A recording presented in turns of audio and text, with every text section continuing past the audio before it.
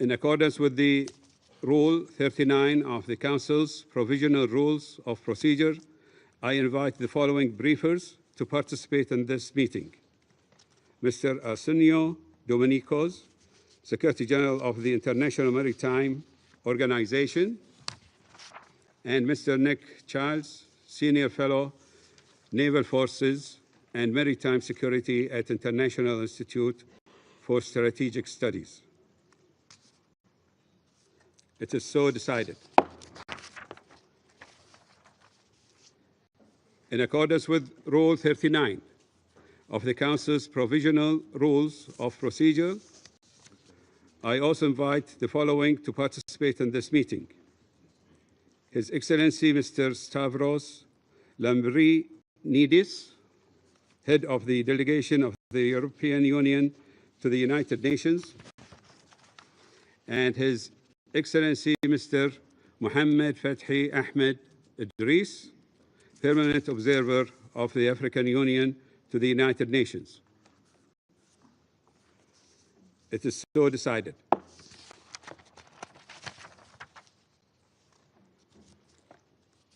The Security Council will now begin its consideration of item 2 of the agenda. I wish to draw the attention of Council members to document S/2026/346, a letter dated 20th of April 2026 from the Permanent Representative of Bahrain to the United Nations, addressed to the Secretary General, transmitting a concept paper on the item under consideration. I now give the floor to the Secretary General, His Excellency Mr. Antonio Guterres. Mr. President, Your Excellency Abdulatif bin Rashid Al Zayani, Excellencies, I thank the Presidency of Bahrain for convening this open debate at a moment when the safety of the world's waterways has become a test of the international order itself. For centuries, maritime routes have been the arteries of global trade, carrying goods, energy, and ideas across continents, connecting societies, economies, and cultures. Today, those arteries are under strain. Piracy, armed robbery at sea, and acts of terror against shipping and critical marine infrastructure continue to threaten international peace and security. Geopolitical tensions are spilling into the waters. Merchant shipping is being used as a tool of pressure. And navigation rights and freedoms, bedrock principles of the law of the sea, are being undermined. Mr. President, no country can address these challenges alone.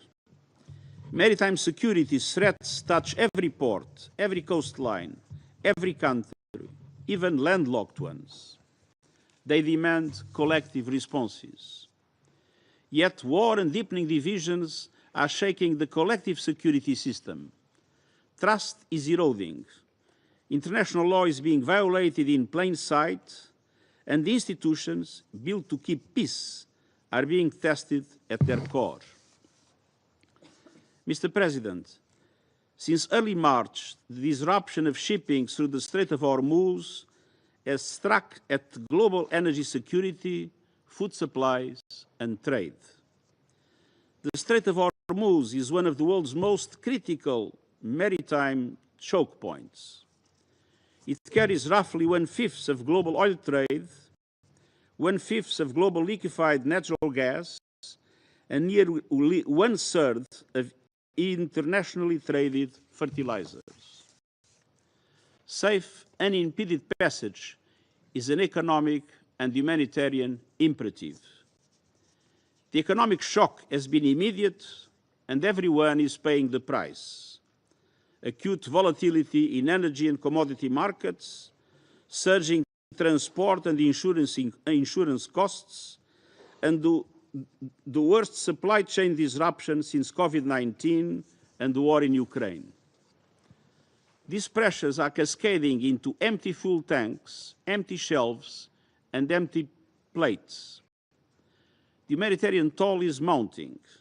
Delays and rising costs are slowing life-saving deliveries to people who cannot wait. And this crisis coincides with critical planting seasons. Prolonged disruption risks triggering a global food emergency, pushing millions, especially in Africa and South Asia, into hunger and poverty. The burden falls heaviest on least developed countries and small island developing states, nations most dependent on maritime imports and least able to absorb a shock they did nothing to cause. Mr. President, behind the cargo figures and the price surges are people. More than 20,000 seafarers remain stranded at sea. Over 2,000 commercial vessels are caught in a web of risk and restrictions to navigation. These men and women are not parties to any conflict. They are civilian workers keeping the world supplied. Their safety, their well-being, and their rights must be protected at all times and in all waters. I urge Member States to support the emergency evacuation framework prepared by the International Maritime Organization, a coordinated plan to ensure the safe movement, assistance and protection of affected crews in full accordance with international law. Mr. President, the Charter's prohibition of the threat or use of force applies fully at sea. Navigational rights and freedoms through the Strait of Hormuz must be respected, as affirmed by this Council's Resolution 2817. These principles must be upheld in full and without delay. I appeal to the parties: open the strait, let ships pass, no tolls, no discrimination, let trade resume, let the global economy breathe. Mr. President, this moment calls for restraint, dialogue and confidence building. The way forward is through peaceful settlement, drawing on Articles 33 and 34 of Chapter 6 of the UN Charter. My good offices remain available to support Member States in finding common ground. My special representatives and envoys are working closely with national and regional partners to help resolve disputes. The Black Sea Initiative showed that even amid conflict, practical cooperation can reopen a blocked corridor and keep ships and essential products moving. The United Nations can help develop a similar effort based on consent by convening, coordinating, and implementing arrangements between parties. It is possible where there is political will. Monsieur le Président, les moments de crise sont des moments de choix. L'année dernière, lors du début public de ce Conseil sur la sécurité maritime, j'ai appelé à agir autour de 3 axes. La crise actuelle rend ces priorités plus urgentes que jamais. Premièrement, le respect du droit international.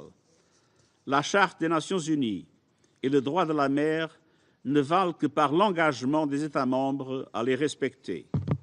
Sur mer comme sur terre, la force du droit doit toujours prévaloir sur le droit de la force. Deuxièmement, s'attaquer aux causes profondes, en investissant dans les communautés côtières, la gouvernance, le renforcement des capacités et la santé des océans. L'insécurité en mer commence sur terre ferme. Troisièmement, approfondir le dialogue et la coopération entre États, organisations régionales, industries maritimes, assureurs, exploitants portuaires et sociétés civiles, pour renforcer notre compréhension de la situation maritime, pour protéger les gens de mer et les autres travailleurs maritimes et pour maintenir les voies navigables internationales ouvertes, sûres et conformes au droit. L'océan doit être un espace de paix et de coopération et non d'affrontement et de coercition. Le moment est venu de choisir et d'agir, et je vous remercie. I thank the Secretary General for his briefing. I now give the floor to Mr. Arsenio Dominicals. Thank you, Mr. President. Excellencies, distinguished members of the United Nations Security Council. Since the 1980s, IMO has been addressing maritime security in the shipping and port sector and has in place the relevant mandatory standards to enhance global maritime security.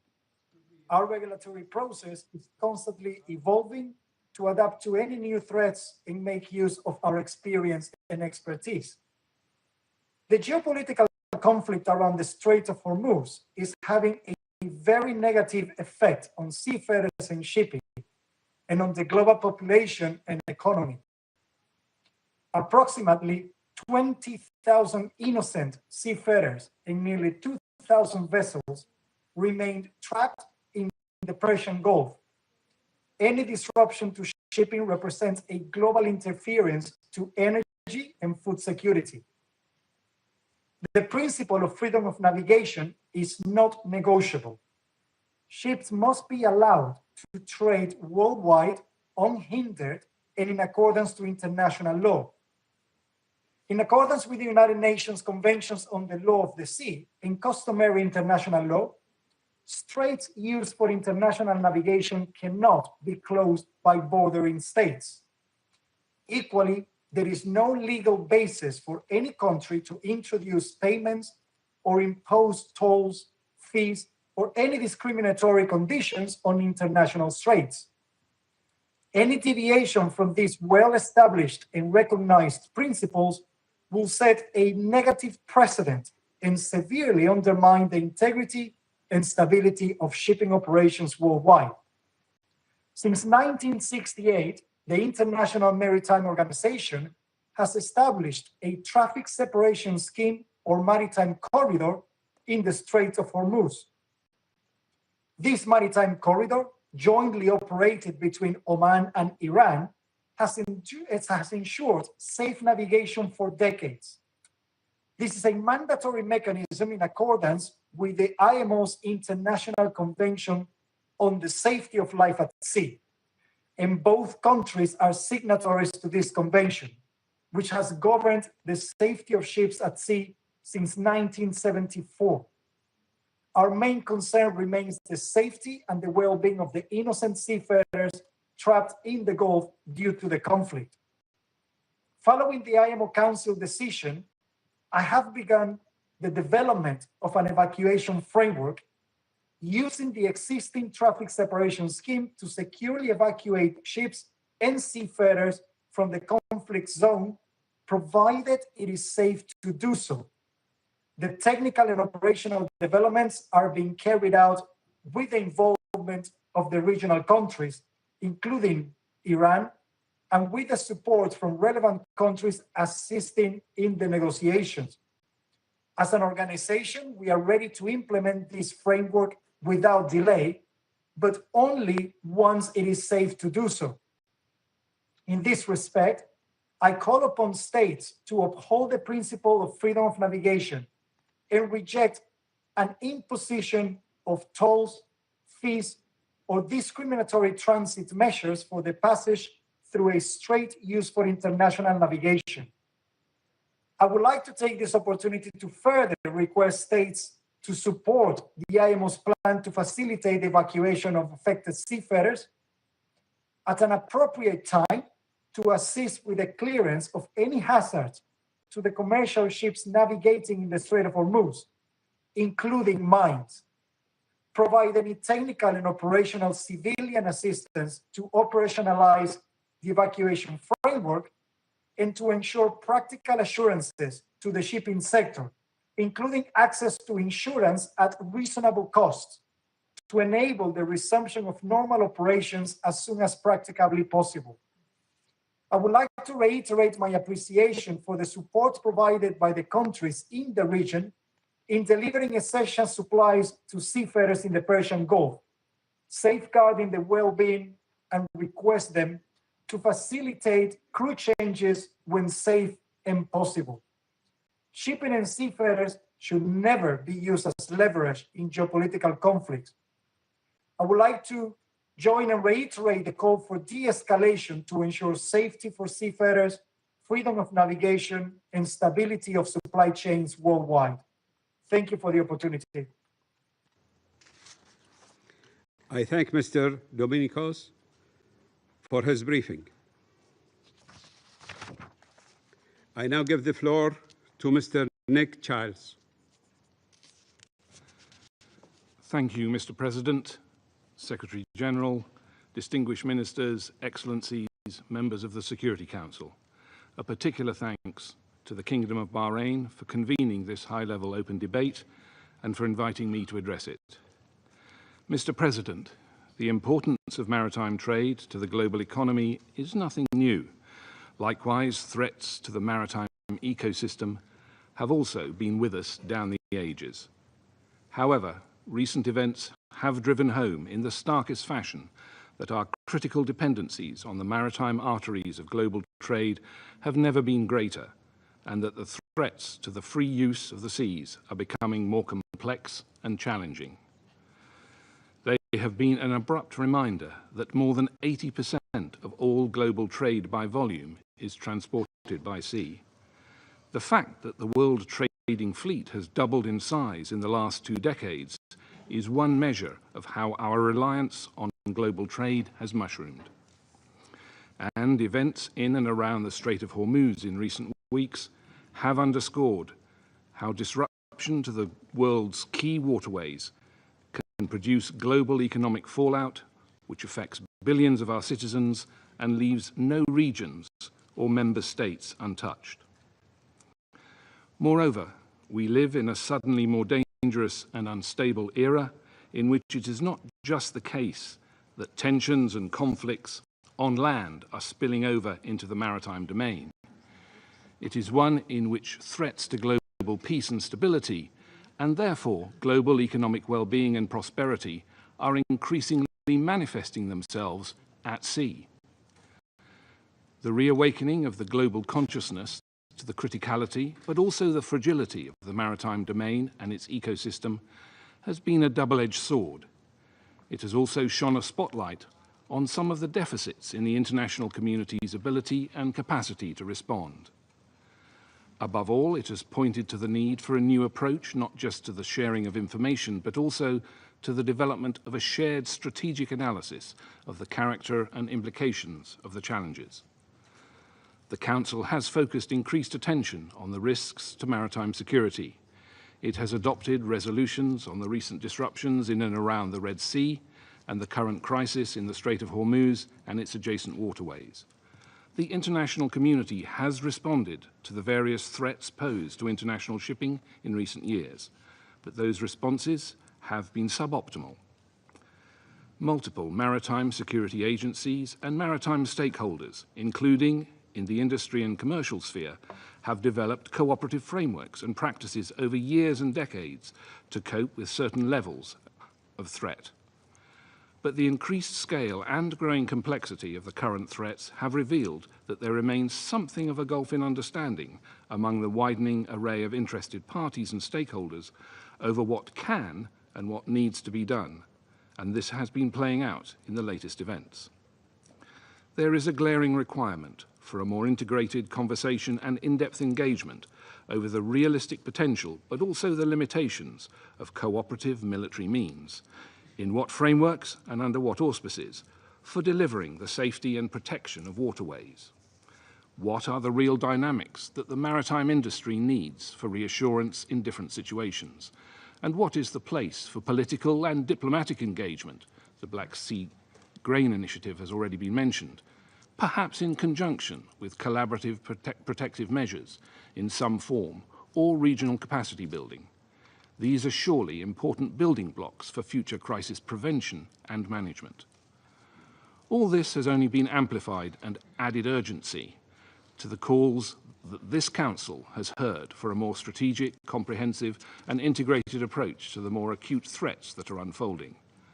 Mr. President, if I may, I will outline 3 ways in which the evolving scale and complexity of the threats to critical waterways and good order at sea have raised the bar for those seeking to safeguard those waterways. First, there is the added complexity of the maritime economy itself. This includes the increasingly patchwork character of international shipping, which has been testing the limits of international regulation. Complicating matters still further, this is not just about shipping, sea lanes and maritime choke points. There is a new awareness of the connectivity of and dependency on critical maritime infrastructure, and especially critical undersea infrastructure, in the shape of communications cables and pipelines. Beyond cables and pipelines, it is about the protection of fixed infrastructure and wider resources. Beyond ports, it is about offshore energy installations and the migration of more economic activity out to sea, not just fishing, but including seabed resources, and how more broadly to protect the maritime environment. These fixed elements of the maritime economy require their own safeguards, distinct from those of protecting shipping and shipping lanes. In some cases, they involve stakeholders that have not traditionally been concerned with maritime domains.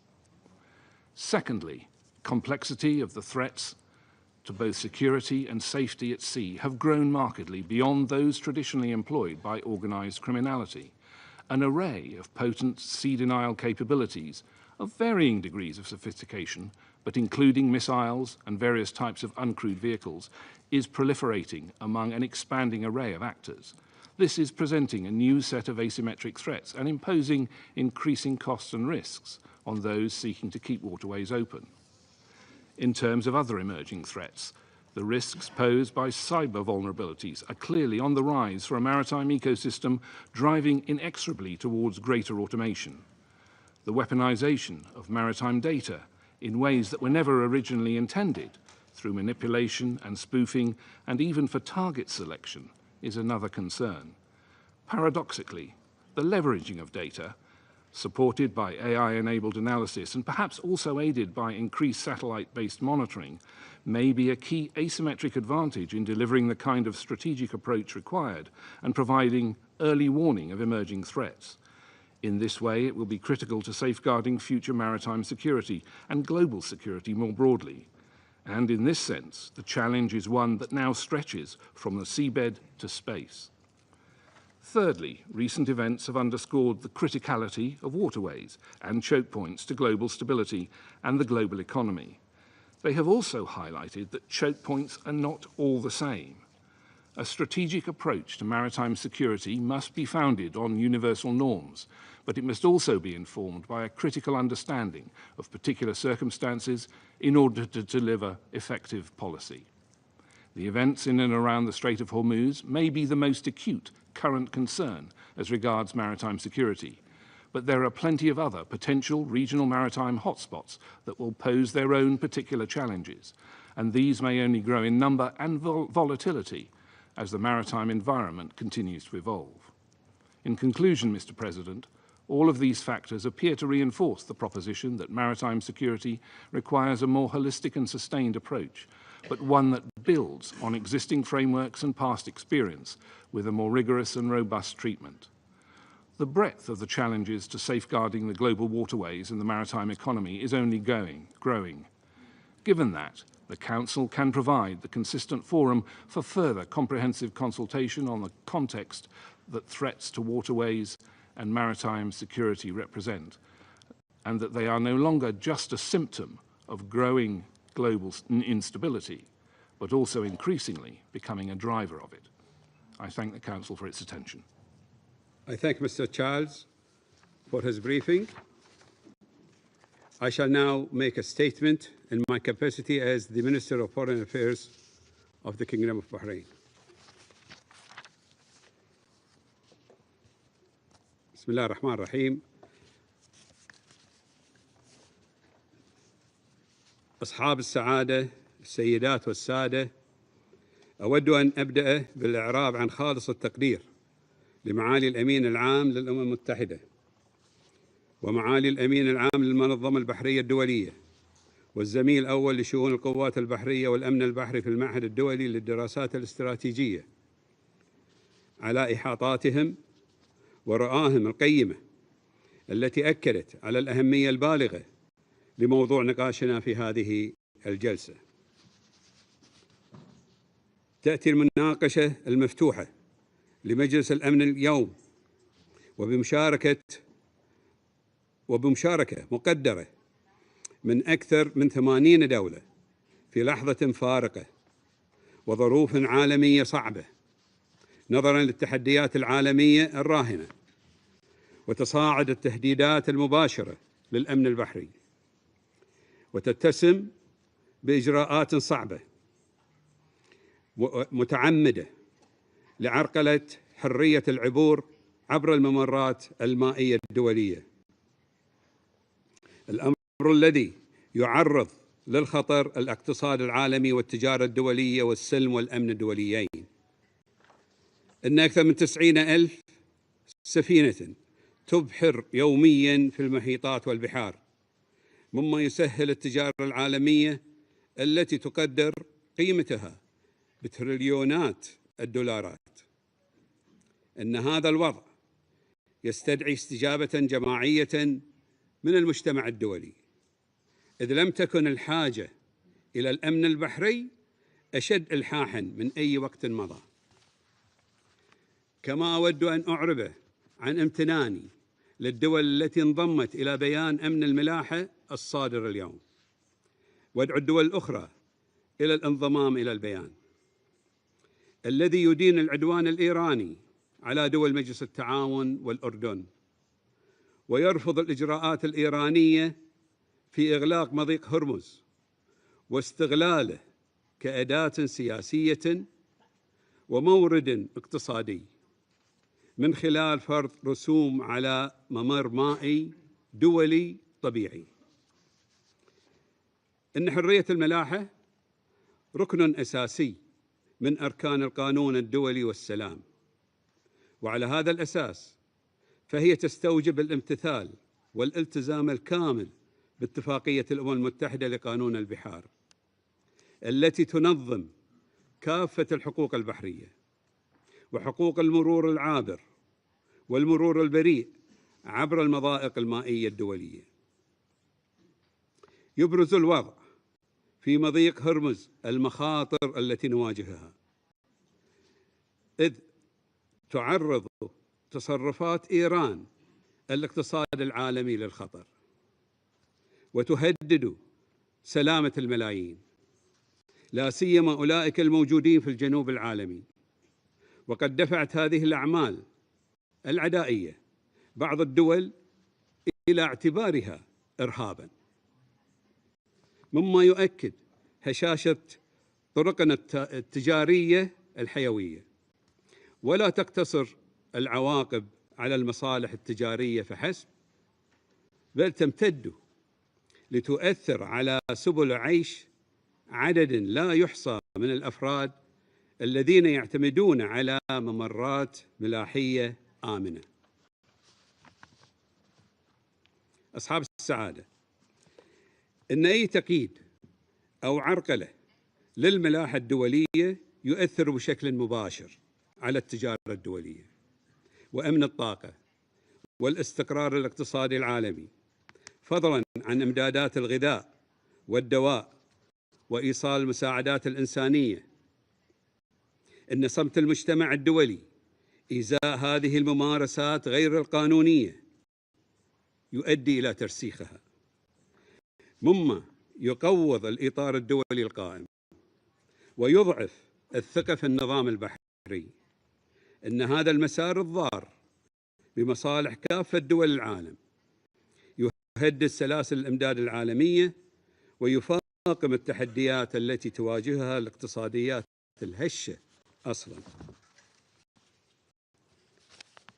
استجابة لهذه القضايا الملحة تبرز أهمية تأكيد شرعية حرية الملاحة البحرية، بما في ذلك المرور العابر والمرور البريء عبر المضائق الدولية، مع التشديد على حق السفن في الإبحار دون تمييز، ودعوة جميع الدول إلى حماية هذه الحقوق وإدانة أي انتهاكات لها.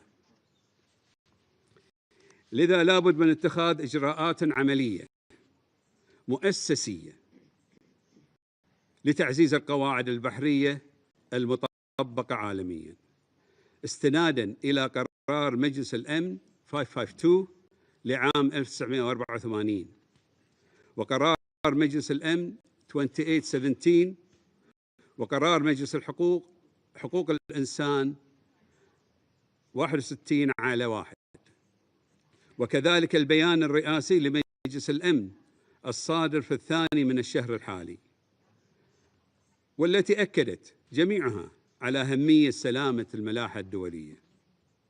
واليوم وبعد مرور أكثر من 40 عاماً على صدور قرار مجلس الأمن 552، لا يزال التأكيد على هذا الضمان العالمي للأمن البحري أمراً بالغ الأهمية. أصحاب السعادة، إن الأمن البحري ليس مسؤولية دولة واحدة، بل هو مسؤولية مشتركة تتطلب التزاماً دولياً حقيقياً وتعاوناً مستداماً وإرادة سياسية لضمان حرية حركة التجارة الدولية والحفاظ على الاستقرار العالمي. إن أمن الممرات البحرية الدولية مصلحة جماعية لا يمكن معالجتها بشكل انتقائي. لذا تحث مملكة البحرين المجتمع الدولي على إدراك التداعيات الخطيرة لإغلاق إيران لمضيق هرمز، فهو انتهاك للقانون الدولي يهدف إلى إلحاق المعاناة بشعوب العالم واستغلاله في المفاوضات. وقد أدى هذا التصرف غير القانوني واللا مسؤول إلى حجز ما يقارب 800 سفينة شحن في الخليج العربي، وتسبب في تقطع السبل لآلاف السفن التجارية، تاركاً نحو 20,000 بحار في ظروف مقلقة على ظهر السفن بعيدين عن بلدانهم وأسرهم. لذا فإننا أيها الحضور الكريم نتساءل هنا: هل يحق لأي دولة تحت أي ظرف من الظروف إغلاق مضيق بحري أمام الملاحة الدولية؟ ما هي الأضرار الاقتصادية التي تكبدتها دولكم نتيجة لذلك؟ كيف أثر إغلاق مضيق هرمز على حياة مواطنيكم؟ ما هي التدابير التي يمكن لدولكم اتخاذها للخروج من هذه الأزمة؟ هل تتطلب الملاحة في البحار الدولية دفع رسوم عبور كما تفعل إيران؟ هل تستطيع اقتصاداتكم تحمل الخسائر الفادحة التي تتحملها حالياً؟ إننا ندرك تماماً أن الأثر الاقتصادي على دول العالم قد يصل إلى مئات المليارات، وأن العالم لن يتحمل مزيداً من الخسائر، ولذلك فإننا ندعو إلى استجابة دولية تتناسب مع خطورة هذا العمل. ختاماً، تؤكد مملكة البحرين مجدداً أن حماية الأمن البحري مسؤولية مشتركة وملحة لا ينبغي التغاضي عنها، ويتعين على المجتمع الدولي العمل بشكل جماعي لمنع الانزلاق نحو واقع خطير تصبح فيه التهديدات للممرات البحرية أمراً شائعاً والانتهاكات أمراً طبيعياً على الرغم من مخالفتها للقانون الدولي. إن التساهل والتراخي في مواجهة مثل هذا الوضع سوف تكون لهما عواقب وخيمة على السلم والأمن دولياً. وشكراً لكم. I resume my function as President of the Council. I now give the floor to His Excellency Mr. Jean-Noël Barrot, Minister of for Europe and Foreign Affairs of France. Monsieur le secrétaire général, Monsieur le ministre, merci d'avoir pris l'initiative de cette réunion qui porte sur une question cruciale et sur un droit imprescriptible protégé par cette organisation, la sécurité maritime et la liberté de navigation. Cette question se pose aujourd'hui avec une gravité particulière alors que le détroit d'Hormuz fait l'objet d'un blocage prolongé. Mais de quoi parle-t-on ? Ce qu'il se passe à Hormuz dépasse très largement les 40 km de ce chenal. Derrière la flotte immobile des navires, c'est une certaine idée de l'ordre international fondé sur les règles qui se joue. Une certaine idée de notre capacité ou de notre incapacité à gérer collectivement les biens publics mondiaux. 80% des échanges mondiaux circulent par la mer. Notre énergie, nos denrées alimentaires, nos matières premières. Les eaux internationales sont un bien commun de l'humanité dont l'usage est protégé par la Convention des Nations Unies sur le droit de la mer. Les détroits sont les artères du monde, ils ne sont la propriété de personne, ils ne sont pas à vendre, ils ne peuvent donc être entravés par aucun obstacle, ni aucun droit de passage, ni blocage, ni chantage, ni péage, ni par l'Iran, ni par quiconque, et sous aucun prétexte. Car que se passerait-il si l'on acceptait la moindre exception à ces principes ? Eh bien, l'on créerait là un dangereux précédent. D'autres prendraient des initiatives similaires et l'exception deviendrait la norme. L'accès à la mer serait un privilège réservé à quelques-uns, les détroits deviendraient des corridors militarisés, le commerce mondial serait pris en otage, des régions entières seraient isolées. Le monde se retrouverait étranglé, livré à l'arbitraire et à la loi du plus fort, il serait moins prospère et plus dangereux. Ce monde-là, nous le refusons. Alors si dans notre immense majorité, nous refusons la remise en cause de la sécurité maritime, de la liberté de navigation, comment en sommes-nous arrivés là ? Ce blocage est le produit d'une accumulation de décisions unilatérales et illégales de l'Iran. Il s'inscrit dans le cadre d'une escalade militaire dont l'origine se trouve dans les opérations lancées par les États-Unis et Israël, sans but précisément défini et menées en dehors du droit international. Mais le régime iranien porte une responsabilité écrasante dans cette situation du fait de son obstination coupable à se doter des moyens de la déstabilisation et de la menace, par son programme nucléaire, par ses missiles balistiques, par son soutien constant à des groupes terroristes. En choisissant de cibler de façon massive et indiscriminée les pays de la région, en laissant le Hezbollah précipiter le Liban dans la guerre contre son gré, et en bloquant le détroit d'Hormuz, le régime iranien a violé les principes fondamentaux de la Charte des Nations Unies, comme ceux du droit de la mer, et aggravé une situation déjà profondément dégradée. Et il n'y aura pas de solution durable à cette crise sans que le régime iranien ne consente à des concessions majeures et un changement radical de posture permettant la coexistence pacifique de l'Iran avec son environnement régional et au peuple iranien de construire librement son propre avenir. Ce Conseil ne peut et ne doit pas détourner les yeux du sort des populations civiles dans la région, premières victimes de la guerre, du sort du peuple iranien, pris en étau entre la répression et la menace d'une reprise des hostilités. Après la répression du mois de janvier, la plus violente dans l'histoire contemporaine de l'Iran, les prisonniers politiques doivent être libérés, les exécutions doivent cesser, la liberté des communications doit être rétablie.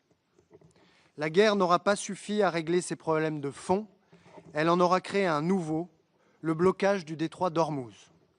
Un blocage qui ne fait que des perdants. Les pays riverains, bien sûr, auxquels je veux redire la solidarité de la France. Les pays les plus vulnérables qui dépendent des biens de première nécessité et de l'assistance humanitaire vitale transportée par les navires immobilisés. Mais aussi les pays comme le mien, qui, au-delà des mers, sont frappés de plein fouet par l'onde de choc de cette crise et qui payent le prix d'une guerre qu'ils n'ont pas choisie. Tout cela a assez duré Tout cela doit cesser. Et je veux à cet instant avoir une pensée pour les équipages piégés dans le détroit et saluer à ce titre le travail essentiel de l'Organisation maritime internationale, votre travail, Monsieur le Secrétaire général, pour assurer leur sécurité et établir un plan d'évacuation. Ce plan sera crucial pour trouver une issue à la crise et nous le soutenons pleinement. Alors, face à l'arbitraire de ce blocage du détroit, que faire? L'inaction n'est pas une option. Et je salue l'adoption de la résolution 2817 et les démarches entreprises depuis par le Bahreïn au sein de ce Conseil pour parvenir à la réouverture du détroit. Je rappelle l'initiative historique prise par le Président de la République et lancée à Paris le 17 avril dernier avec le Premier ministre britannique pour que le trafic maritime puisse reprendre au plus vite dès que les conditions le permettront, grâce à une mission internationale indépendante et strictement défensive. Son but, protéger les navires marchands, rassurer les opérateurs du transport maritime et mener des opérations de déminage dans le détroit. Plus de 50 pays d'Europe, du Moyen-Orient et d'Asie non belligérants ont répondu à l'appel. Ensemble, ils ont formé 3 exigences: la réouverture immédiate, pleine et inconditionnelle du détroit d'Hormuz par toutes les parties, la restauration des conditions de libre passage qui étaient en vigueur avant la guerre et le plein respect du droit de la mer, et l'absence de toute restriction, tout régime de convention qui équivaudrait dans les faits à une tentative de privatiser le détroit et évidemment tout système de péage.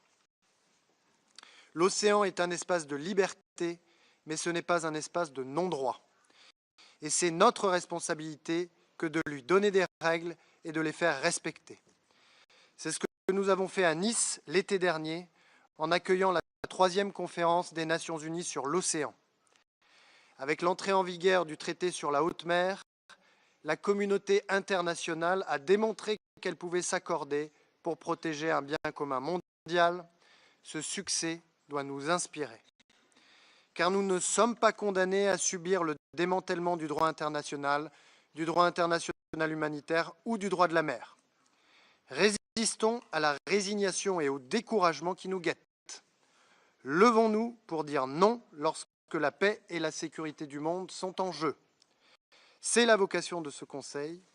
Alors soyons dignes de la confiance investie en nous par les peuples du monde. Soyons à la hauteur de ce moment. Je vous remercie. I thank His Excellency Mr. Bavo for his statement. I now give the floor to His Excellency Mr. Carlos Arturo Hoyos, Vice President for Foreign Affairs of Panama.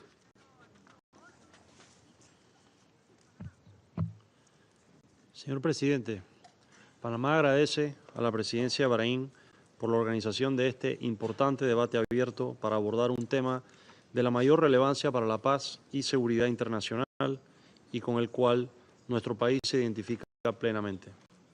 Apreciamos las valiosas intervenciones del Secretario General, Antonio Guterres, del Secretario General de la Organización Marítima Internacional, señor Arsenio Domínguez, y del investigador principal en Fuerzas Navales y Seguridad Marítima del Instituto Internacional de Estudios Estratégicos, señor Nick Childs.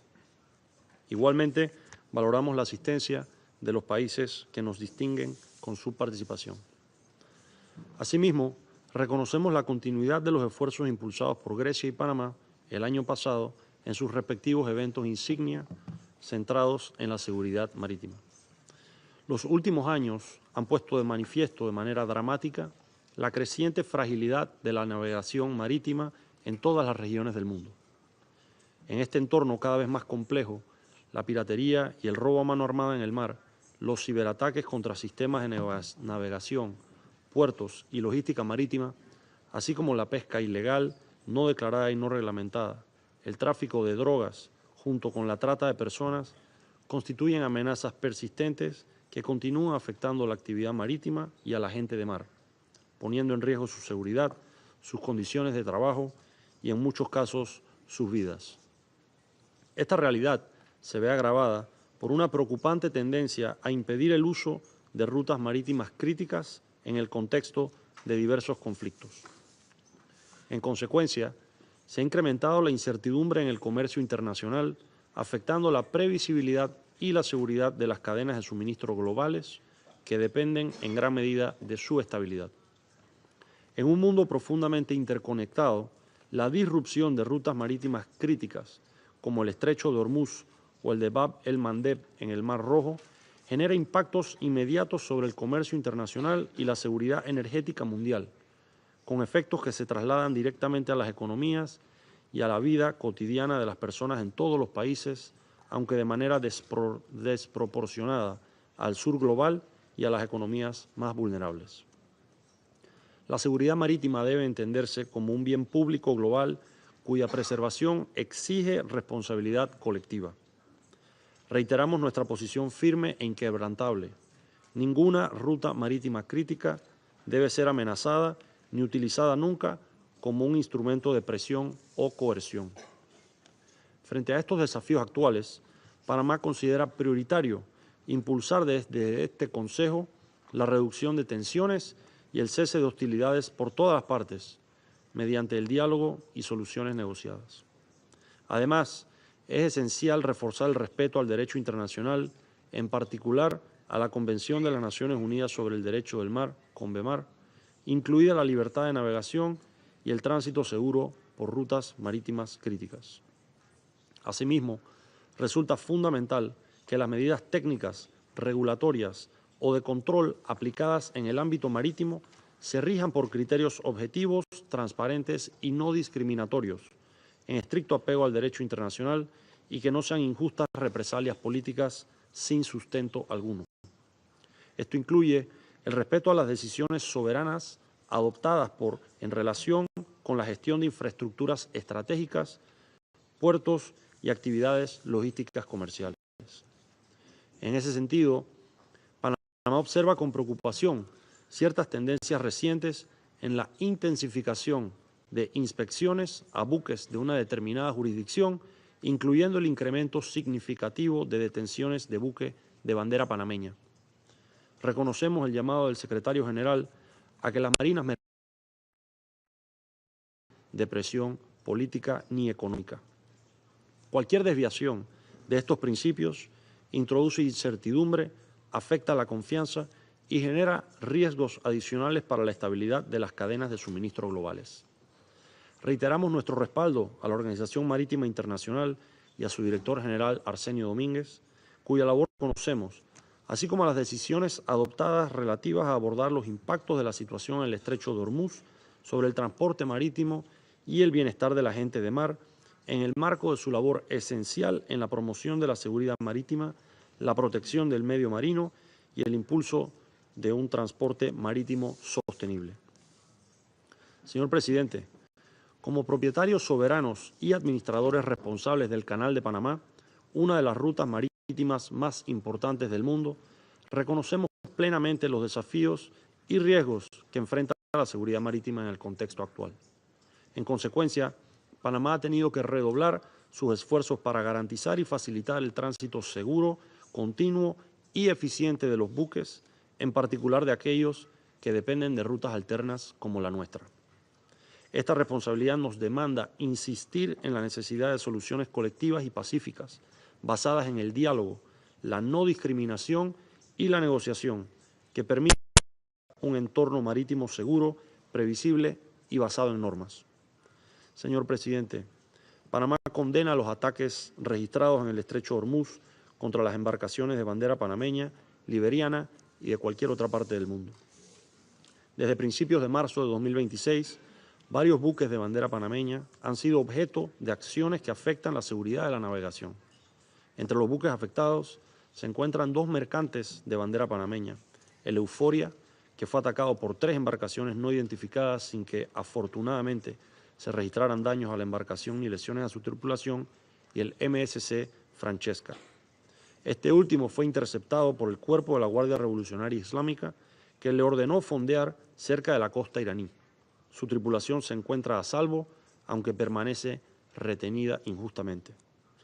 Ante esta situación, Panamá sigue de cerca los acontecimientos y coordina las acciones necesarias para lograr una pronta solución. Asimismo, Instamos a las autoridades iraníes a proceder a la liberación inmediata a todos los buques detenidos. Estos hechos ponen de relieve la creciente vulnerabilidad de la gente de mar frente a los riesgos derivados de las tensiones geopolíticas. En ese sentido, Panamá continúa apostando firmemente al multilateralismo, a los esfuerzos conjuntos y coordinados, adoptando medidas concretas y eficaces que permitan restablecer el orden y preservar la integridad del marco jurídico internacional, evitando así la creación de precedentes que debiliten el respeto al derecho internacional. Los mares han sido desde siempre espacios de encuentro, de intercambio y de conexión entre pueblos. Preservar su seguridad es también preservar ese espíritu para que sigan siendo arterias que acercan a las naciones y no cauces que profundizan la confrontación.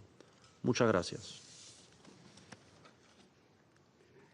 I thank His Excellency Mr. Hoyos for his statement. I now give the floor to His Excellency Andizes Willem-Sans,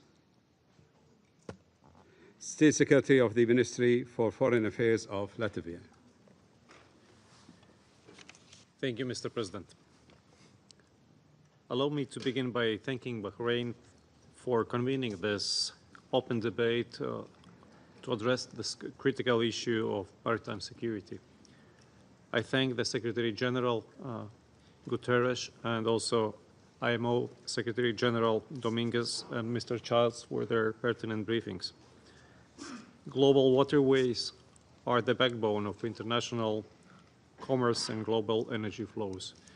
Countries across the world depend on the supply of fertilizers, raw materials, and other products, from microchips to medicines that are essential to the functioning of our societies.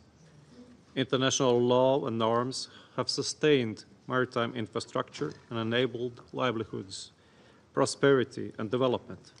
Yet, they are being increasingly challenged. We have experience of addressing certain threats in the maritime domain, usually regional in nature, whether piracy, smuggling, or organized crime, as well as environmental incidents such as oil spills.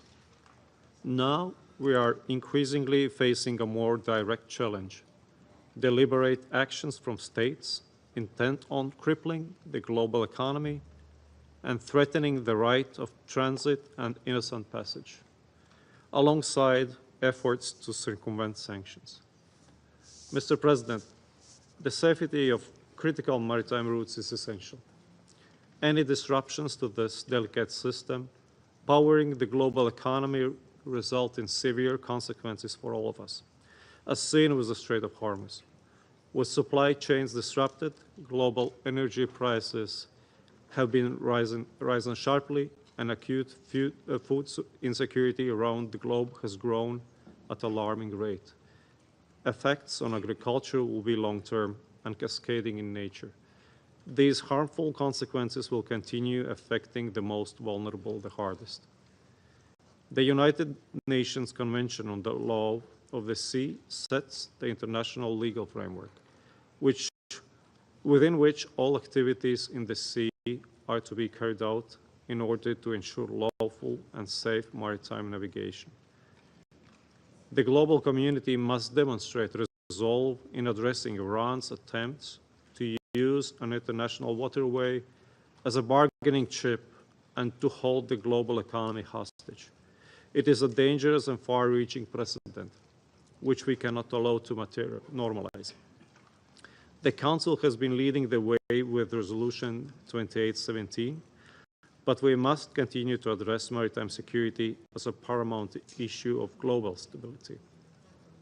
Increasing coordination at international fora like the IMO, as well as among coalition of states willing to contribute resources, ensuring free passage in international waterways is both timely and welcome. This moment calls for political resolve, strengthened multilateral cooperation, and a renewed commitment to safeguarding the rules-based maritime order. Mr. President, we also cannot ignore the deliberate campaign by malign state actors to use old and unsafe vessels to evade sanctions, so-called shadow fleet. The reckless use of these vessels, including for hybrid activities, is not just a striking violation of international law, but also creates de facto floating ecological time bombs, risking natural disasters wherever they go. When accidents strike, lack of proper documentation and insurance denies avenues for legal remedies. The Iranian regime and DPRK are prominent guilty parties, but Russia is the undisputed champion of threatening the world's marine ecosystems, just as it endangers the European mainland and airspace. Ongoing efforts demonstrate the evasion of lawful norms will not be tolerated. We must commend the IMO for its work to identify gaps and increase accountability. We also welcome the positive example of meaningful efforts undertaken by our Council colleagues Panama and Liberia, reforming their ship registries to purge these opaque vessels from their books. Coordination among countries is crucial, as is domain awareness, sharing of intelligence, and new reporting initiatives. Other emerging risks include those of subsea cable networks connecting the globe from communications to finance. While most damages still result from accidents and natural events, increasing attention must be paid to deliberate sabotage. The use of shadow fleet vessels for such unlawful actions further complicates attribution. International coordination is needed for monitoring. Relevant regulatory frameworks need to be reviewed, and partnerships with leading commercial actors would help increase the diversification and redundancy of subsea networks, as well as expand industry capacity. Mr. President, finally, we should not forget about other threats still disrupting local economies, costing lives, and feeding the black market, from piracy to smuggling and trafficking. The Council has played a leading role in combating these threats and should continue to do so, as it broadens its scope on global maritime security. Latvia will remain a steadfast defender of maritime security and free and safe navigation, as maritime navigation remains the lifeblood of the global economy and stability. I welcome also the initiatives by France and United Kingdom, and we stand ready to contribute our share to these efforts. Thank you. I thank His Excellency Mr. Villalson for his statement. I now give the floor to His Excellency Mr. Stephen Doughty, Minister of State for Europe, North America, and Overseas Territories in the Foreign, Commonwealth and Development Office of the United Kingdom. Well, shukran, Mr. President, Your Excellency, Minister Al-Zayani. Thank you to Bahrain for bringing us together and for your leadership in this Council. Secretary General, that leadership is more important than ever in face of the growing threats to maritime and indeed regional security, from the Black Sea, indeed to the Baltic, the Mediterranean, the Red Sea, to the Strait of Hormuz, or indeed globally, as has been pointed out, from the Russian shadow fleet. With reckless attacks and actions putting security and prosperity at risk, we must step up efforts together to safeguard international waterways from disruption, to protect mariners who find themselves in dangerous waters, denied passage and put at risk, and stand up for all of those most affected, including some of the world's most vulnerable people, particularly when it comes to food security or supplies of critical products and medicines. The United Kingdom, with its long history as a seafaring nation, has long been committed to maritime security.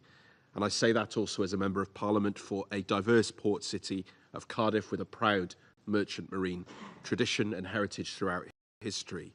I am particularly glad to join Bahrain and this Council in that effort today.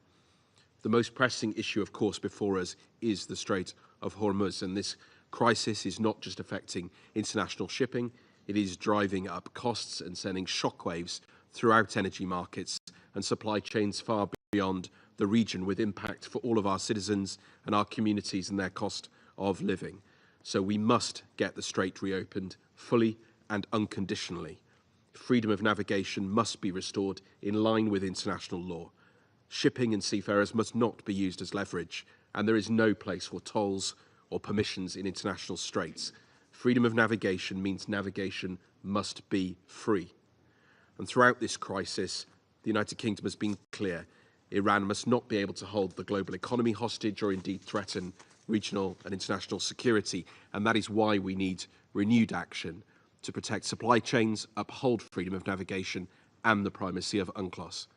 And we must also broaden collaboration with the International Maritime Organization, which of course the United Kingdom is proud to host. And that is exactly how the UK has been approaching these critical challenges. In early April, my colleague, the Foreign Secretary, convened more than 40 countries to coordinate action on the Strait of Hormuz. And on the 17th, she supported our Prime Minister, Keir Starmer, and President Macron in convening over 50 nations to work on getting the straits open and protecting vessels. And in recent days, she has engaged in meetings across multiple countries with a dozen foreign ministers. And yesterday, our Prime Minister Keir Starmer and President Trump discussed the urgent need to get shipping moving again. So the UK will continue to play its part, and this Council has a vital role to play. And that is why, with 135 others, we welcomed Resolution 2817, led by the Bahrain and the GCC, condemning Iran's reckless and unacceptable attacks against regional neighbours and its disruption of international trade, energy security and the economies of all of us. And we are grateful for Bahrain's efforts to pass a further resolution, underscoring the importance of protecting navigational rights and freedoms. It is regrettable that Russia and China vetoed this resolution protecting Iran, and therefore the UK will continue to work with Bahrain, Council members and partners to uphold international law, defend freedom of navigation, protect innocent seafarers, and keep our international sea lanes open and secure, because global stability and security depend on us stepping up together, and we welcome this discussion. Thank you. I thank His Excellency Mr. Doughty for his statement. I now give the floor to the representative of Pakistan. Thank you, Mr. President, Excellency, the Foreign Minister. I wish to congratulate the Kingdom of Bahrain for its successful presidency this month and for organizing today's high-level open debate. And your presence attests to the importance attached by the Kingdom of Bahrain to global maritime security, which is crucial for the twin objectives of international peace and security and development. And allow me to take this opportunity to express Pakistan's complete support and solidarity with all brotherly countries of the Gulf region and to their sovereignty, territorial integrity, and political independence. I thank Secretary General Guterres for his insightful remarks, in particular the emphasis that he has placed on respect for international law, dialogue and cooperation, and peaceful settlement of disputes. We also appreciate the briefing by Mr. Arsenio Dominguez, Secretary General of the IMO, and also to Mr. Nick Childs for his expert views on the subject. President, the global maritime spaces are a key geostrategic arena where the challenges of the 21st century intersect. They are the lifeline of global commerce, bellwether of Earth's environment, and home to a vast array of marine, biological, and mineral resources. Propelled by the onward march of economic globalization and rapid improvement in transportation and connectivity infrastructure, global commerce and trade are now more reliant on seaborne trade than ever before. Any disruptions to the routine traffic at sea gravely impact international trade with negative repercussions for global economy and breed volatility that imperils international peace and security. Closure of the Strait of Hormuz and its cascading effects on food and energy security and supply chain disruption is a case in point. And if this crisis persists, the first order impacts, that is, the issues related to the procurement of oil and gas and essential commodities such as the fertilizers and their pricing trends will increasingly translate into second and third order impacts on inflation, on growth, current account and balance of payment issues. No doubt, developing countries will be the most affected.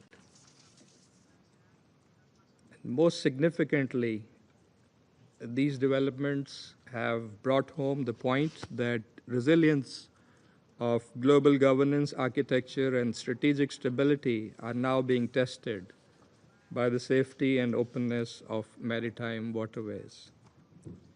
President, as a literal state of the Indian Ocean region with proximity to global maritime choke points and overwhelming reliance on seaborne trade, Pakistan is fully cognizant of the paramount importance of safety and protection of global waterways. Like many developing countries from the region and beyond, Pakistan is concerned and is directly impacted by the closure of Strait of Hormuz.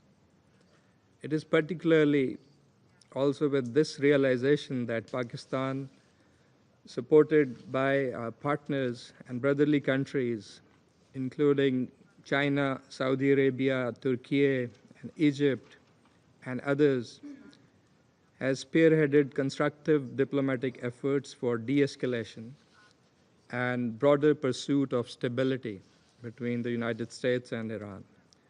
In its ongoing efforts to facilitate an enduring resolution of this crisis, Pakistan remains firm in its faith in diplomacy and dialogue and will continue to resolutely undertake all possible measures towards that end.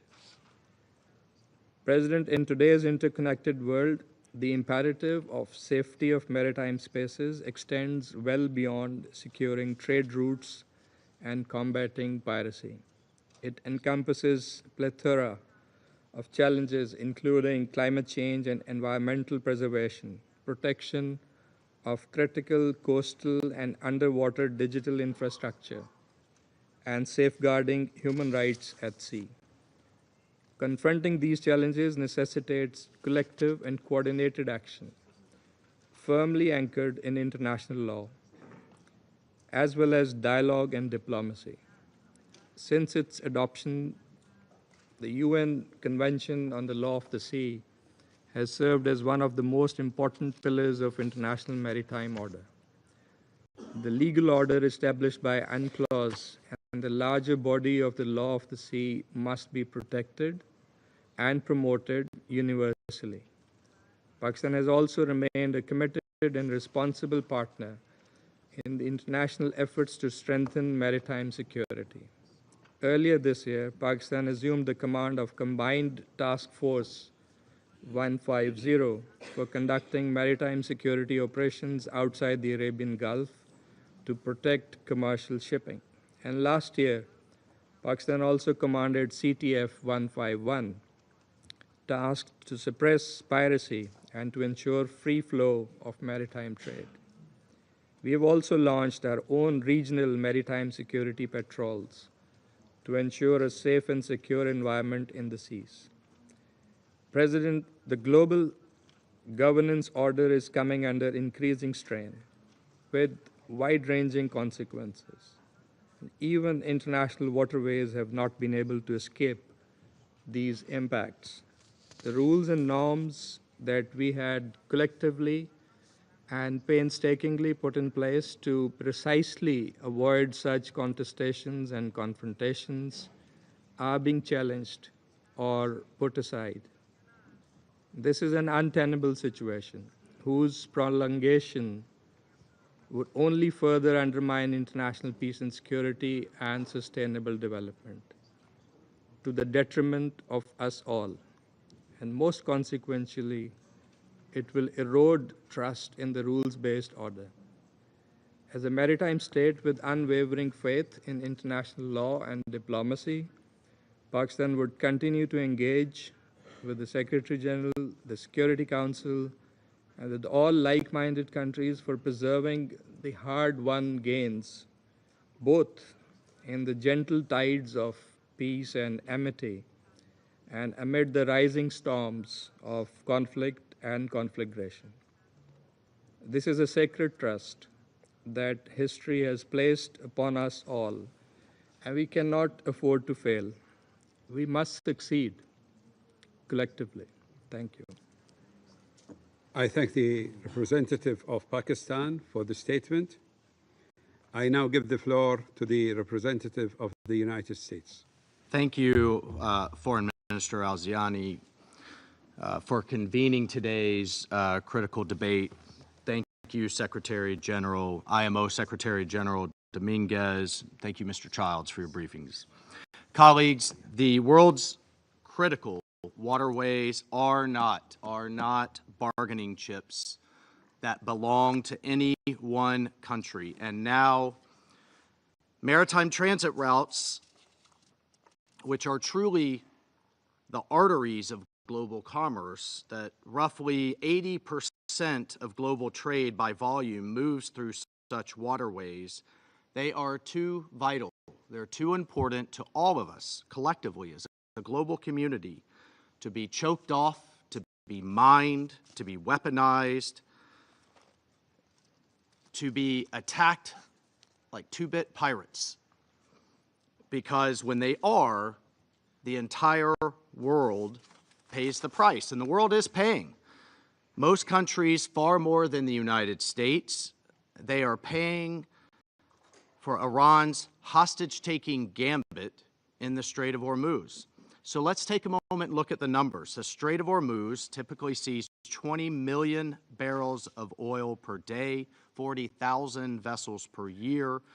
And whether they're bound to heat homes in East Asia or to nourish crops in Central Africa, they have 20% of global oil and liquefied natural gas, 15% of the world's fertilizers. They all transit this strait.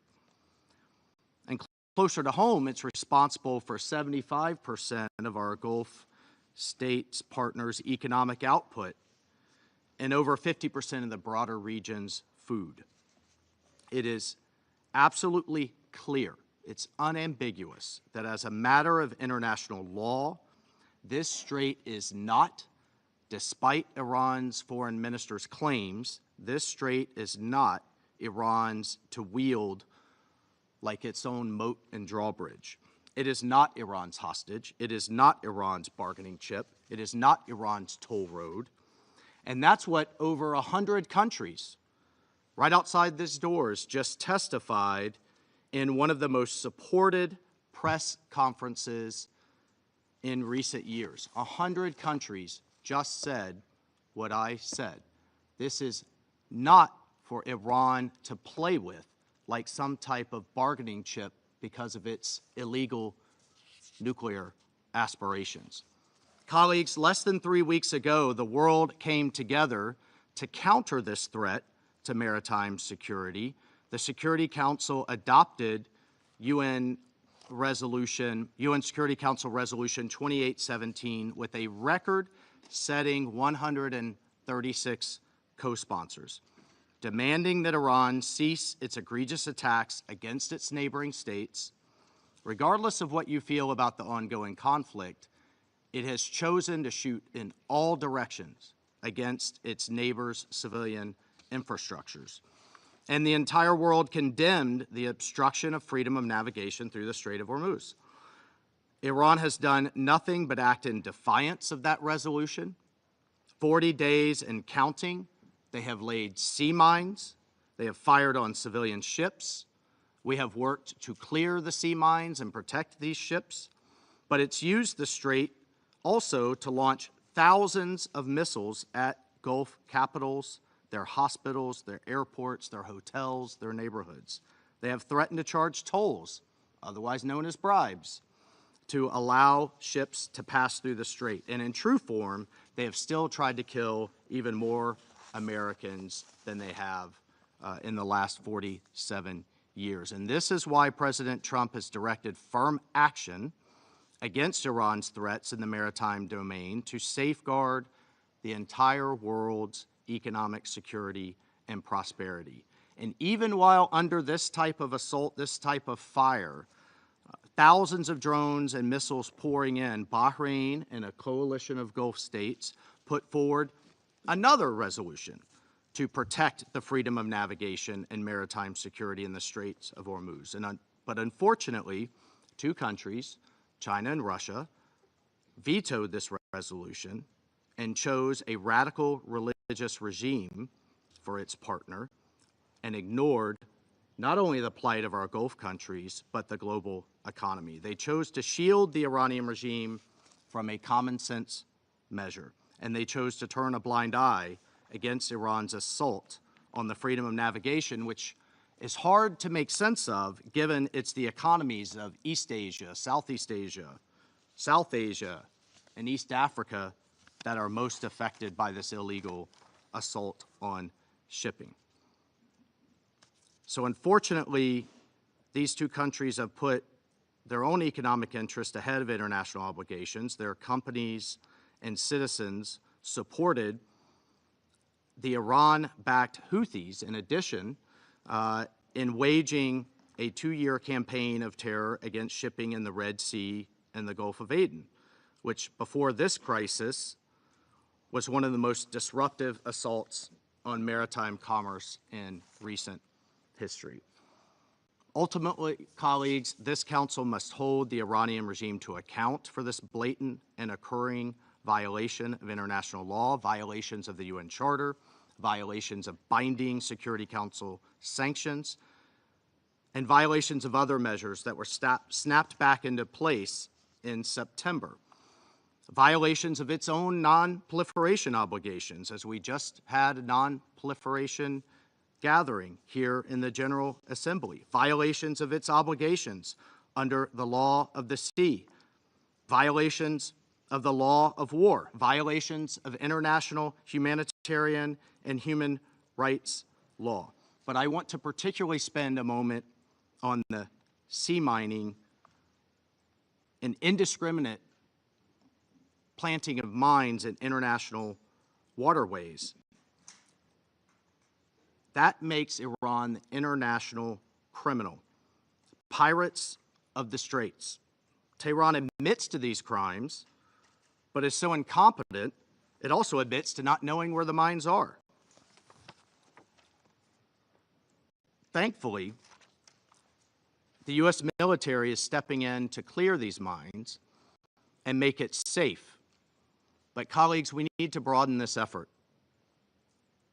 Now is the time for a coalition of like-minded partners to step up and step in with real capabilities and help. We need for commercial shipping, for maritime finance and insurance, for humanitarian aid agencies, over 80 of which move their humanitarian supplies through the strait for life-saving aid, in addition to the military assets, to come together in a coalition for maritime freedom. As the permanent representative of Pakistan just mentioned, we've come together before. We came together in CTF 151 to deal with piracy off the straits, or off East Africa in the Straits of Bab el-Mandeb. The United Nations was built for times like this. We have been here before. We have allowed unchecked regimes and non-state actors to loudly tiptoe towards horrors against their neighbors, while much of the rest of the world sat back and watched. Colleagues, now is not the time for simple words. Now is the time to act. And we call upon the world to join us in maintaining and defending the freedom of navigation for the entire world's economy. I thank you, Mr. I President. thank the representative of the United States for the statement. I now give the floor to the representative of Liberia.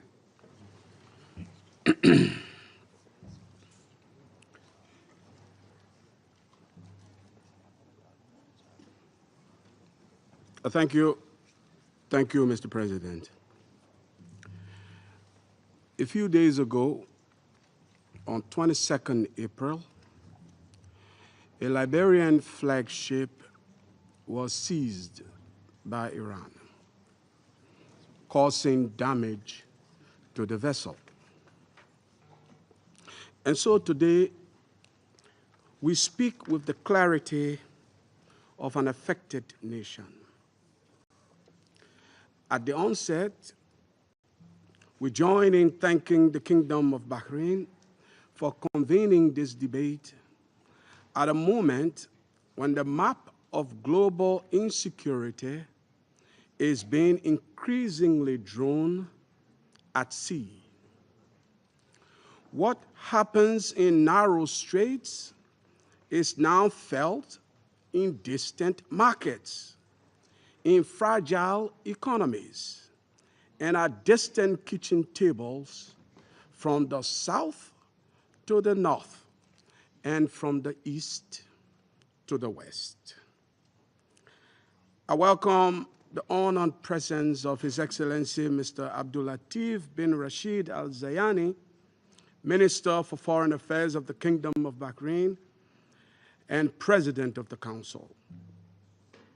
His Excellency, the Minister for Europe and Foreign Affairs of France, His Excellency, the Vice Minister for Foreign Affairs of Panama, His Excellency, the State Secretary of the Ministry for Foreign Affairs of Latvia, and His Excellency, the Minister of State of the United Kingdom.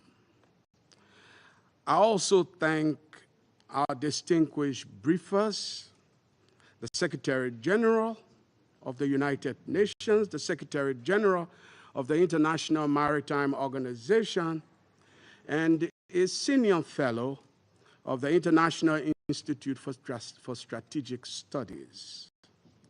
I thank all of you for your invaluable insights.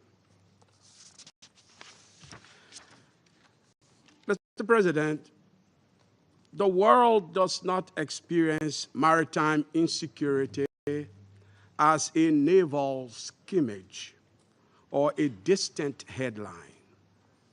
It experiences it as empty shelves, higher fuel prices, delayed humanitarian aid, and uncertainty in daily life.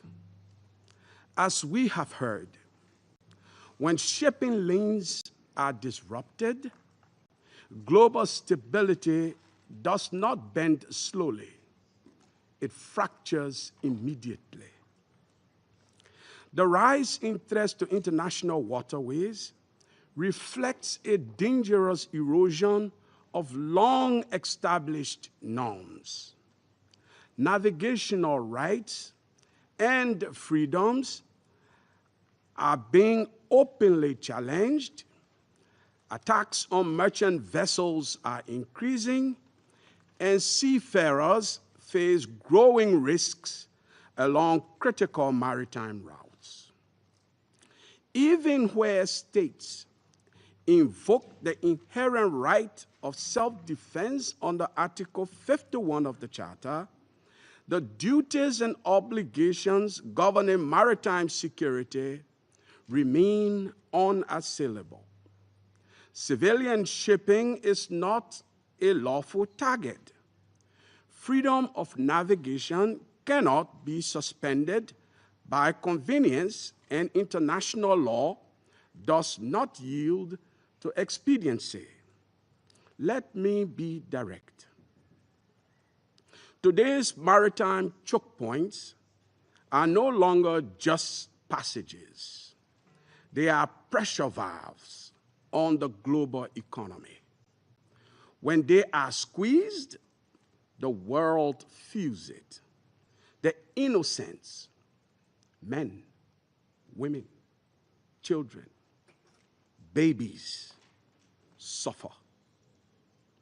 In the here and now, the growing interference with commercial shipping is not incidental.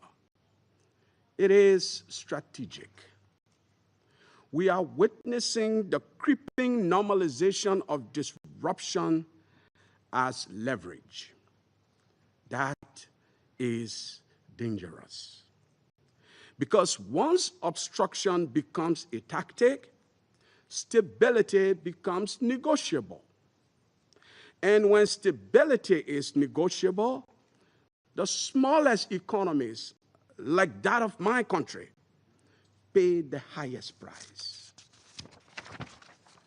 Given the current threats, international law must remain our anchor. The United Nations Convention on the Law of the Sea is not a suggestion. It is the operating system of the oceans. Freedom of navigation, transit passage, and innocent passage are not privileges. They are rights, rights to which the entire world is entitled. And rights cannot be selectively respected without being collectively weakened. The same applies to the law of armed conflict at sea. Civilian vessels are not, must not, and cannot be targets. Seafarers are not collateral. These are not gray areas. Excellencies, we must confront the humanitarian dimension with greater honesty. Disruptions at sea do not stay at sea. They travel faster than any ship into food insecurity, into energy shocks, into delayed humanitarian relief. A blocked waterway, as we have heard, can mean an empty market thousands of miles away. That is the human cost of maritime insecurity. As such, Liberia offers 3 practical points. First, restraint must be restored. Attacks on commercial shipping and interference with lawful navigation must end. There is no strategic gain that justifies systemic disruption of global lifelines. Second, this council must be consistent. Resolutions such as 2722 of 2024 and 2817 of 2026 are clear, but clarity is not enough. Credibility on even-handed implementation truly must be required, because selectivity erodes this council's credibility and authority. Third, we should begin to treat major maritime choke points as shared responsibility zones, where transparency is not optional. We propose that the Council encourages the establishment of a standing independent incident tracking and verification mechanism, drawing on the expertise of the International Maritime Organization to provide real-time, depoliticized reporting on disruptions to commercial shipping. In an environment clouded by competing narratives, verified facts are a form of de-escalation. Mr. President, the oceans are to connect us rather than divide us. Adherence to the laws governing the oceans guarantee our global unity and reinforce our interdependence. The oceans have always connected supply to demand and risk to responsibility. If we allow them to become theaters of unchecked disruptions, we will inherit the consequences. All of us, a divided world rather than an interdependent one. Liberia will continue to stand for a simple principle that the world's waterways must remain open, governed by law, and protected not just because trade depends on it, but because humanity does. I thank you for your kind attention. I thank the representative of Liberia for the statement. I now give the floor to the representative of Colombia. Señor presidente, permítame felicitar a su país por la convocatoria a este valioso debate sobre un tema que nos preocupa a todos. Agradezco en particular al señor secretario general y al secretario general Domínguez y al señor Childs por sus informativas presentaciones. Colombia reconoce la importancia estratégica de los estrechos para el comercio internacional y la seguridad energética. Cualquier afectación a la seguridad marítima tiene impactos que suelen trascender la región en la cual se producen, impactando además y de forma desproporcionada a los países en desarrollo. Colombia es una nación de vocación marítima, con costas en 2 océanos y una marcada preocupación por la protección sostenible de los recursos naturales. Por su ubicación geoestratégica, mi país está expuesto a múltiples desafíos en materia de seguridad marítima, incluyendo el narcotráfico marítimo, la pesca ilegal, la migración irregular, el tráfico ilícito de armas y la protección de nuestros recursos naturales y ecosistemas marinos. Al respecto, y si bien Colombia no es Estado parte de la Convención de las Naciones Unidas sobre el Derecho del Mar, reconocemos que esta regula muchos usos humanos del espacio marítimo, incluyendo en relación con la libertad de navegación. Pero infortunadamente la CONVEMAR no nos da todas las respuestas a circunstancias como el reciente cierre del estrecho de Hormuz. Entre otras razones porque la convención está prevista para aplicar en tiempos de paz y cuando surgen los conflictos, la misma no ofrece todas las herramientas necesarias. Ante estos vacíos regulatorios o ante las violaciones al marco jurídico existente, el Consejo de Seguridad debe cumplir el rol para el cual fue establecido.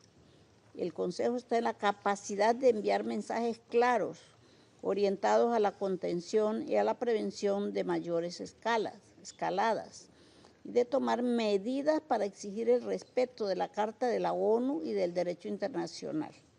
Ahora bien, el papel del Consejo es solo una parte de un problema de muchas magnitudes. En efecto, la seguridad marítima exige ser abordada desde una perspectiva de cooperación entre fuerzas navales, agencias civiles, organismos regionales, actores multilaterales y el sector privado.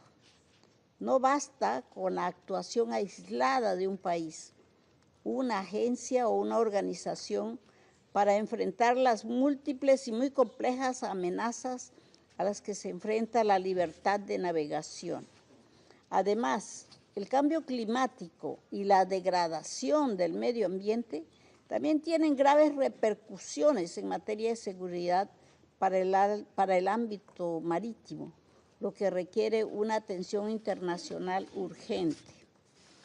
Colombia propende, por ende, por el impulso de iniciativas orientadas al fortalecimiento de la cooperación internacional, para enfrentar amenazas en el ámbito marítimo, incluyendo para fortalecer el respeto del derecho del mar y un mayor desarrollo de las capacidades navales de los estados en el Caribe.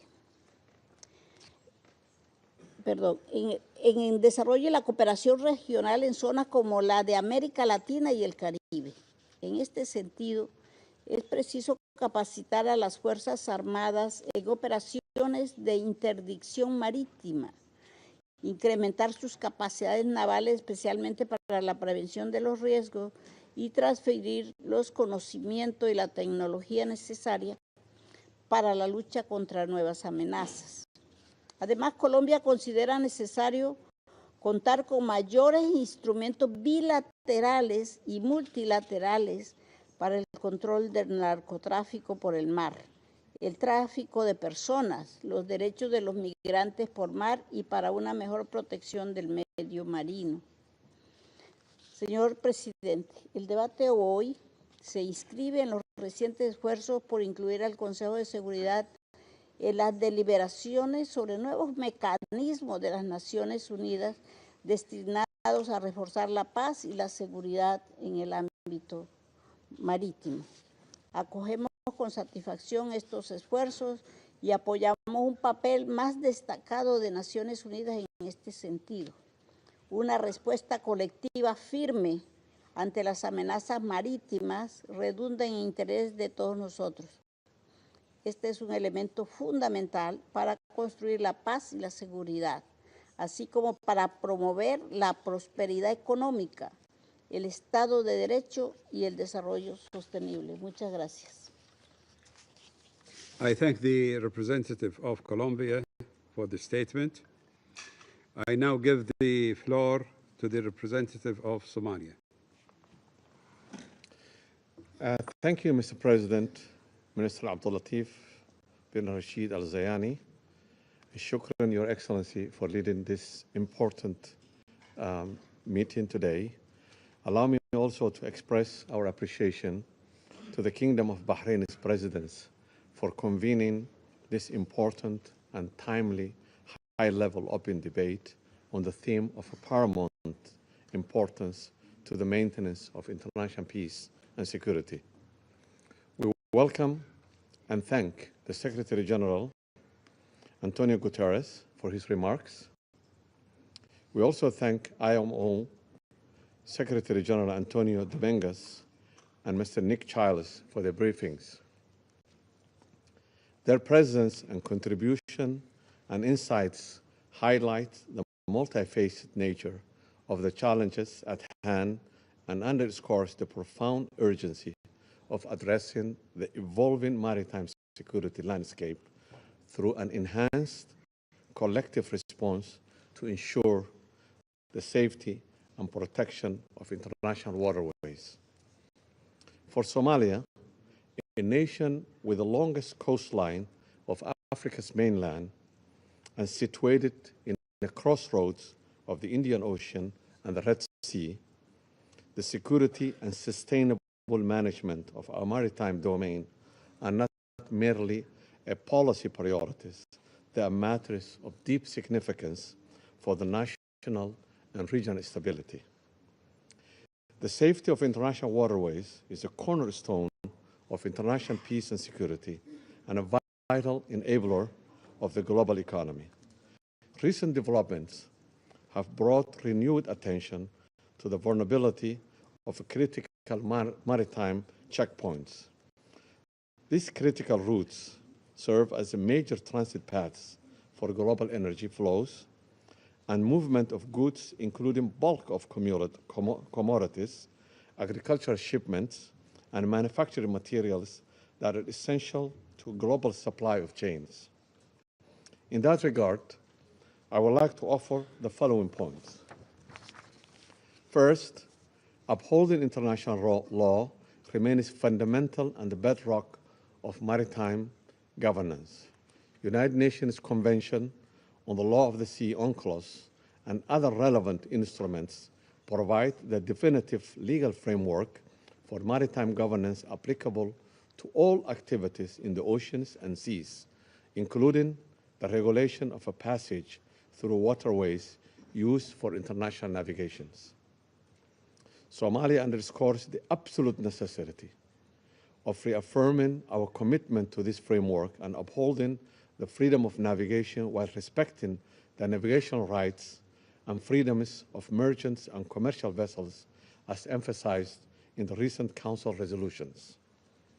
We must ensure our maritime domain remains governed by the rule of law with full respect of the sovereignty and territorial integrity of coastal states, which is essential for building trust and ensuring effective actions. Second, we believe effective maritime security requires coordinated, holistic approach to address the root causes. It's imperative to recognize that maritime security is inextricably linked to the sustainable development on land. Poverty, unemployment, and lack of opportunity often serve as significant drivers, pushing vulnerable populations toward the criminal and illicit activities at sea. Among these, illegal, unreported, and unregulated IUU fishing stands out as devastating transnational crime that depletes vital marine resources, degrades ocean ecosystems, and causes irreversible damage.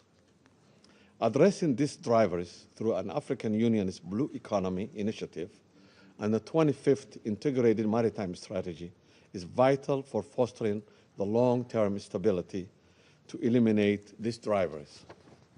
Third, capacity building and technology transfers are paramount for effective enforcement.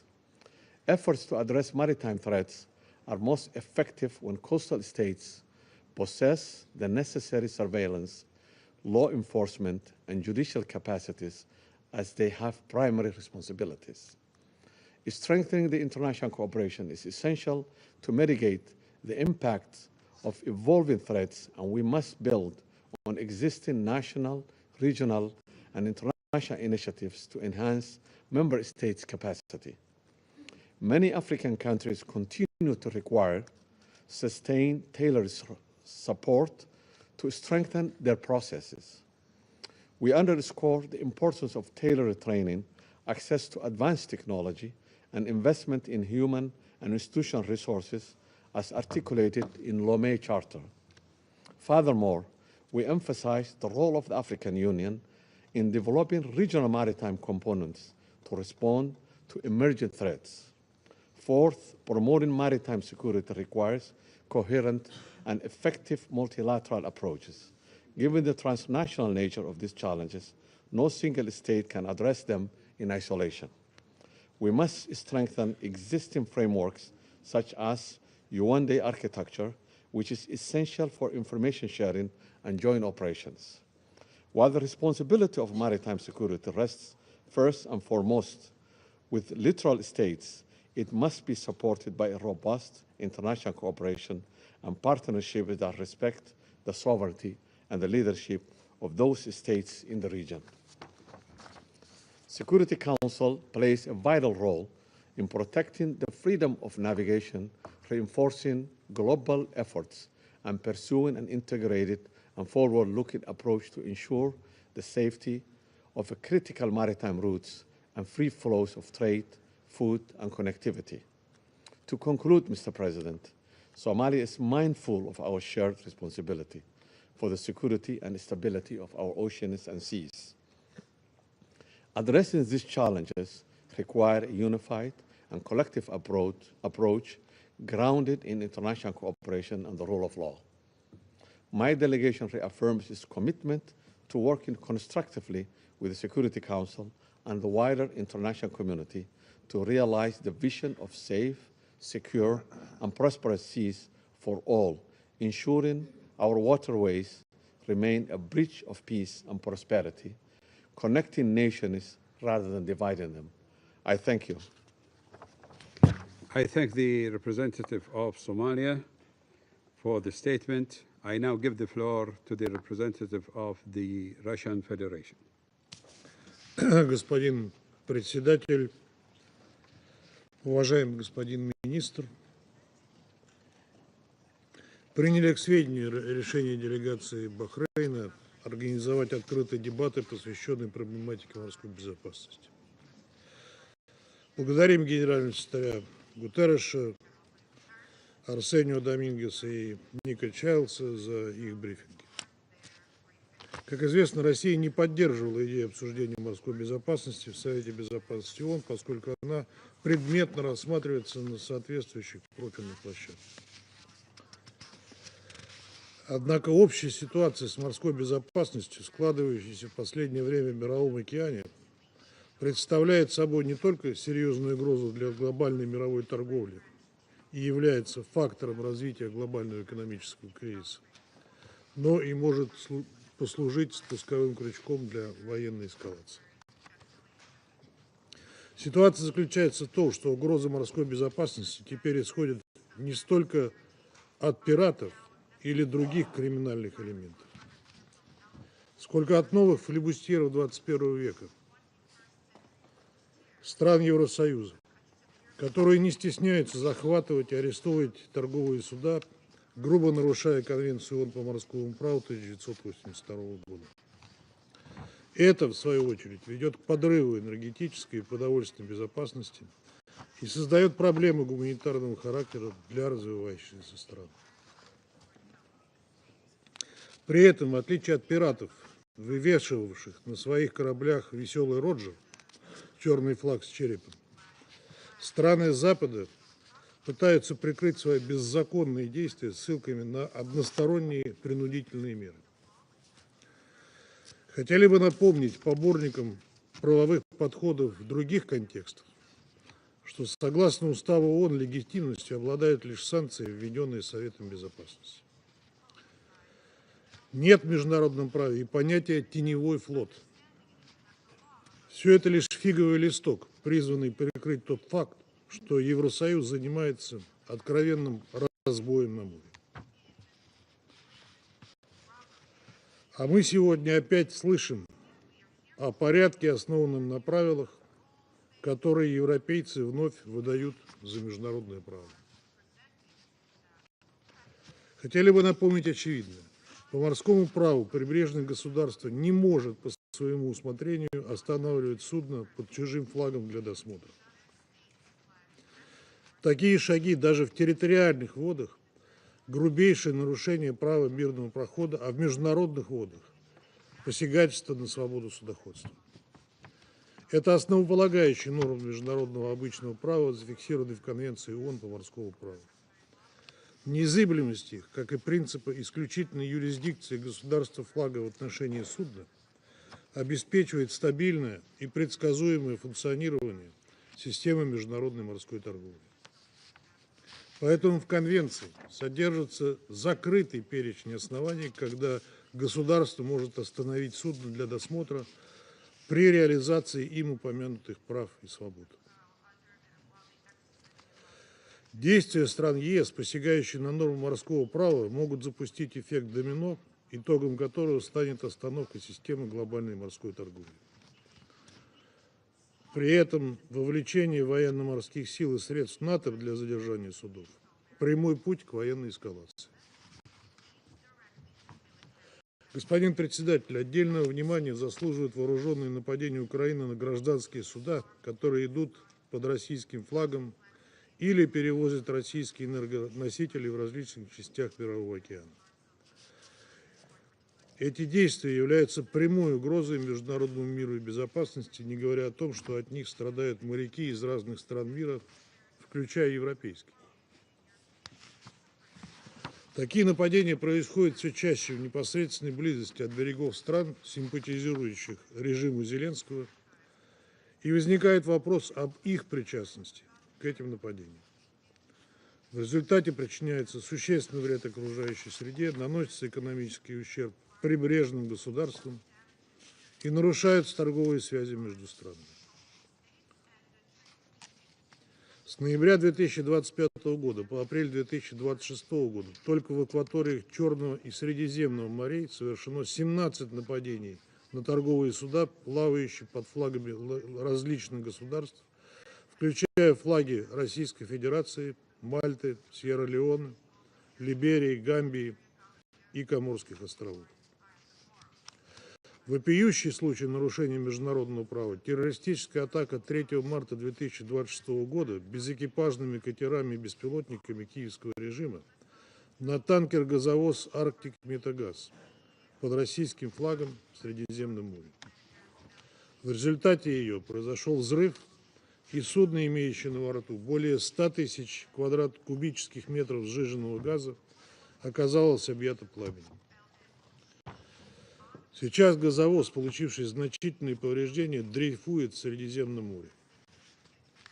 С учетом характера груза и наличия бункерного топлива существует риск катастрофических последствий для окружающей природной среды, жизни и здоровья населения и береговой инфраструктуры прибрежных государств.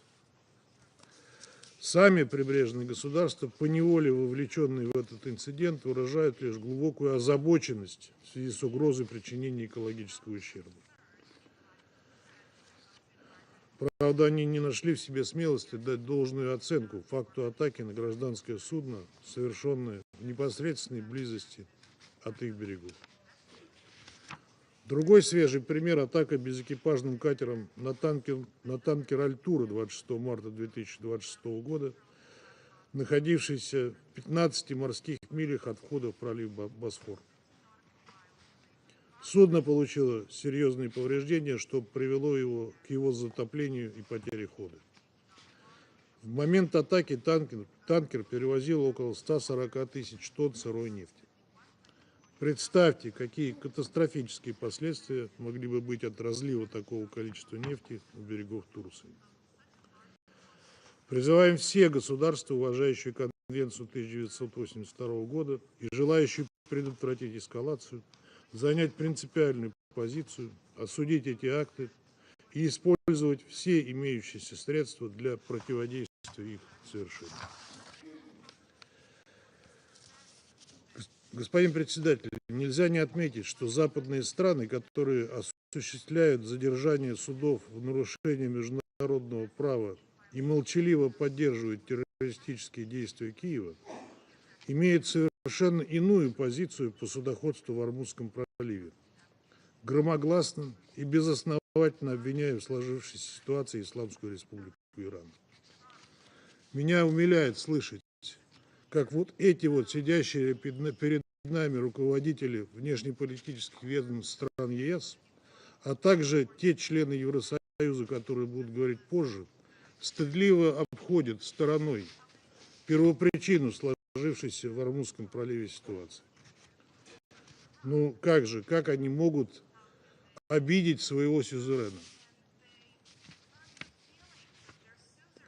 Пусть сюзерен больше и не ставит эти страны ни в грош. Хотели бы напомнить, что ситуация в Hormuzском проливе является следствием неспровоцированной американо-израильской агрессии против Исламской Республики Иран, обернувшейся не только колоссальными страданиями для мирных жителей всего региона и стремительным нарушением стабильности в зоне Персидского залива, но и масштабными последствиями для глобальной экономики, энергетической и продовольственной безопасности. Страны Персидского залива обеспечивают мировой рынок 1/5 частью нефти, всей нефти, более трети сжиженного природного газа, поставляют значительные объемы аммиака, фосфатов и серы. Когда в результате вероломного нападения Западного Иерусалима и Вашингтона стал полыхать целый регион, то всю ответственность пытались повесить на Иран, как будто именно Тегеран напал на своих соседей и намеренно блокирует навигацию через Hormuzский пролив. А ведь в условиях военного времени подвергшееся агрессии прибрежное государство может ограничивать судоходство в своих территориальных водах в целях обеспечения безопасности. Напомню, что до 28 февраля, до решения Соединенных Штатов и Израиля атаковать Иран, в зоне Персидского залива каких-либо серьезных сбоев в движении торговых судов не наблюдалось. Отсюда возникает вполне закономерный вопрос: а зачем надо было тогда все это начинать? Ответы лежат на поверхности. включая стремление свергнуть неугодный режим и половить рыбку в мутной воде. Однако сегодня мы слышим лишь аргументацию о мнимых угрозах. Цену же за эту авантюру вынуждены платить дружественные нам столицы и народы стран Персидского залива. Россия твердо выступает за прекращение огня и возвращение к политико-дипломатическому процессу с целью урегулирования имеющихся разногласий при обеспечении интересов безопасности всех, без исключения, государств региона.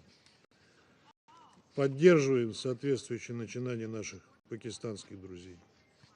Рассчитываем, что стороны будут строго придерживаться нынешнего перемирия и дадут шанс дипломатии выйти на окончательную договоренность. Призываем отказаться от воинственной риторики и реализации истребиных планов по возобновлению большой региональной войны. Такой сценарий приведет лишь к новым страданиям и жертвам среди мирного населения, еще сильнее подорвет стабильность и безопасность всех регионалов, в том числе и Израиля. И уж никак не поможет разблокированию Hormuzского пролива. Благодарю вас. I thank the representative of the Russian Federation for the statement. I now give the floor to the representative of Democratic Republic of the Congo. Monsieur le Président, la République démocratique du Congo adresse ses chaleureuses félicitations à votre Excellence Abdulatif bin Rachid Al-Zayani, ministre des Affaires étrangères du Royaume du Bahreïn. Votre présence nous honore et nous offre une nouvelle fois l'opportunité de féliciter votre pays, le Royaume du Bahreïn, pour son leadership dans la conduite des travaux de ce Conseil, ainsi que pour la constance affichée en faveur de la paix et de la protection des droits des populations civiles affectées par les conflits armés. Dans le même élan, ma délégation salue la présence de leurs excellences, les ministres et vice-ministres des Affaires étrangères, à cette session. Enfin, nous remercions M. Arsenio Dominguez, secrétaire général de l'Organisation Maritime Internationale, et M. Nick Childs, chercheur principal sur les forces navales et la sécurité maritime, pour la qualité de leurs interventions. Monsieur le Président, les mers et les océans constituent un patrimoine commun de l'humanité, ainsi qu'un pilier essentiel du fonctionnement de l'économie mondiale. Ils assurent la fluidité du commerce international, soutiennent les chaînes d'approvisionnement et relient durablement les nations entre elles. Ces espaces stratégiques font aujourd'hui face à une convergence de menaces qui entravent la liberté de navigation, fragilisent les économies, perturbent les flux commerciaux et énergétiques et compromettent plus largement la stabilité internationale. Ce qui est un jeu dépasse désormais la seule sûreté maritime. Il s'agit également de la capacité de la communauté internationale à préserver un espace global ouvert, sécurisé et régi par le droit. En effet, le trafic illicite de migrants, la piraterie, la criminalité transnationale organisée, ainsi que les nouvelles menaces visant les infrastructures portuaires, les systèmes de navigation et les navires continuent de se développer dans plusieurs régions, en particulier en mer Rouge et dans le golfe de Guinée. Ces menaces combinées mettent gravement en péril la sécurité des États côtiers, la vie des civils et des équipages, en même temps qu'elles perturbent les chaînes d'approvisionnement. Monsieur le Président, pour ma délégation, ces défis complexes ne peuvent être relevés qu'au moyen d'une approche intégrée et fondée sur une coopération internationale et régionale renforcée, la prévention, l'innovation et le respect strict de l'état de droit. Cette approche doit s'inscrire dans des cadres durables de gouvernance maritime capables d'anticiper et de répondre efficacement à l'évolution rapide des dites menaces.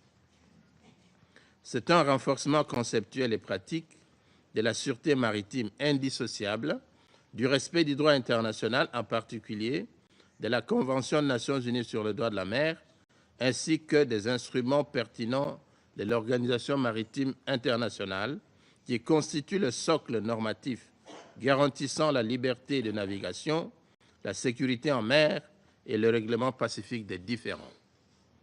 Conscient de ces enjeux, l'Afrique a fait sienne cette approche aussi bien au niveau régional que sous-régional. Au niveau régional, l'Union africaine a adopté le 15 octobre 2016 la Charte africaine sur la sûreté, la sécurité maritime et le développement en Afrique. Ce cadre stratégique vise à renforcer la sûreté et la sécurité maritime, lutter contre les activités illicites et promouvoir le développement de l'économie bleue en recourant à la coopération, la coordination et l'échange d'informations entre les États membres.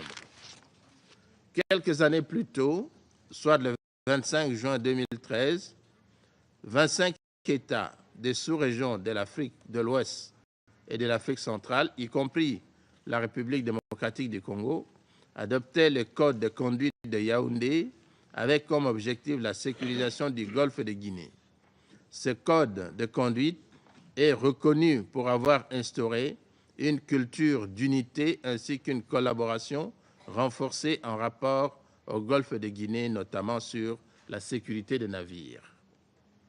L'actualité fait état de menaces à la sécurité des voies maritimes et au principe de libre navigation, particulièrement au niveau du détroit d'Hormuz, objet de vives tensions au Moyen-Orient.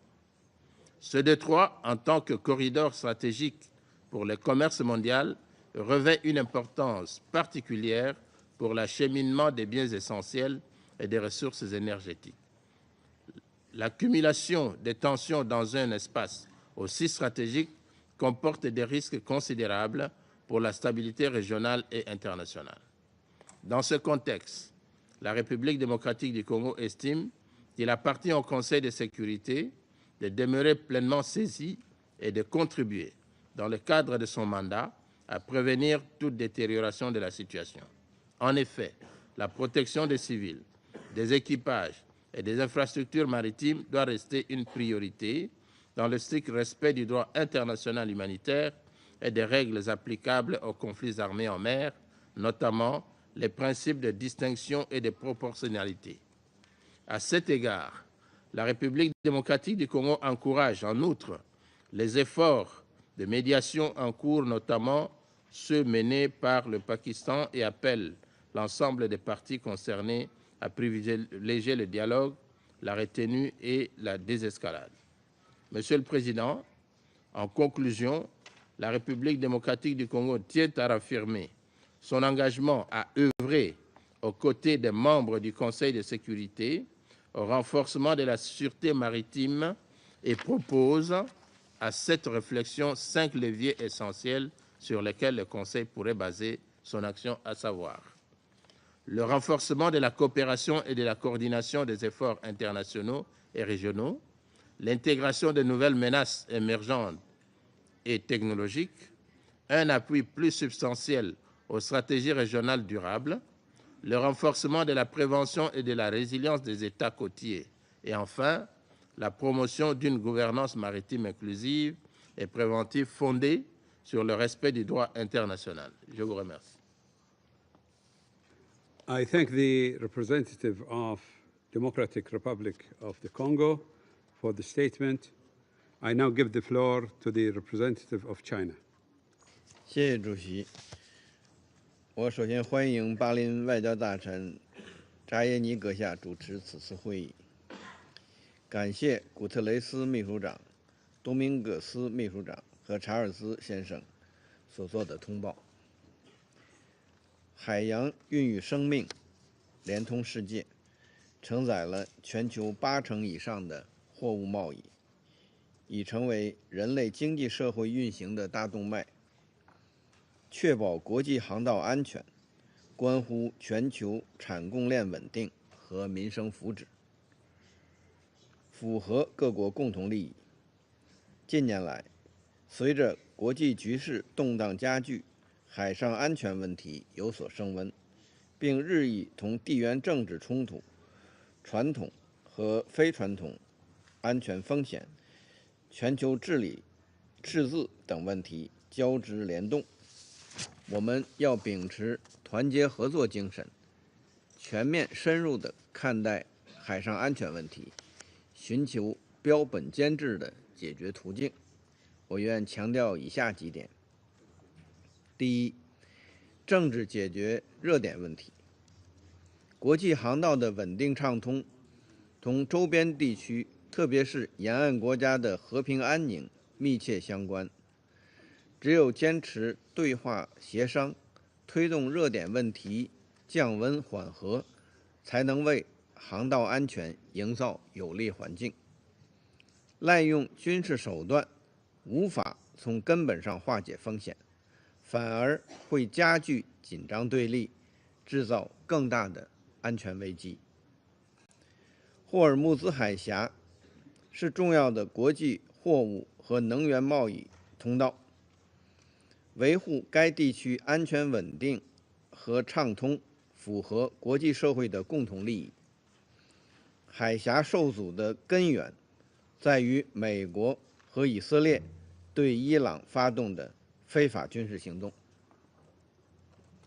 美国还在业已达成临时停火安排的情况下，加码军事部署，采取定向封锁行动，这是非常危险和不负责任的行动。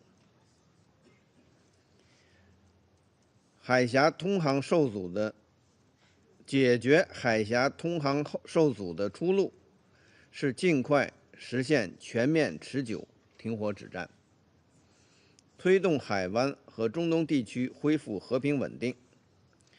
中方赞赏巴基斯坦等国发挥的斡旋作用，敦促相关方通过政治外交途径化解争端，反对任何破坏停火、升级对抗的行径。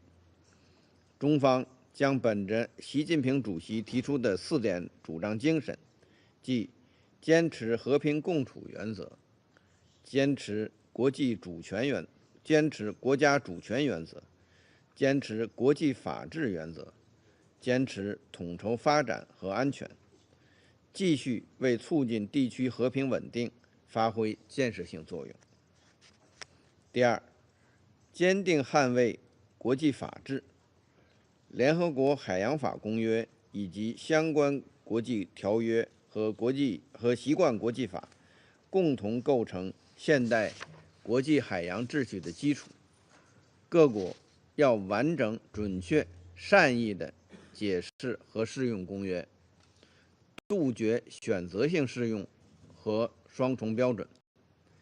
要善意地行使国际法赋予的航行自由权利，切实尊重沿岸国主权、安全和合法权益，保障海上正常商贸往来和航行通畅。第三，依法打击海上犯罪。根据有关机构的报告，去年全球海盗和武装劫船事件高达137次，为近5年最高水平。犯罪集团和恐怖势力正日益将海洋作为毒品贩运、武器走私、人口贩卖等非法活动的重要通道。各国应在国际法框架下依法依规打击海上犯罪活动，尊重船旗国对本国船舶的专属管辖权，同时要积极支持沿岸国家发展经济、改善民生，消除滋生犯罪和动荡的土壤。第四，持续完善全球治理。海洋是全人类的共同家园，只有坚持共商、共建、共享，推动构建更加公正合理的全球海洋治理体系，才能真正实现四海安澜、千帆竞逐的美好愿景。各国要支持联合国发挥核心作用，持续推动国际立法和规则的制定进程，积极应对海洋生态保护、海平面上升等新兴挑战。要秉持开放包容、合作共赢理念，加强海上互联互通和基础设施建设，推动海洋资源的可持续开发与合理利用。主席，中国始终是国际海洋法治的坚定捍卫者和建设者，以实际行动捍卫联合国海洋法公约的权威和完整性，率先签署并批准海洋生物多样性协定。中国积极发挥在海上航行安全、减灾防灾、生态保护等领域的作用，已向亚丁湾、索马里海域派遣了48批护航编队，执行常态化护航任务。中国积极参与联合国海洋10年倡议，发布“一带一路”蓝色合作倡议，积极支持广大发展中国家和小岛屿国家落实可持续发展目标，向国际社会提供高质量的海洋公共产品。我们愿继续同国际社会一道，为维护海洋共同安全、构建海洋命运共同体做出不懈努力。谢谢主席。I thank the representative of China for the statement. I now give the floor to the representative of Greece. Your Excellency, Mr. Abdulatif bin Rashid Al Sayani, Minister for Foreign Affairs, thank you for your presence today. And I would also like to thank the Presidency of Bahrain for convening this meeting on maritime security, an issue of critical importance for international peace and security. I also wish to thank the UN Secretary General and the IMO Secretary General and Mr. Nick Childs for their insightful and comprehensive briefings. Mr. President, the high-level open debate takes place at a moment of escalating concern. Threats to maritime security are multiplying, while attacks on international shipping are growing not only more frequent, but more sophisticated and disruptive in their impact. Global shipping faces sharper, evolving, more complex threats than ever. Piracy, terrorism, proliferation of weapons of mass destruction, smuggling, and hybrid attacks targeting vessels and critical maritime infrastructure. The crisis in the Strait of Hormuz underscored the fundamental importance of securing open, safe, and unimpeded passage. Unjustified attacks on merchant vessels are clear violation of international law with far-reaching and destabilizing consequences for all. They disrupt global supply chains, threaten food and energy security, and carry profound consequences for the economic resilience for all our countries. They put seafarers directly in harm's way and lay bare the vulnerability of the system on which the global economy depends. Let us be clear. When maritime security is compromised, international peace and security is at risk. Mr. President, Greece is a leading maritime nation with a rich seafaring history and the largest merchant maritime fleet. Greek shipping accounts for over 20% of the global and 61% of the European Union fleet.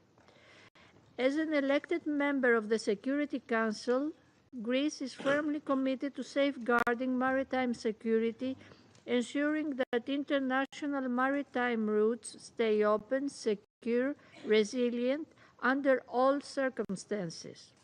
Freedom of navigation is not only a long-standing principle of international law, it is the backbone of global stability. It must be upheld in full conformity with international law as reflected in the United Nations Convention on the Law of the Sea, which sets out the legal framework within which all activities in the oceans and seas must be carried out. Its provisions reflect customary international law. In this context, the message is straightforward. Transit should be safeguarded and should not be restricted or obstructed. To this end, Greece contributes actively to collective efforts to enhance maritime security. We participate in EU Operation Atalanta and the EU Operation Irini, and we play a leading role in the EU Operation Aspides in the Red Sea region. Mr. President, no single actor can meet these challenges alone. Effective responses require strengthened international cooperation, coordination, and information sharing, building on existing initiatives by states and international organizations. The International Maritime Organization remains central to these efforts. We welcome the outcome of its extraordinary session of the 18th of March on the impact of recent developments on shipping and seafarers, and we join its call for an immediate end to attacks affecting innocent seafarers. We also welcome the recent conference convened by France and the UK in Paris and the efforts to strengthen international cooperation to protect freedom of navigation and enhance protection of maritime waterways. Looking ahead, there is scope to further strengthen maritime domain awareness and information sharing at the global level. In this regard, Greece sees merit in exploring more structured and system-wide approaches within the United Nations, building on existing efforts to enhance coordination and support member states in addressing maritime security threats. Emerging and new technologies, including artificial intelligence, can serve as force multipliers, provided that they are deployed in full respect of international law. These technologies enhance monitoring, improve information sharing, and facilitate operational coordination. We stand ready to actively contribute to discussions and help chart a path towards developing collectively effective mechanisms to ensure that emerging technologies reinforce international peace, security, and human dignity. In conclusion, Mr. President, maritime security is not a peripheral issue. It is a core component of international peace and security. The Security Council cannot remain indifferent to developments that directly affect international peace and security, global trade, energy security, and economic stability, which have far-reaching repercussions for humanity as a whole. Greece remains committed to working with all partners to ensure that the seas remain open, secure, and governed by rules. Respect for international law is not optional, it is indispensable. I thank you. The representative of Greece for the statement. I now give the floor to the representative of Denmark. Thank you, Mr. President. And let me also thank the Secretary General and the Secretary General of the International Maritime Organization, as well as Mr. Childs, for their insightful remarks. Peace and security do not end at our respective shorelines. Maritime security is not just a regional concern, but a global imperative underpinning international peace as well as economic development and stability. Foreign Minister Asayani, Denmark therefore welcomes this open debate and thanks you and the Kingdom of Bahrain for maintaining the attention of the Security Council to this critical topic. Mr. President, in recent weeks, much of this Council's attention has been dedicated to the worrying situation in the Strait of Hormuz. Denmark has continuously called for the respect for freedom of navigation. This is a cornerstone of international law and is enshrined in the UN Convention on the Law of the Sea. The denial of the right of transit passage in the Strait has had dramatic consequences across the globe. In concrete terms, seafarers have been left stranded on vessels for weeks. Regional countries have been unable to exercise their unimpedable right to access the high seas essential for trade that sustains their daily lives. The poorest across the globe have been hit hardest, now facing a sharp increase in energy costs and lacking access to critical fertilizers, making food insecurity a very real and imminent threat. In light of this, Denmark welcomed and joined the French-British initiative for an international summit of the Strait of Hormuz on 17 April. We reconfirm our readiness to support transit passage through the Strait of Hormuz by strictly defensive multinational mission to protect merchant vessels, reassure commercial shipping operators, and conduct mine clearings operations as soon as conditions permit following a sustainable ceasefire agreement. Mr. President, in a broader perspective, Denmark's approach to maritime security has been consistent for decades.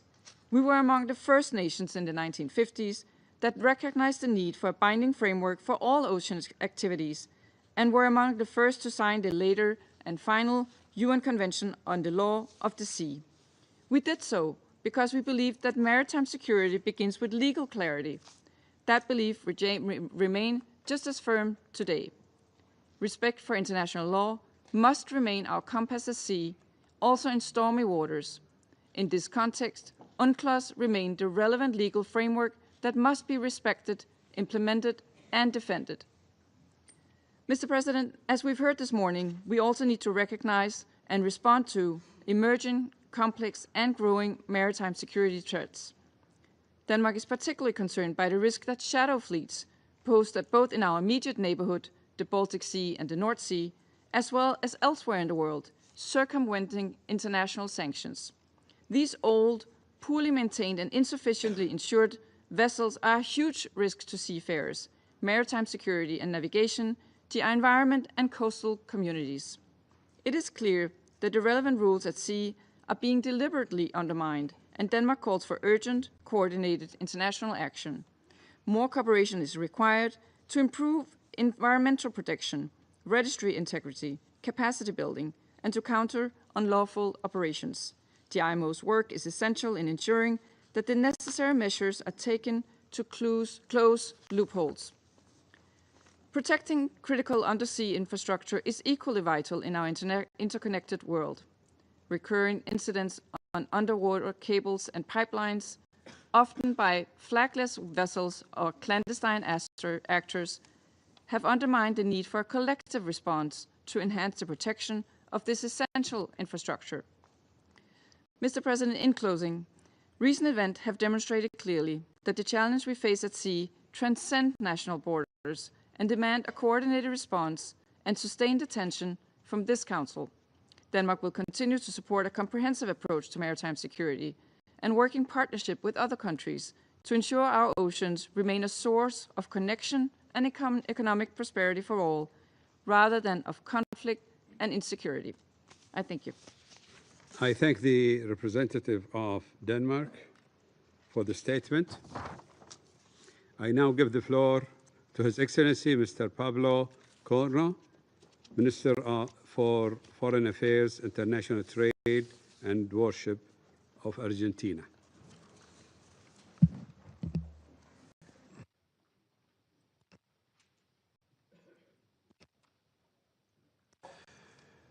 Quiero comenzar felicitando al canciller de Bahrein, señor Abdulatif bin Rashid Al Sayani, por la presidencia del Consejo de Seguridad durante el mes de abril. Agradezco la convocatoria a este debate abierto en un momento que exige claridad, responsabilidad y firmeza.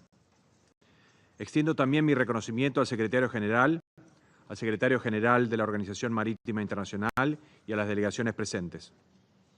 Señor presidente, nos reúne una cuestión que excede una coyuntura regional. Cuando una vía marítima estratégica queda bajo amenaza, no solo se altera una ruta comercial, se pone en riesgo un principio esencial del orden internacional. La libertad de navegación es una condición básica para la paz, la estabilidad y la prosperidad entre las naciones. Por eso esta sala tiene un valor singular.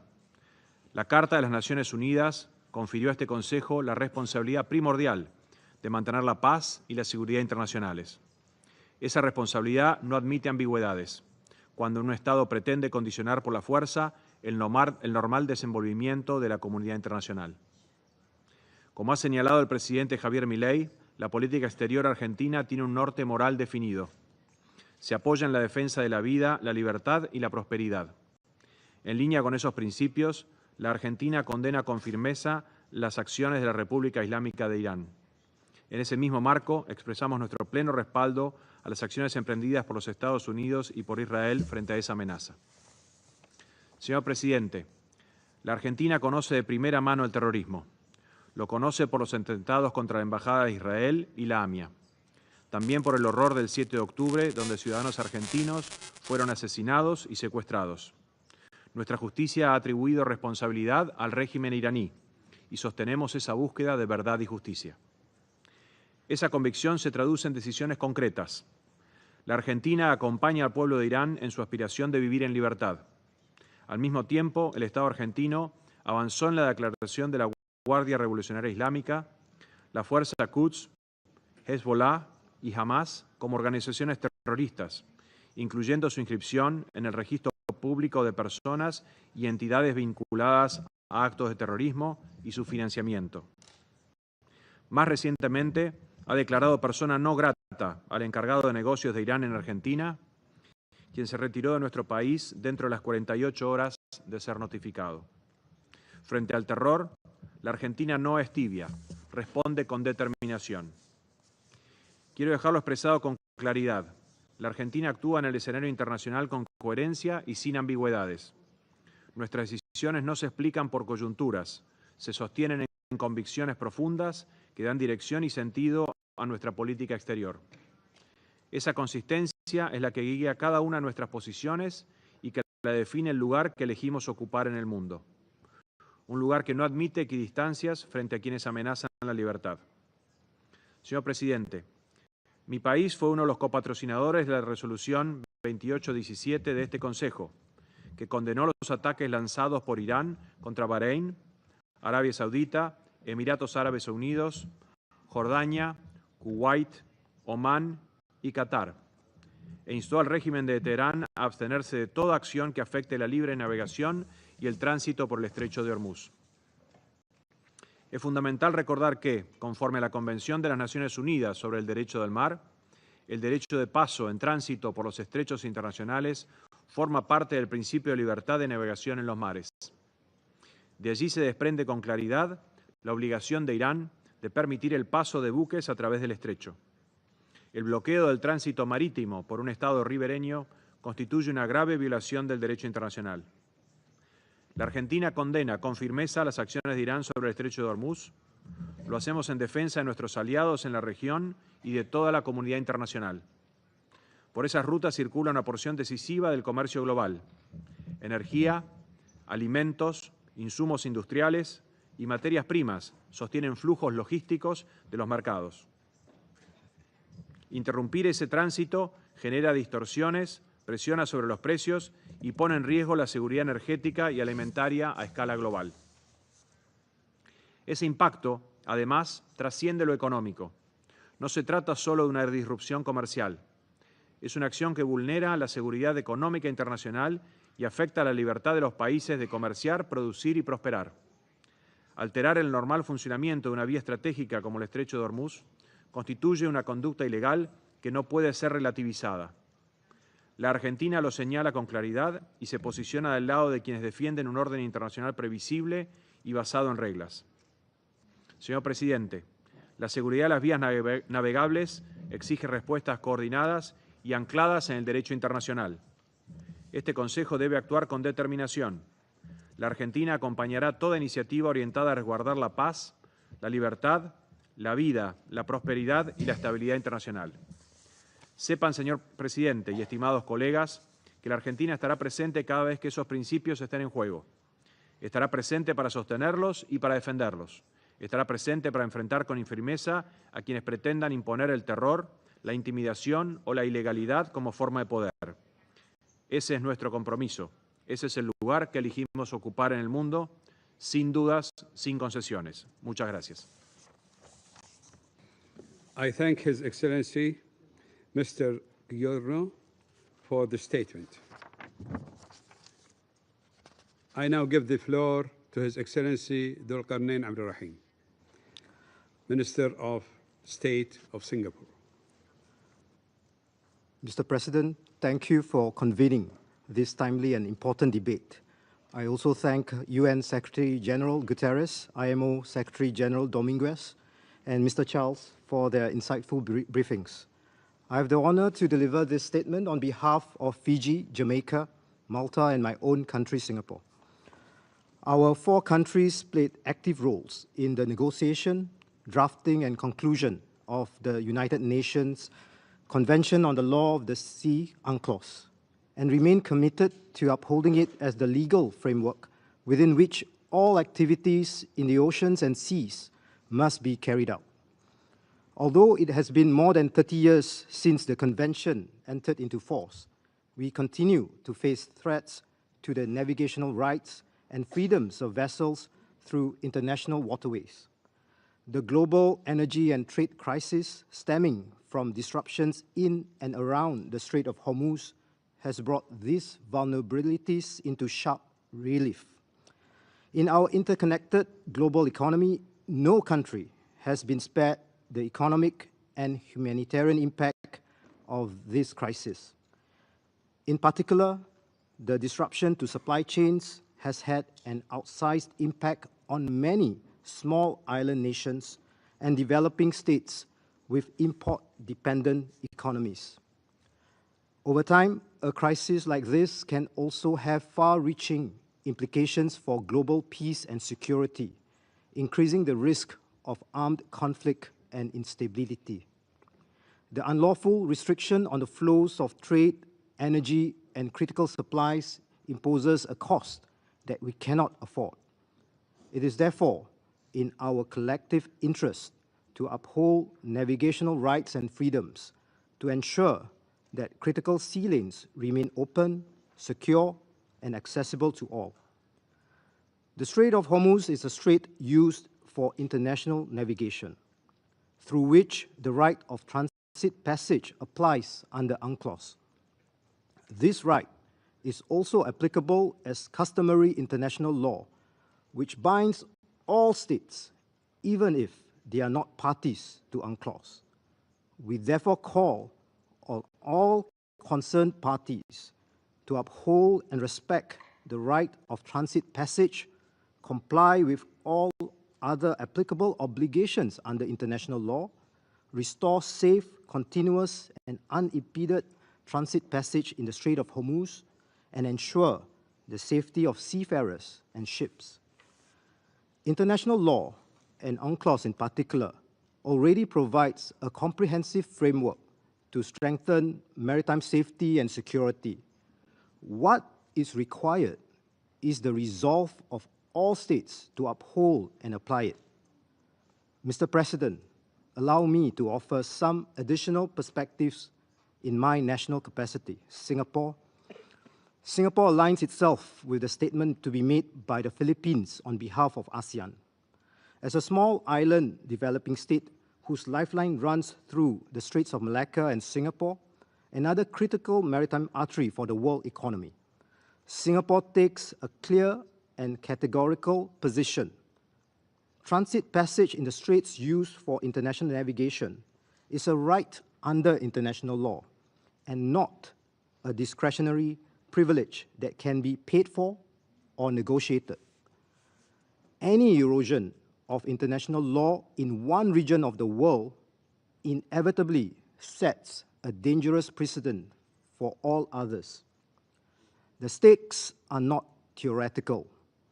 The Straits of Malacca and Singapore carries about 23.2 million barrels of oil per day, exceeding the 20.9 million barrels per day that used to flow through the Strait of Hormuz. At its narrowest point, the Straits of Malacca and Singapore stretches only two nautical miles in width. If the right of transit passage is not upheld, international navigation in the straits could be completely disrupted. For Singapore and the world, the transit passage regime in UNCLOS is not an abstract question of legal doctrine, but one with real implications for global economic security and international stability. It is for this reason that Singapore strongly supported the declaration adopted by the International Maritime Organization Council on 19th of March 2026, which reaffirms that the exercise of navigational rights and freedoms by merchant and commercial vessels in accordance with international law must be respected. It is clear that we all stand to benefit from the safety and protection of critical waterways. We must work together to this end, and there are opportunities to do so. For example, the traffic separation scheme in the Straits of Malacca and Singapore, adopted by the IMO in 1977 on the joint proposal of Indonesia, Malaysia, and Singapore, continues to regulate the safe and orderly passage of over 100,000 vessels a year. Building on this foundation, the cooperative mechanism on safety of navigation and environmental protection in the Straits of Malacca and Singapore was established in 2007 as the first practical implementation of Article 43 of UNCLOS, which provides for cooperation between user states and states bordering a strait. It remains an essential platform to keep the straits safe, open, and clean, and includes not only the 3 littoral states, but also user states, the shipping industry, and other stakeholders. The cooperative mechanism reflects the commitment of the 3 littoral states to abide by international law, including UNCLOS, and to work together in consensus on the effective management of the straits. Singapore will continue to contribute to the efforts of the international community to uphold a free and open Strait of Hormuz, support the shipping industry, and ensure the safety of all seafarers. Ultimately, we hope for a diplomatic solution to the ongoing conflict in the Middle East, which will bring lasting peace and stability to our global commons. I thank you. I thank His Excellency Mr. Abdul Rahim for the statement. I now give the floor to His Excellency Mr. Khalifa bin Shaheen Al-Marar, Minister of State of the United Arab Emirates. السيد الرئيس معالي الدكتور عبد اللطيف راشد الزياني وزير خارجية مملكة البحرين الشقيقة، في مستهل كلمتي أود أن أتقدم لمعاليكم بالشكر على عقد هذه المناقشة المفتوحة في هذا التوقيت الهام، وأهني مملكة البحرين الشقيقة على ما بذلته من جهود متميزة في رئاستها للمجلس خلال شهر أبريل. والشكر موصول لمعالي الأمين العام للأمم المتحدة أنطونيو غوتيريش، ومعالي الأمين العام للمنظمة البحرية الدولية أرسينيو دوميغيز، وللسيد نيك تشايلز على إحاطتهم القيمة. السيد الرئيس، لقد اتخذ هذا المجلس في الأعوام الأخيرة خطوات هامة في التصدي لعدد من التطورات التي تهدد الأمن البحري، ولعل من أبرزها الجهود التي بذلها مؤخرا في إطار الاعتداءات الإيرانية الغاشمة على دول الخليج والأردن، والتهديدات الناجمة عن عرقلة الجمهورية الإسلامية الإيرانية المتعمدة للملاحة البحرية عبر مضيق هرمز، وذلك من خلال اعتماد القرار 28/17 الذي أدان أي إجراءات أو تهديدات من جانب إيران تهدف إلى إقلاق أو عرقلة أو التدخل في الملاحة البحرية عبر مضيق هرمز، ودعا إيران إلى الامتناع فورا عن مثل هذه الإجراءات والتهديدات، مؤكدا أن عرقلة إيران للمرور العابر أو لحرية الملاحة في مضيق هرمز تشكل تهديدا خطيرا للسلم والأمن الدوليين. وبالمثل فإن القرارات الصادرة مؤخرا عن كل من مجلس المنظمة البحرية الدولية واللجنة القانونية التابعة له ومجلس حقوق الإنسان التابع للأمم المتحدة بشأن أعمال إيران في المضيق تعكس مجددا التفاف المجتمع الدولي حول مطالبة إيران بوقف أعمالها غير المشروعة في مضيق هرمز ومحيطه، وضمان أن يبقى المضيق مفتوحا وأن يكون المرور العابر فيه دون قيود بما يتفق مع القانون الدولي.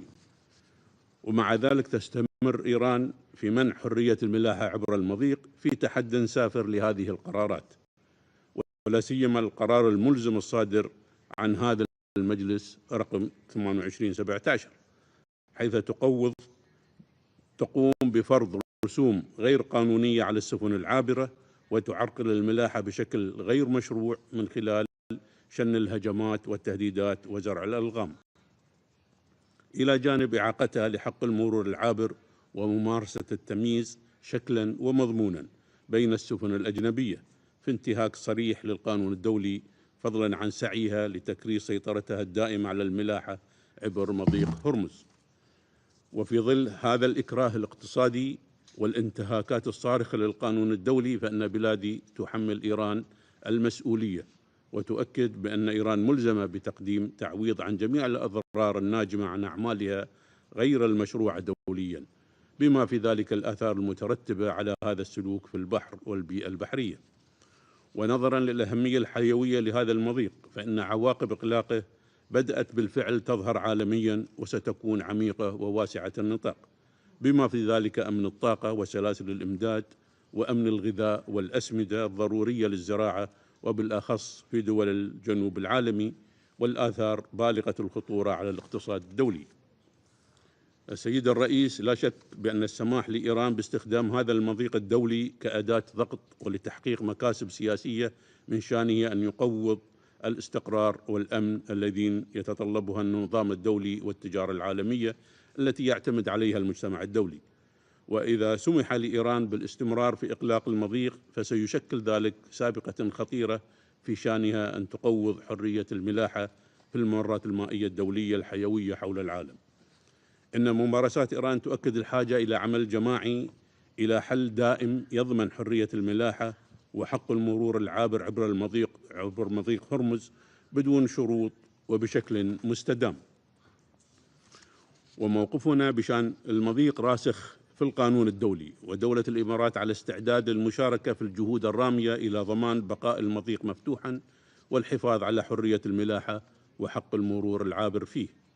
ونطالب إيران بالامتثال الكامل والفوري لقرار مجلس الأمن 28/17، وندعوها إلى وقف جميع الأعمال والتهديدات ضد الملاحة البحرية ولا سيما المرور العابر عبر مضيق هرمز، ونحث المجلس على اتخاذ موقف يضمن ممارسة الدول لهذه الحريات ويردع إيران وانتهاكاتها في هذا الصدد. وشكرا سيد الرئيس. I thank His Excellency Mr. Al-Marar for the statement. There are still a number of speakers remaining on my list for this meeting. I intend, with the concurrence of members of the Council, to suspend the meeting until 3 p.m. This meeting is suspended.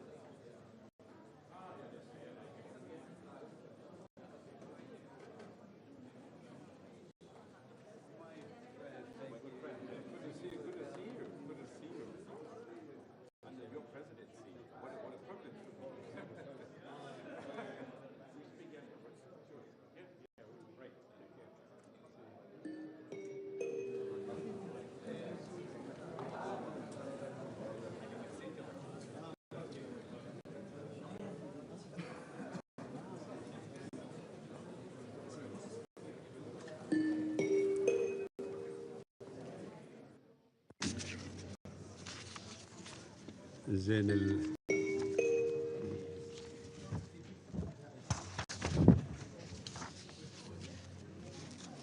Shall I?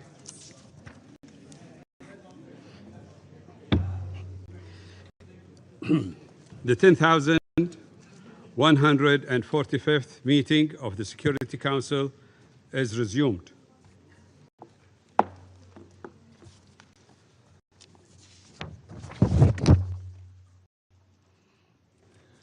I now give the floor to His Excellency, Mr. Johan van der Poel. Mr. President, good afternoon, everybody. Germany aligns itself with the EU statement to be delivered later. Kitchens stay cold because liquid gas doesn't flow. Rice stops to grow because fertilizers can't be applied. Assembly lines stop running because energy has become a scarce resource. This is what happens globally when maritime security is attacked. Mr. President, maritime security is not an abstract concept. It is the very foundation of our interconnected global economy. Every country, whether coastal or landlocked, is directly or indirectly dependent on security maritime routes and free and safe navigation. This creates not only prosperity, but also vulnerability. Disruptions in only one strategic waterway have the potential to affect livelihoods, stability, and economic resilience worldwide. In the Gulf, Iran has created an armed network of malign militias, destabilizing the whole region. We recount attacks on commercial vessels, kidnapping, and unlawful seizures. Such actions constitute clear violations of international law, including the law of sea, as reflected in the United Nations Convention on the Law of the Sea. And so does requesting toll payments. Continued escalation, including missile attacks against civilian targets in the Gulf states, risks further destabilization. And the effects go far beyond the Gulf. Already now, the lack of fertilizer will lead to lower than usual rice harvests in Asia. Already now, food prices on markets in Africa are rising because of much higher transportation costs. Already now, humanitarian aid becomes less available for the most vulnerable. This vicious circle has to stop before it is too late and before more people suffer. Iran has to reopen the Strait of Hormuz now. At the same time, Germany supports the UN task force set up to mitigate these risks, as we hope that others can support the UN's crucial and life-saving efforts. Mr. President, please allow me now to thank you for the leadership you have shown in the past weeks by tabling 2 resolutions in the Security Council. Resolution 2817 is a crystal clear testament to the global opposition to the reckless actions at hand. Germany regrets that the Security Council was unable to adopt the second draft resolution. Germany is prepared to help ensure the freedom of navigation in the Strait of Hormuz once hostilities have ceased. Our message, in coordination with all our partners, is this: Iran must stop attacking other countries. It must end its nuclear program. The Strait of Hormuz must be open to free and safe maritime traffic to the benefit of all. Thank you so much. I thank His Excellency, Mr. van der Poel, for the statement. I now give the floor to His Excellency, Mr. Enrique Ojoa. Muchas gracias, señor presidente. Agradecemos la convocatoria a este debate sumamente oportuno ante los esfuerzos diplomáticos para contribuir a la reapertura del estrecho de Hormuz. subrayamos la importancia de preservar esta y otras vías estratégicas para garantizar el libre tránsito marítimo y restablecer las condiciones para la gente de mar. Señor presidente, la seguridad marítima debe estar anclada en la prevención, la vigilancia constante, la innovación y el fortalecimiento continuo de la cooperación regional e internacional. Con cerca de 2 millones de gente de mar operando más de 100,000 buques mercantes, cuya labor es esencial para el comercio mundial, resulta indispensable garantizar su tránsito en condiciones de seguridad y de bienestar. En el actual contexto bélico, toda referencia a la seguridad marítima debe necesariamente sustentarse en el respeto irrestricto por todas las partes del derecho internacional aplicable, incluido el derecho del mar y el derecho internacional humanitario, observando de manera estricta los principios de necesidad y proporcionalidad, así como las salvaguardas humanitarias correspondientes. En ese sentido, México reafirma la necesidad de respetar el ejercicio de los derechos y libertades de navegación de los buques mercantes y comerciales, mitigar riesgos operacionales para la navegación y salvaguardar la protección del medio ambiente con arreglo al derecho internacional. Cualquier acción o amenaza destinada a cerrar, obstaculizar o dificultar de cualquier otra forma la navegación en los estrechos utilizados para la navegación internacional es simplemente inaceptable. México reitera la importancia del papel que desempeñan los organismos especializados de las Naciones Unidas como espacios idóneos para el análisis técnico de cuestiones transversales, incluidas la seguridad marítima, aérea, alimentaria y de las telecomunicaciones, subrayando al mismo tiempo que los asuntos relativos a la paz y la seguridad internacional deben ser abordados por este Consejo.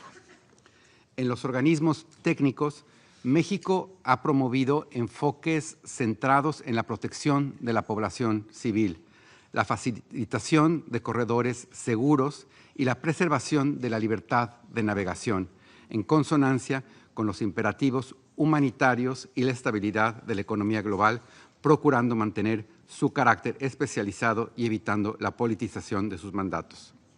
Señor presidente, México rechaza toda medida coercitiva unilateral que impida que se brinde la asistencia humanitaria, en apego a lo dispuesto por el derecho internacional humanitario por la vía marítima. Este Consejo es el único órgano internacional autorizado para imponer sanciones a los países derivadas de discusiones exhaustivas y de buena fe, de conformidad con sus facultades establecidas en la propia Carta de las Naciones Unidas. Finalmente, señor presidente, como Estado ribereño con litorales en 2 océanos y una vocación histórica a favor de la paz y la cooperación marítima internacional, México reitera su compromiso con el trabajo multilateral, inclusivo y basado en el derecho internacional para salvaguardar la seguridad marítima en el estrecho de Hormuz. La protección marítima es una responsabilidad colectiva y, como tal, el Consejo de Seguridad debe asumir su responsabilidad en salvaguardarla. Muchas gracias. I thank His Excellency Mr. Ochoa for the statement. I now give the floor to His Excellency Joka Saluvara, Permanent Secretary of State of the Ministry for Foreign Affairs of Finland. President, I have the honor to speak today on behalf of the Nordic countries Denmark, Iceland, Norway, Sweden, and my own country, Finland. We commend the Kingdom of Bahrain for convening this high-level open debate and thank the briefers for their insight. The Nordic countries are coastal countries with open, globally connected economies deeply reliant on the ocean.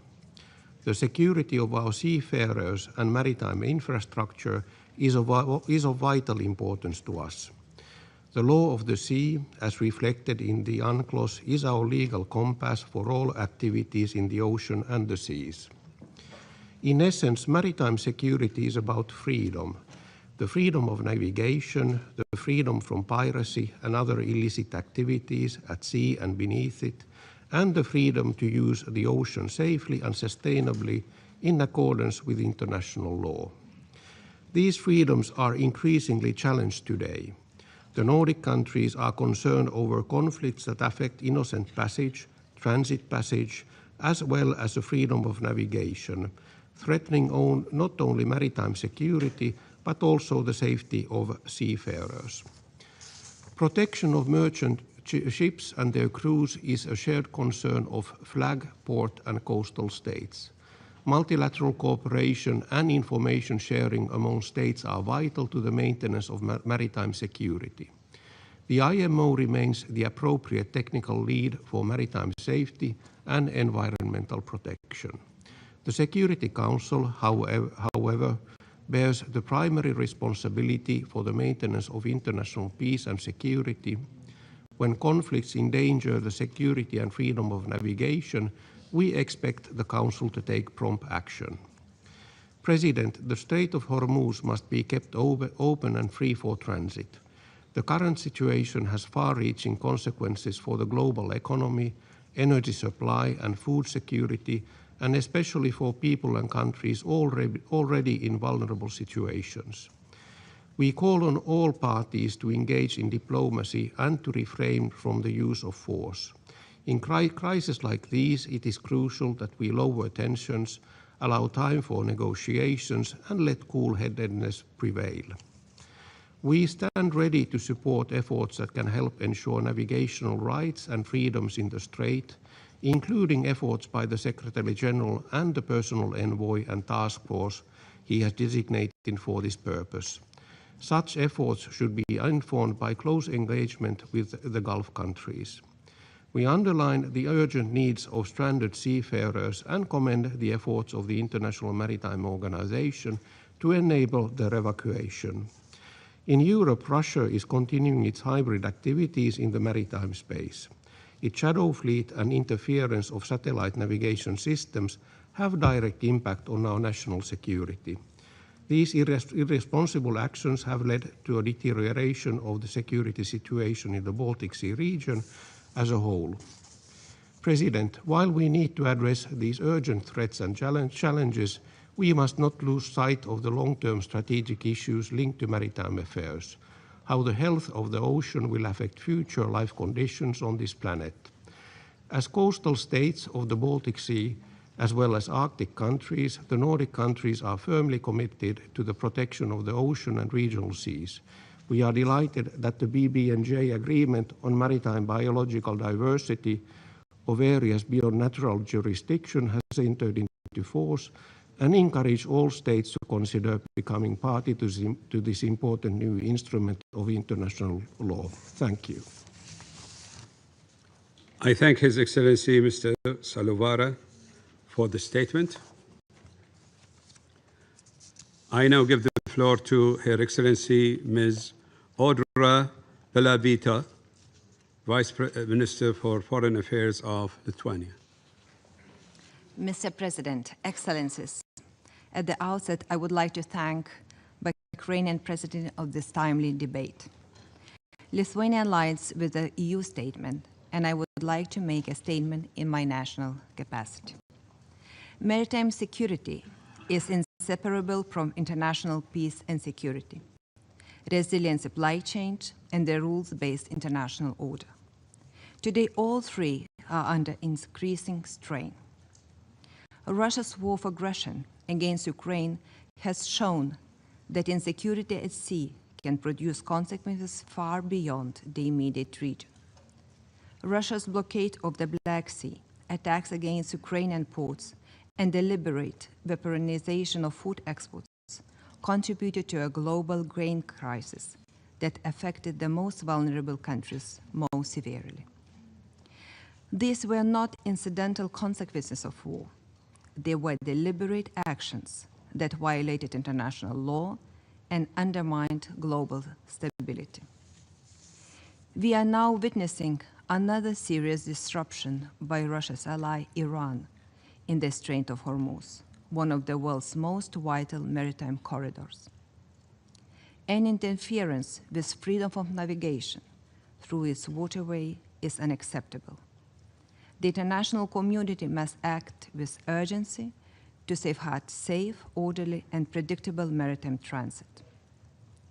The freedom of navigation, as reflected in the United Nations Convention on the Law of the Sea, must be respected by all states.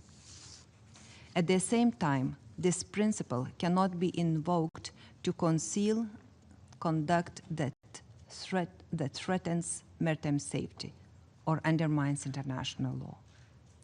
In this regard, Lithuania reiterates the importance of the recently adopted IMO Council resolution condemning attacks on international shipping and the disruption of critical maritime routes.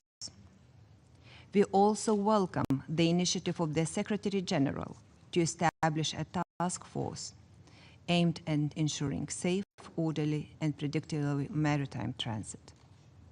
We also commend France and the United Kingdom in building broad maritime coalition in line with the UN Charter.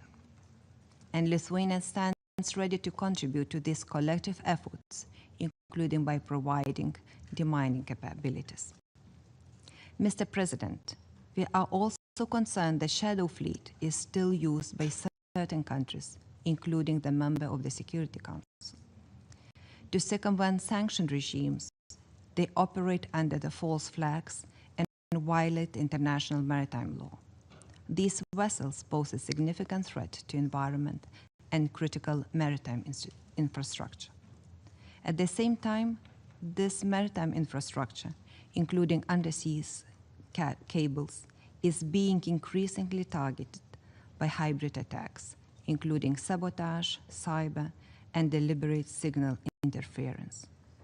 Lithuania calls to address these threats by enhanced information sharing, stronger coordination, and sustained international cooperation.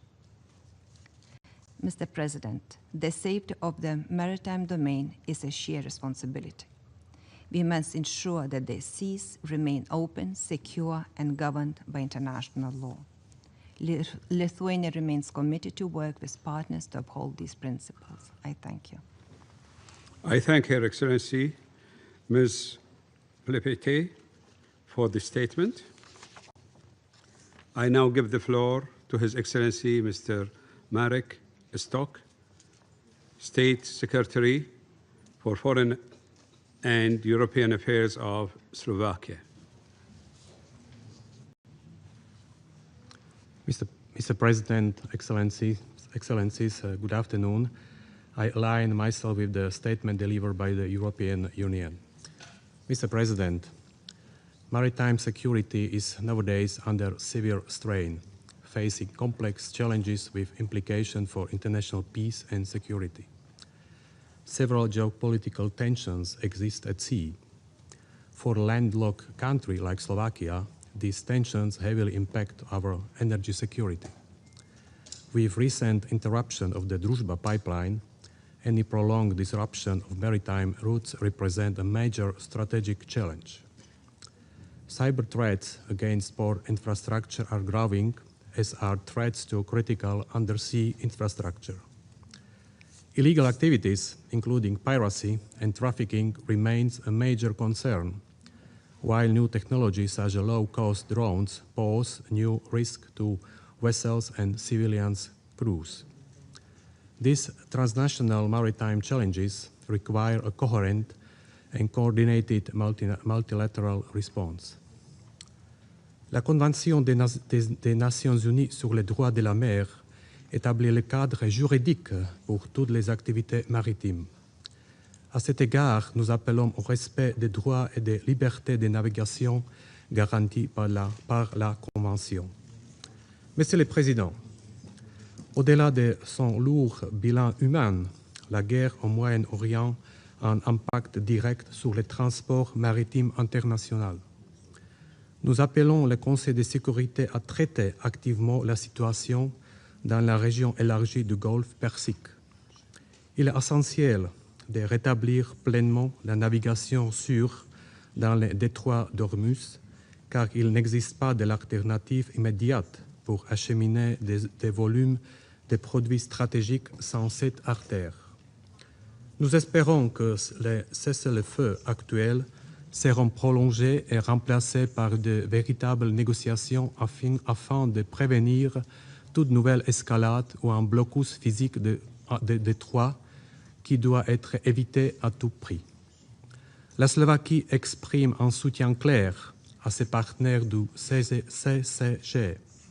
Nous sommes solidaires de ceux qui sont touchés par les attaques contre les infrastructures énergétiques et civiles et sommes prêts à offrir notre expertise en gestion de l'eau afin d'atténuer l'impact de la guerre sur l'eau et sur le sol une fois le conflit terminé. Nous encourageons en outre le Conseil à approfondir la coordination avec les partenaires internationaux afin de faire face aux menaces pesant sur la sécurité maritime mondiale. Ce qui importe le plus, c'est la capacité du Conseil de sécurité à exercer efficacement ses responsabilités principales pour parvenir à une paix durable et globale. Nous nous joignons à ceux qui appellent à une plus grande unité au sein du Conseil afin de faire face à l'intensification des conflits mondiaux, y compris au Moyen-Orient, en Ukraine et au Soudan. Monsieur le Président, malgré le fait que la Slovaquie soit un pays sans accès à la mer directe, nous développons et modernisons activement nos infrastructures de transport afin de nous intégrer aux réseaux maritimes régionaux. Les entreprises slovaques sont de plus en plus impliquées dans les commerces maritimes et le transport international. Mon pays a participé aux missions navales de l'Union européenne IRINI et ASPID afin de garantir la liberté de navigation.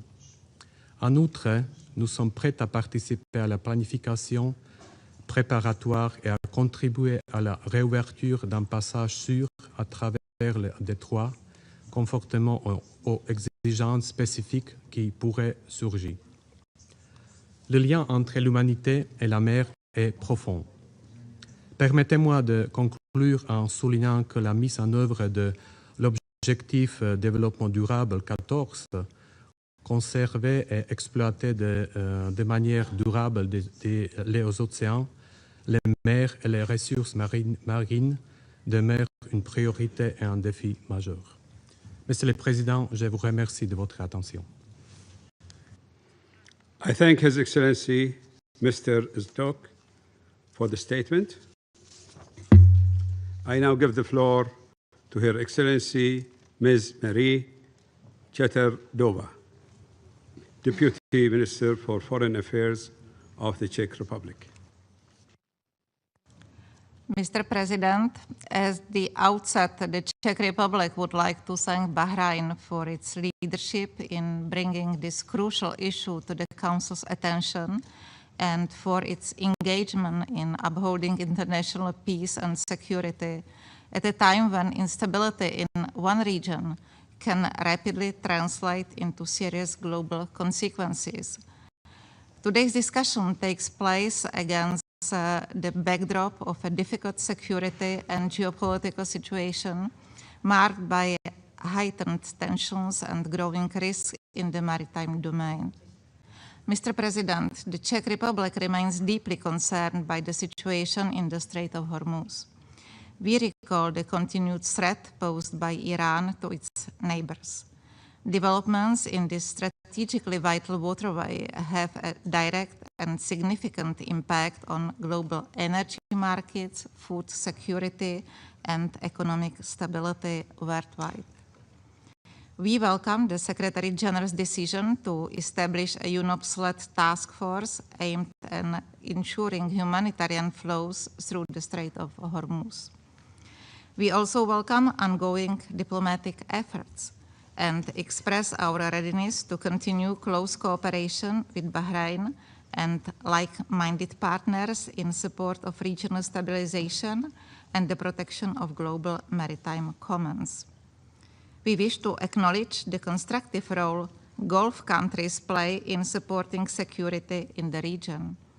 Their efforts to improve coordination and ensure safe navigation contribute meaningfully to de-escalation in and around the Strait of Hormuz. Mr. President, the Czech Republic reaffirms its commitment to freedom of navigation and to the respect for international law, including the law of the sea. Threats in the maritime domain, including the denial of the right of transit passage, endanger the flow of humanitarian assistance. They also disrupt global trade and energy supplies and undermine economic stability well beyond the areas directly affected. In this context, we wish to underscore the growing risks posed by attacks on shipping and by the deliberate targeting of critical maritime infrastructure. Such actions threaten not only commercial activity and humanitarian lifelines, but also the marine environment and the safety of coastal communities. We are also concerned by the growing number of shadow fleet vessels operating outside and in violation of established international rules and standards. These practices undermine maritime safety, pose serious risks, and facilitate the circumvention of sanctions. Building on Bahrain's initiative, our shared ambition should be to ensure that the seas remain a space of cooperation, vital to global stability and economic resilience. In conclusion, the Czech Republic underscores its readiness to cooperate closely with partners in ensuring that these principles, essential to international peace and security, are upheld. I thank you for your attention. I thank Her Excellency Ms. Chetardova for the statement. I now give the floor to Her Excellency Ms. Ana Tinka, State Secretary for Strategic and Global Affairs of Romania. Mr. President, Romania thanks Bahrain for convening this open debate on maritime security, a topic we have consistently supported. The link between maritime security and international peace and security is undeniable, and upholding international law with UNCLOS at its core must remain a shared priority in all oceans and seas. Unfortunately, we are witnessing a serious deterioration of maritime security worldwide. Recent events in the Strait of Hormuz and earlier in the Black Sea, following Russia's aggression against Ukraine, illustrate this trend. Romania speaks today with the authority of direct experience. For 5 years, we have lived next to a war that continues to affect security and freedom of navigation in the Black Sea. Civilian shipping is threatened by drifting mines, GPS jamming, and repeated violations of neighboring airspace. Over the last days, 3 incidents occurred in Romania involving Russian drones, including one loaded with explosives that crashed into an ordinary household, produced material damages, and caused the evacuation of more than 500 inhabitants.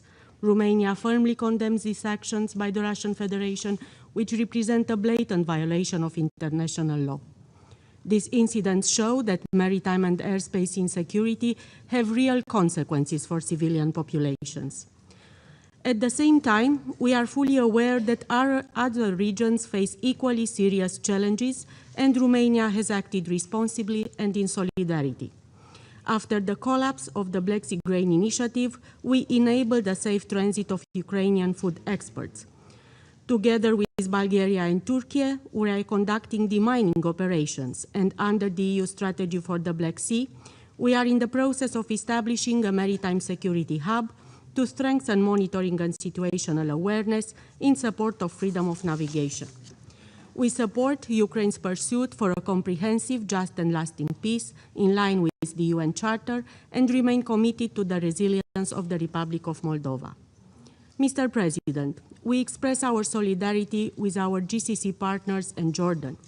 Disruptions in the Strait of Hormuz echo earlier challenges in the Black Sea. We commend the mediation efforts that led to a ceasefire agreement, and the reopening of the strait by Iran to unhindered maritime traffic must be a shared priority. UN Security Council Resolution 2817 should be fully implemented to restore predictability in global energy and food markets. Romania supports de-escalation and coordinated efforts to ensure freedom of navigation, including to the Strait of Hormuz Maritime Freedom of Navigation Initiative. We stand ready to contribute constructively to efforts aimed at easing tensions and achieving sustainable peace. Mr. President, the Council should maintain sustained attention on maritime security. We appreciate the recent work of Bahrain, Greece, and Panama. The UN must continue to promote respect for international law, including the freedoms of navigation and overflight at all times, including during conflict. Unsafe and illicit shipping practices, such as the use of substandard vessels, including Russia's so-called shadow fleet, required coordinated international action. The UN can also foster dialogue on protecting critical maritime infrastructure, including undersea cables and offshore energy platforms. Last but not least, climate change, including rising sea levels, poses additional risks to maritime security. The UN is the natural platform to strengthen cooperation in addressing this challenge, drawing on recent legal developments such as the ICJ advisory opinion. I thank you for your attention. I thank Her Excellency Ms. Tanka for the statement. I now give the floor to His Excellency Mr. Oleksandr Moschenko, Deputy Minister for Foreign Affairs of Ukraine. Mr. President, let me thank the Bahrain Presidency for organizing today's important debate. We are also grateful to Secretary General Antonio Guterres and other briefers for their valuable insights. Maritime security is becoming increasingly urgent. Ukraine, as a maritime nation, attaches the highest priority to safety at the sea and remain committed to ensuring secure navigation in its waters. However, Russia's war of aggression has severely undermined maritime security in the Black Sea region and beyond. The Russian Federation continues to impose unlawful restriction of navigation, carry out systematic attacks against port infrastructure and merchant vessels, disrupt maritime safety system, and create persistent threats through the mining of sea areas. As a result, the safety of navigation in the Black Sea remains severely compromised. Only this month, Russia has carried out several deliberate attacks against civilian vessels flying the flags of Liberia and Panama, which were either en route to Ukrainian ports to load grain or were already undergoing cargo operation in berths, as well as against port infrastructure, thereby creating an enormous risk to the life and health of civilian crew and port workers. Furthermore, Russia's aggression has resulted in the illegal use of seaports located in the temporary occupied territory of Ukraine, which have been lawfully closed and notified to the International Maritime Organization. Foreign flagged vessels continue to unlawfully enter these ports to load and export goods, including Ukrainian agriculture products, in direct violation of international law. Such activities are enabled by the international deactivation of manipulation of the atomic automatic identification system constituting violation of international maritime safety obligation and facilitating the concealment of illegal cargo movement. We call for strict adherence to international law, including the United Nations Convention on the Law of the Sea, and for coordinated international efforts to ensure safe and secure maritime navigation.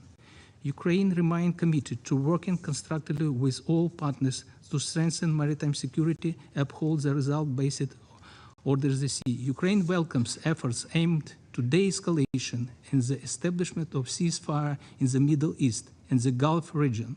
A ceasefire is a necessary step towards ending hostilities.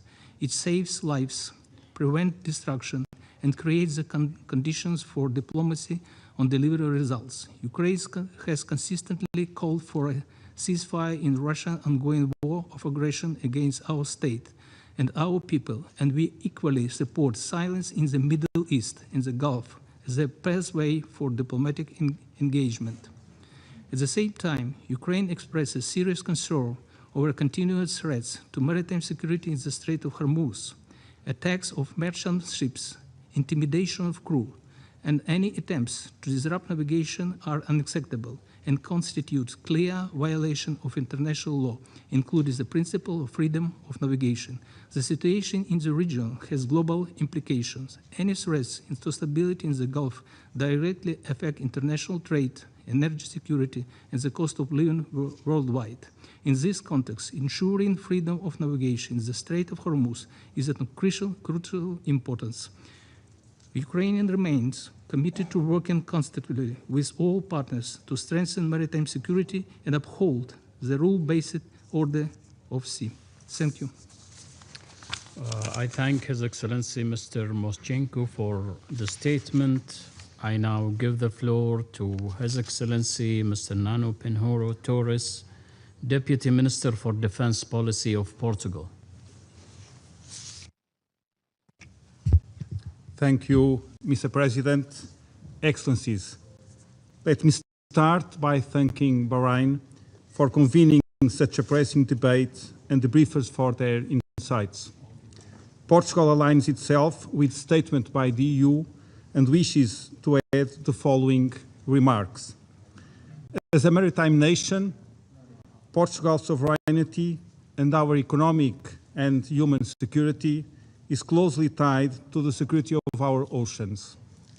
The sharp escalation in and around the Strait of Hormuz exposed the urgency of sustainable solutions to protect vital waterways.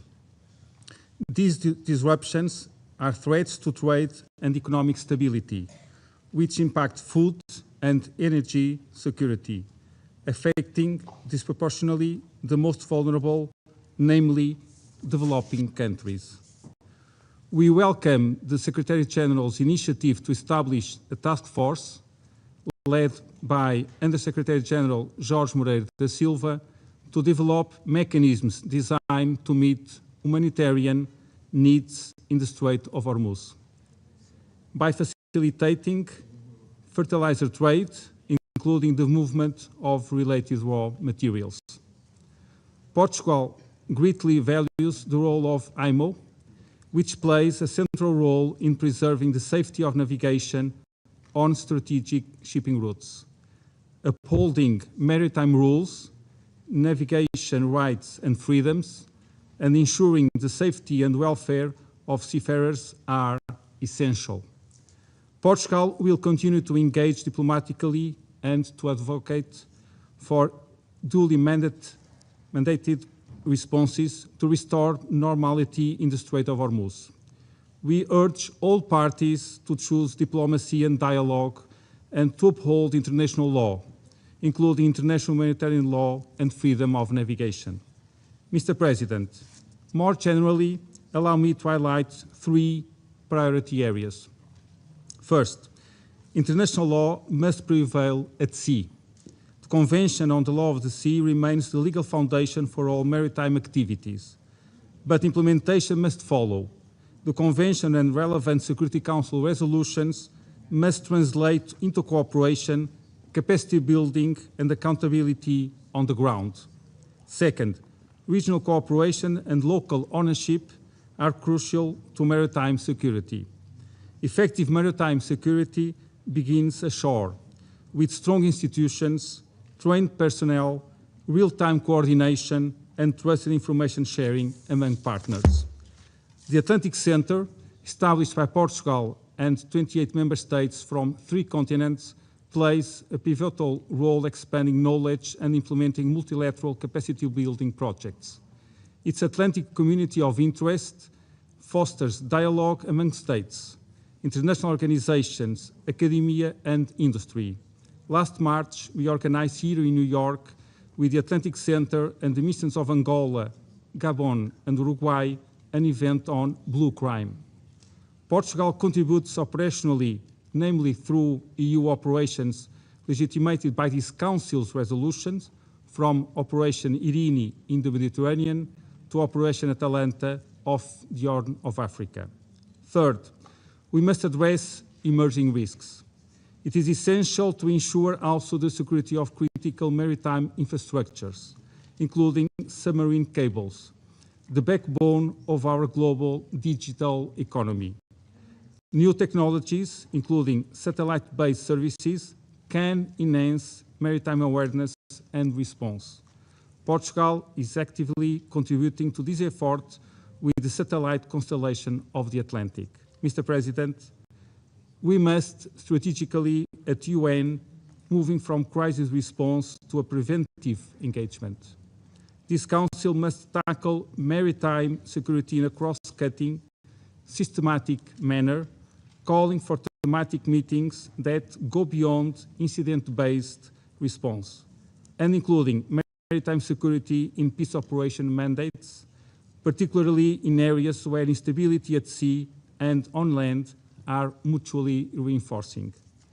Ensuring that our seas remain open, safe, and governed by the rule of law, it is at the heart of our multilateral engagement and of our candidature for the 2027-2028 term of this Council. Thank you. I thank His Excellency Mr. Torres for the statement. I now give the floor to His Excellency Mr. Matt Theostilt, Assistant Minister for Foreign Affairs and the Trade of Australia. Thank you, President. This debate comes at a critical time for global maritime security. Navigational rights and freedoms matter for all states and must be respected in accordance with international law. The effective closure of the Strait of Hormuz and Iran's threats and indiscriminate attacks on countries in the region, including against commercial vessels, have caused unprecedented global shocks and placed innocent civilians, including seafarers, at serious risk. Global maritime security is directly linked to global economic stability. All states rely on open sea lanes and waterways for supply chain security. The disruption to maritime transit through the Strait of Hormuz is causing unprecedented shocks to global energy, fertiliser and petrochemical supplies.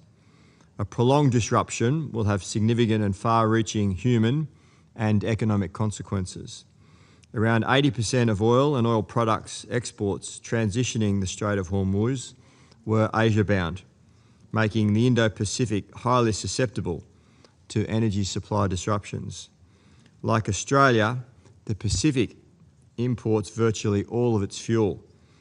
Pacific Island countries are acutely vulnerable to oil price fluctuations as they rely on fuel imports for transport and electricity.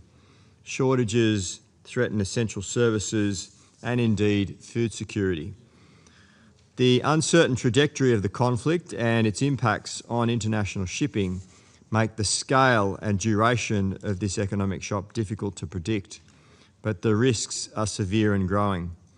President, Australia reiterates its call for all states to uphold navigational rights and freedoms, lawful use of and activities on the sea, and the peaceful resolution of maritime disputes in accordance with international law, particularly UNCLOS.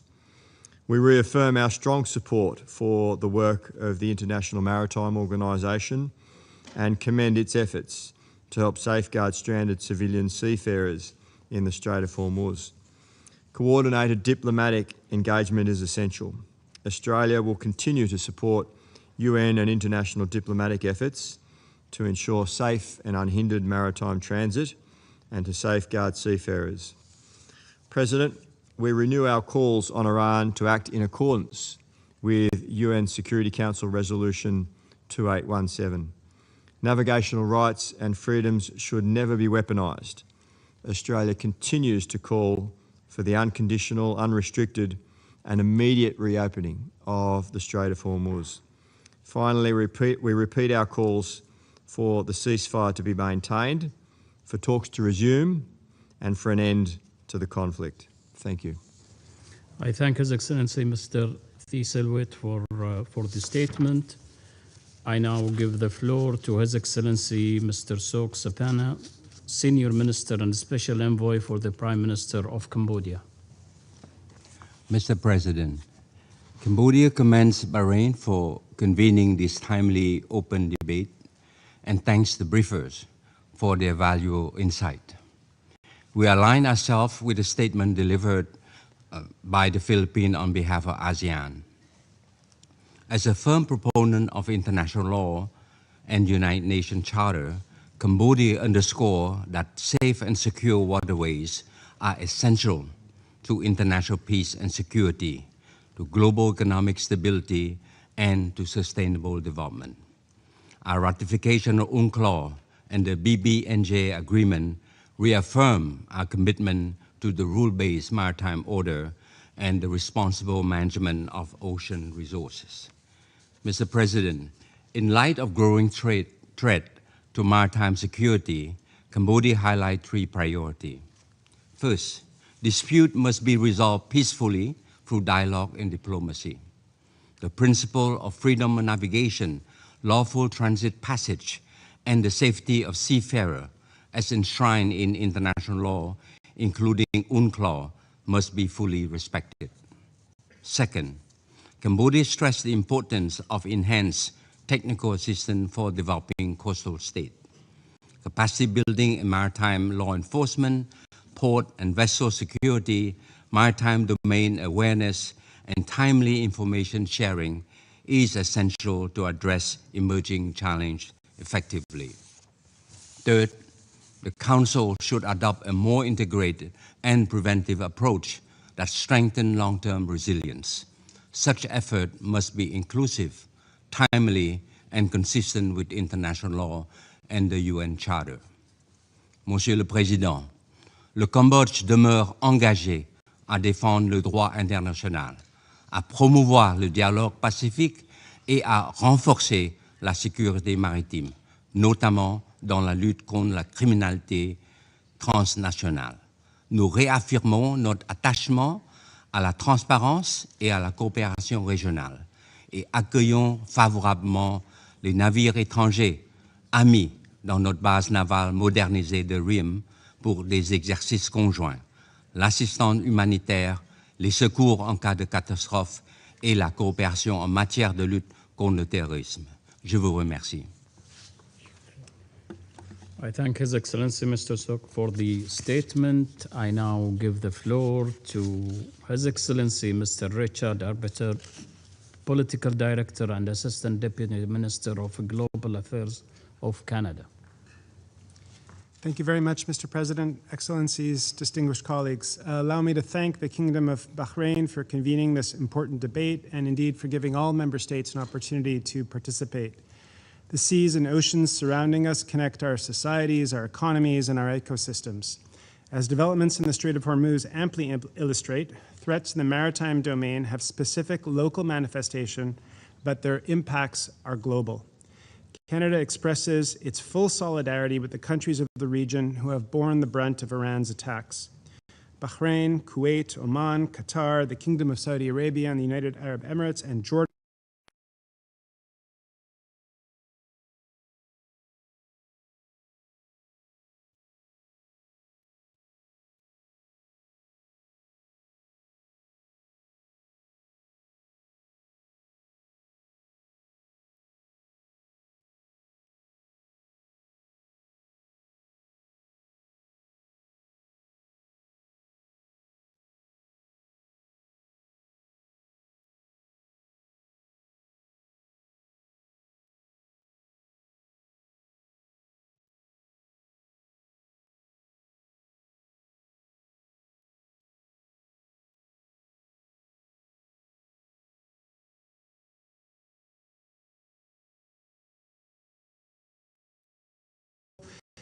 regarding the impact on global food supply chains, including fertilizer exports. Food security must not be instrumentalized, nor can we allow Iran to turn the Strait of Hormuz into a selective access corridor or toll booth system that would set a dangerous precedent for international navigation rights. Participating in the April 17th Leaders Summit on the Strait of Hormuz convened by France and the United Kingdom, Prime Minister of Canada stressed the importance of international cooperation to protect navigation rights and promote stability for commercial shipping through a defensive framework grounded in international law. Canada is prepared to play its part in such an international approach when conditions permit. We are actively engaged in diplomatic efforts to build the broadest possible consensus to uphold respect for international navigation rights and for the safety of seafarers. Canada has also contributed 23.6 million barrels of oil to the IEA's collective release to stabilize global energy markets. I will now switch to French. C'est avec inquiétude que nous prenons note des conclusions présentées lors de la session extraordinaire du Conseil de la FAO. Les menaces maritimes traditionnelles et émergentes s'étendent à toutes les régions, de la Baltique à la mer Noire, des Caraïbes à la mer Rouge et partout dans l'Indo-Pacifique. Au cours de sa présidence du G7 en 2025, le Canada a fait de la lutte contre ces menaces une priorité absolue, articulée autour de 3 grands axes d'efforts plus pertinents que jamais dans le contexte actuel.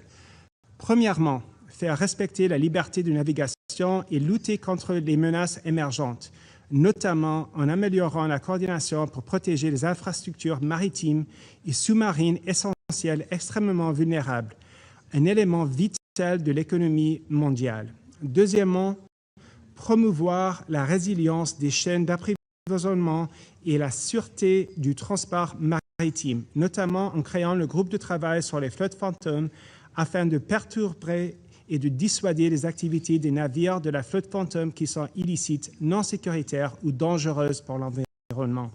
Et troisièmement, garantir une gestion durable des ressources maritimes, notamment en renforçant la lutte contre la pêche illicite, non réglementée et non déclarée, qui cause d'énormes coûts économiques et des dommages aux écosystèmes maritimes fragiles. Ce travail exige la coopération d'un vaste groupe interrégional de partenaires et d'organisations régionales et internationales pertinentes. Nous saluons la collaboration du Conseil de sécurité de l'ONU et de tous les partis concernés à l'appui de ces efforts. Je vous remercie. I thank you very much. I thank His Excellency Mr. Arbiter for the statement. I now give the floor to Her Excellency Ms. Ayuno Konomitsu, State Minister for Foreign Affairs of Japan. Thank you, Mr. President. I wish to express Japan's gratitude to Bahrain for taking the initiative to hold this timely meeting. The sea and the oceans connect us and allow us to live and prosper. As reflected in the 1982 United Nations Convention on the Law of the Sea, safety of passage must be upheld, and we cannot overemphasize the importance of the maritime legal order now more than ever. I take this opportunity to call for full respect for the rule of law at the sea as a common interest for all humanity that is essential for global peace, stability, and prosperity. Mr. President, the situation in the Strait of Hormuz has served as a potent reminder to the international community that free, open, and stable maritime routes are vitally important for our lives and economic activities. The strait must remain open and safe for international navigation as an international public good and as a crucial foundation for a global trade network, sustaining billions of the population. Japan supported the Security Council Resolution 2817 to underscore that safe and free navigation of merchant and commercial vessels must be respected in accordance with international law. We also welcome the decision made by the IMO Council on March 19th in respect of the establishment of the framework, such as the safe maritime corridors proposed by Japan. We call on the relevant parties to take necessary immediate actions in line with this decision to facilitate the safe evacuation of merchant ships. Furthermore, Japan welcomes the UN initiatives under the leadership of the Secretary General to ensure safe navigation in the Strait of Hormuz. including the appointment of the special envoy and the establishment of the task force in order to meet humanitarian needs. Mr. President, the situation in the Strait of Hormuz should not obscure what is happening in the Indo-Pacific. We remain seriously concerned about the situation in the East China Sea and the South China Sea. We reiterate our strong opposition to any unilateral attempt to change the status quo by force and coalitions, including the repeated obstruction of the freedoms of navigation and overflight, which escalate tensions and undermine regional stability. Japan has been a strong advocate of the concept of free and open Indo-Pacific, FOIP, for the past 10 years, through which we have provided capacity-building assistance for countries in need with a view to promoting the rule of law at sea. In this regard, we have been working closely with the UN system to provide capacity building to maritime nations. For example, the Japan Coast Guard and UNODC have cooperated since 2018 to carry out training programs aimed at enhancing maritime law enforcement capabilities. In closing, Japan is determined to closely work together with the UN and the member states to maintain and reinforce the free and open maritime order based on the rule of law to ensure the safety of navigation and to foster the stable and prosperous global maritime environment for generations to come. I thank you. I thank Her Excellency Ms. Konemitsu for the statement. I now give the floor to Her Excellency Ms. Lee Thi Tong Hang, Deputy Minister for Foreign Affairs of Vietnam. Thank you, Mr. President. Vietnam allies itself with a statement to be delivered later on by the representative of the Philippines on behalf of Association Southeast Asian Nation. As a maritime nation with nearly 90% of its trade volume carried by the sea, secure and uninterrupted maritime routes are Vietnam's economic lifeline. We expressed our deep concern over recent development in key maritime choke points, but particularly in the Strait of Hormuz, which are the stark reminder that disruption to strategic waterways can quickly spread far beyond the region concerned, threatening international peace and stability, disrupting global supply chains and constraining the development prospects of many countries, particularly developing economies. We are particularly concerned about the humanitarian impact of the tension on seafarers. At present, more than 20 Vietnamese vessels with over 200 Vietnamese seafarers remain stranded in the Strait of Hormuz. We call on all parties concerned to ensure their safety and security and create favorable conditions for their safe and swift return, in accordance with relevant international law and applicable international conventions. Vietnam reaffirmed that freedom of navigation and overflight, including safe, continuous, and unimpeded transit passage through straits used for international navigation, must be upheld in accordance with international law as reflected in UNCLOS 1982. UNCLOS provides the comprehensive legal framework within which all activities in the ocean and seas must be carried out. All maritime claims, regulation, and enforcement activities must be consistent with and shall not exceed what is provided for under the Convention.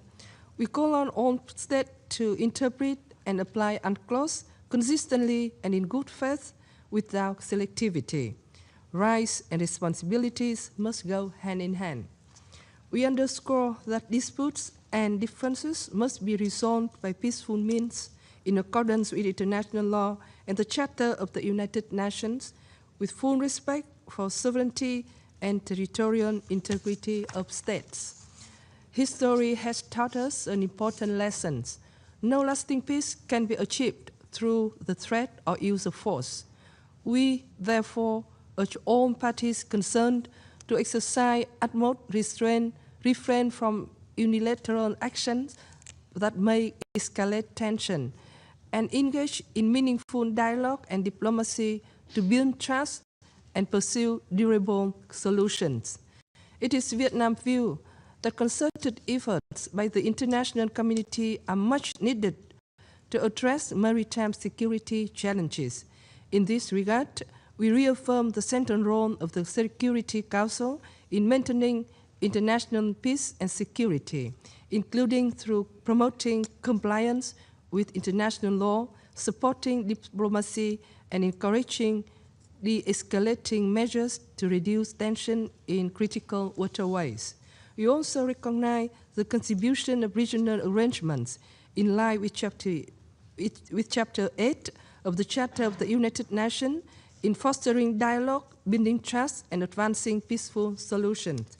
At the same time, technical and specialized agencies, particularly the International Maritime Organization, should continue to play a vital role in strengthening maritime safety and security through international standards and practical cooperation. Mr. President, the seas and ocean connected us all. The protection of vital waterways is a collective responsibility. Vietnam stands firm in upholding international law and stands ready to work with all members of the international community to safeguard maritime security for peace, stability, and prosperity for all. I thank you. I thank Her Excellency Ms. Lee for the statement. I wish to remind all speakers to limit their statement to no more than 3 minutes in order to enable the Council to carry out its work expeditiously. The flashing light on the microphone will be prompt speaker to bring their remarks to close after 3 minutes. So I now give the floor to the representative of Austria. Said Reis, Mr. President, Austria thanks the Kingdom of Bahrain for the organization of today's open debate, and we congratulate you, Dear Jamal, on the presidency of the Security Council. Mr. President, Austria has no direct access to the sea, as might be common knowledge. However, maritime security as a global concern affects all of us, regardless of geography. Every state, coastal or not, is a stakeholder in the security of the world's oceans. 3 points. As a principled position, Austria firmly believes in the centrality of international law, on land, in the sky, or at sea. In particular, the United Nations Convention on the Law of the Sea, UNCLOS, serves as a cornerstone of maritime governance. Its provisions reflect customary international law, which is binding on all states. Only an international order based on international law can guarantee stability and peace. As chair of the group of Friends on the Rule of Law, Austria will continue to advocate for the respect of international norms. Second, we are currently witnessing how disruptions at sea can reverberate across continents, threatening food and energy security, supply chains, and environmental sustainability. The unilateral blockade and restrictions to the freedom of navigation of one of the most important maritime routes, namely the Strait of Hormuz, is leading to very real consequences affecting all of us. It risks pushing the most vulnerable countries to the brink of famine. Any unilateral action restricting the freedom of navigation in the Strait of Hormuz, or for a matter of fact, other international straits, are therefore simply unacceptable. Austria therefore strongly calls for the freedom of navigation through the Strait of Hormuz to be swiftly restored. We welcome the Secretary General's initiative on fertilizer exports as a pragmatic first step. But let us be clear, pragmatic workarounds are not a substitute for the rule of law. Third, a key threat to maritime security is transnational organized crime. Austria pays great importance to combating human trafficking and person smuggling networks. In addition, attacks on merchant vessels lead to interruptions of global trade, and piracy and armed robbery increase the constant danger ship crews have to live in. We advocate for comprehensive and preventive approaches based on strong partnerships.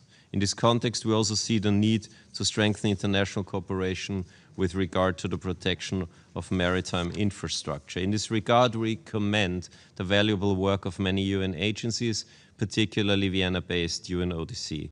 Austria stands ready to shoulder its responsibility within these frameworks, as we do in active participation of EU-led missions Medirini on Libya's coast and Operation Aspides in the Red Sea. Mr. President, Austria's candidacy for the Security Council for the term 27-28 is grounded in our commitment to international law, effective multilateralism, and a holistic approach to peace and security. I thank you. I thank the representative of Austria for the statement. I now give the floor to the representative of Morocco. سيدي الرئيس، يسعدني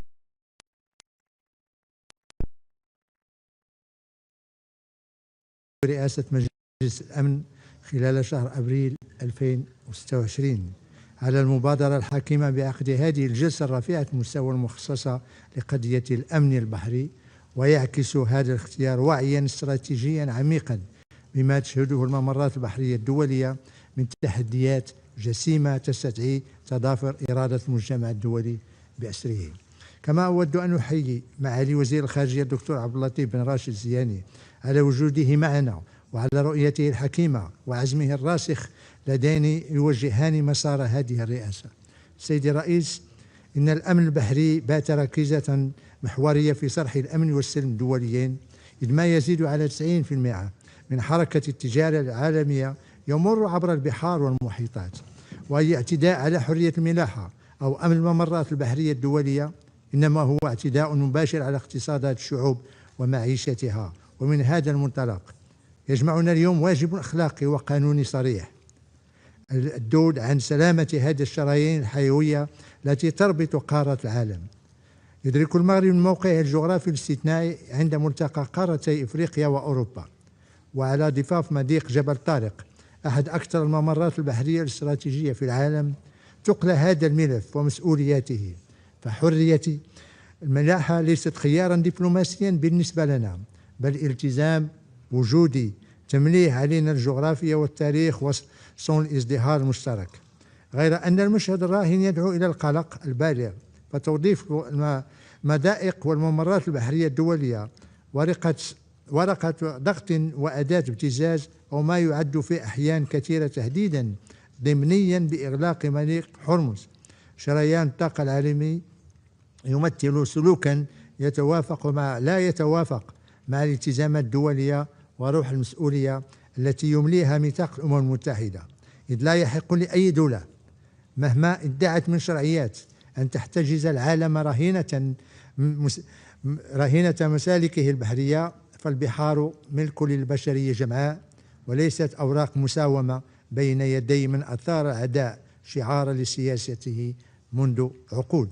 وبالإضافة إلى ذلك فإن التهديدات التي تواجهها الملاحة الجوية الدولية في بحر العرب وخليج عدن والبحر الأحمر من خلال ما ترتكبه جماعات مسلحة تعمل وكيلة لدول بعينها، تشكل في مجملها اعتداء صريحا على مبادئ القانون الدولي وميثاق الأمم المتحدة، إذ أن المملكة المغربية تدين بشدة هذه الهجمات التي استهدفت السفن التجارية دون تمييز، وهي هجمات لا يمكن قبولها بأي مسوغ كان ولا يجيزها أي منطق سياسي أو إيديولوجي. إن المجتمع الدولي إذ أضحى أمام المسؤولية التاريخية لا يسمح بأن تتحول الجغرافيا إلى رهينة إيديولوجية، فحين تصبح الممرات أسلحة في يد بعض الدول التي لم تتوانى على مدى عقود عن نهج الزعزعة والتدخل في شؤون الغير ودعم الوكالات المسلحة عبر المنطقة متجاهلة التزاماتها الدولية ونداءات المجتمع الدولي. سيدي الرئيس، أما على الصعيد العملي فإن المملكة المغربية بحكم موقعها الاستراتيجي تشارك في منظومة التعاون البحري مع شركائها الدوليين لمكافحة التهريب وضمان أمن الممرات محاذية لسواحلها ولسواحل شركائها. وانطلاقا من إيمان المملكة المغربية الراسخ والثابت بأن البحار والمحيطات ليست حواجز تفصل بين الشعوب بل جسور تربطها وفضاءات للتعاون والتضامن والازدهار المشترك. تفضل صاحب الجلالة الملك محمد السادس نصره الله وأيده بإطلاق مبادرتين رياديتين، أولهما المبادرة الملكية الأطلسية التي تفتح أمام دول الساحل الإفريقي منفذا إلى المحيط الأطلسي تجسيدا لروح التضامن والاندماج الاقتصادي والتنمية المشتركة وتحويلا للجغرافيا من عائق إلى فرصة في خدمة شعوب المنطقة. وثانيهما مسار الدول الإفريقية الأطلسية الذي يجمع أكثر من 20 دولة ساحلية على الواجهة الأطلسية للقارة الإفريقية ويجعل من الأمن البحري أحد محاوره الجوهرية. وبهذا يتحول الأطلسي الإفريقي من مجال للهشاشة إلى فضاء للتضامن والأمن المشترك بما يمليه ذلك من آفاق الاستقرار والتنمية في وجه إفريقيا والعالم. شكرا سيدي الرئيس. The representative of Morocco for the statement. I now give the floor to His Excellency Mr. Diego Martinez Bello, State Secretary for Foreign and Global Affairs of Spain. Gracias, presidente. España agradece al Reino de Bahrein la convocatoria de este debate de alto nivel sobre la seguridad y protección de las vías marítimas, bien público global y cuestión central para el mantenimiento de la paz y seguridad internacionales. No quiero dejar pasar la ocasión para reiterar la condena más enérgica de España por los injustificables ataques sufridos por Bahrein y otros países amigos del Golfo y la región cometidos por Irán. El derecho internacional es el pilar esencial sobre el que descansa la convivencia pacífica entre los Estados y, por extensión, la seguridad marítima. Las normas que regulan los espacios marítimos, la libertad de navegación, la protección del medio ambiente y la gestión sostenible de los recursos constituyen un marco que aporta estabilidad y previsibilidad internacionales.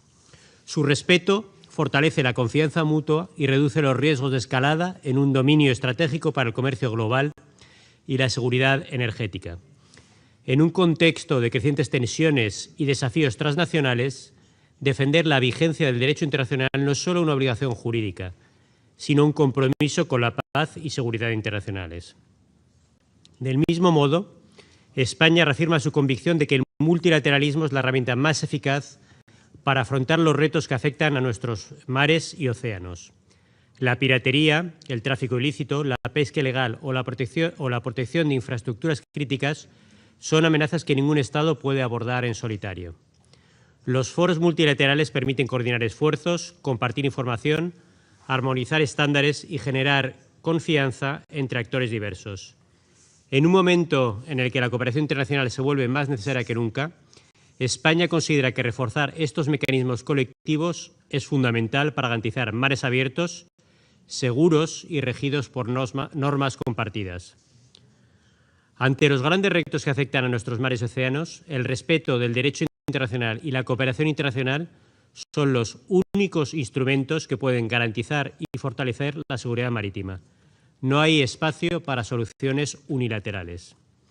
España subraya que el derecho internacional es el pilar de la actuación en el ámbito marítimo. Subrayamos la centralidad de los principios universales de la Carta de las Naciones Unidas, entre ellos el principio de resolución pacífica de los conflictos y el de prohibición del uso de la fuerza, también aplicables, por supuesto, al ámbito marítimo. España es un país marítimo con vocación global y nuestra Estrategia Nacional de Seguridad Marítima 2024 sitúa el dominio marítimo como un espacio global de importancia estratégica en un horizonte marcado por una ruptura del sistema internacional, una mayor competición geoestratégica y vulnerabilidades crecientes en cadenas de suministro e infraestructuras submarinas. España es un país comprometido con la gobernanza de la seguridad marítima. Prueba de ello es su contribución a UNAVFOR Atalanta, cuyo mandato incluye proteger buques del Programa Mundial de Alimentos y otros buques vulnerables y disuadir y reprimir la piratería. La operación ha establecido excelentes relaciones en materia de seguridad cooperativa con numerosos países de la región y más allá de ella, y es un ejemplo de las enormes posibilidades de trabajar juntos desde el enfoque multilateral.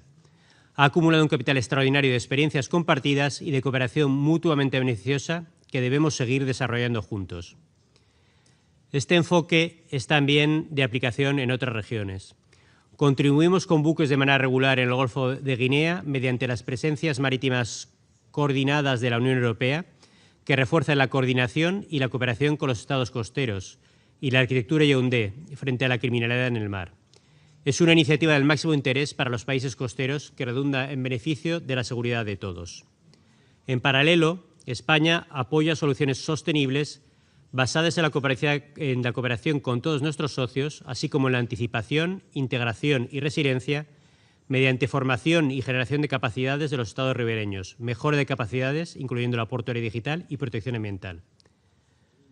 La Convención de Naciones Unidas sobre el Derecho del Mar de 1982 establece el marco jurídico aplicable a las actividades en los océanos y a la protección de los derechos y libertades de navegación. Este marco jurídico ha de ser respetado.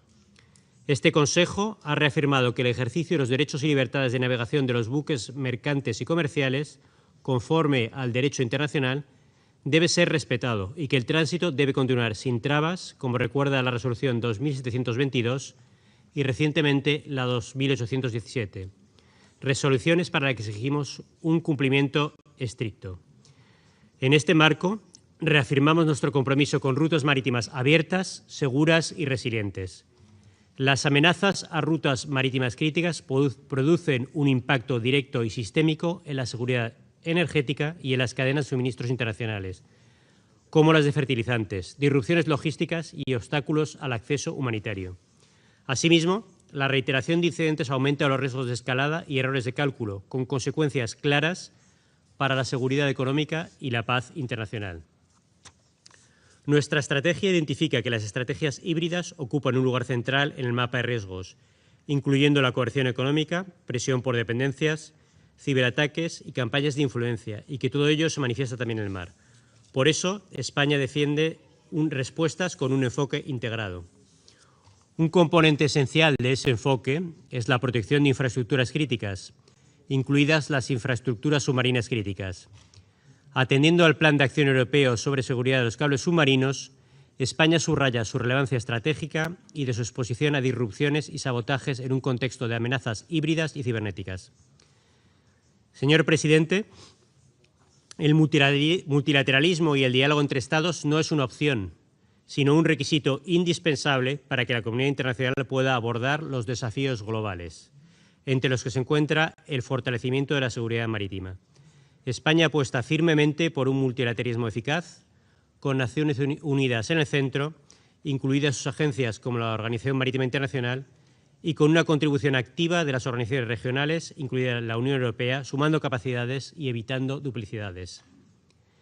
En este contexto, agradecemos la iniciativa del Secretario General para desarrollar un mecanismo que permita el tránsito marítimo seguro, rápido y predecible con fines humanitarios a través del estrecho de Hormuz, y reiteramos la exigencia de reapertura del estrecho, garantizando un paso libre y seguro conformemente al derecho internacional.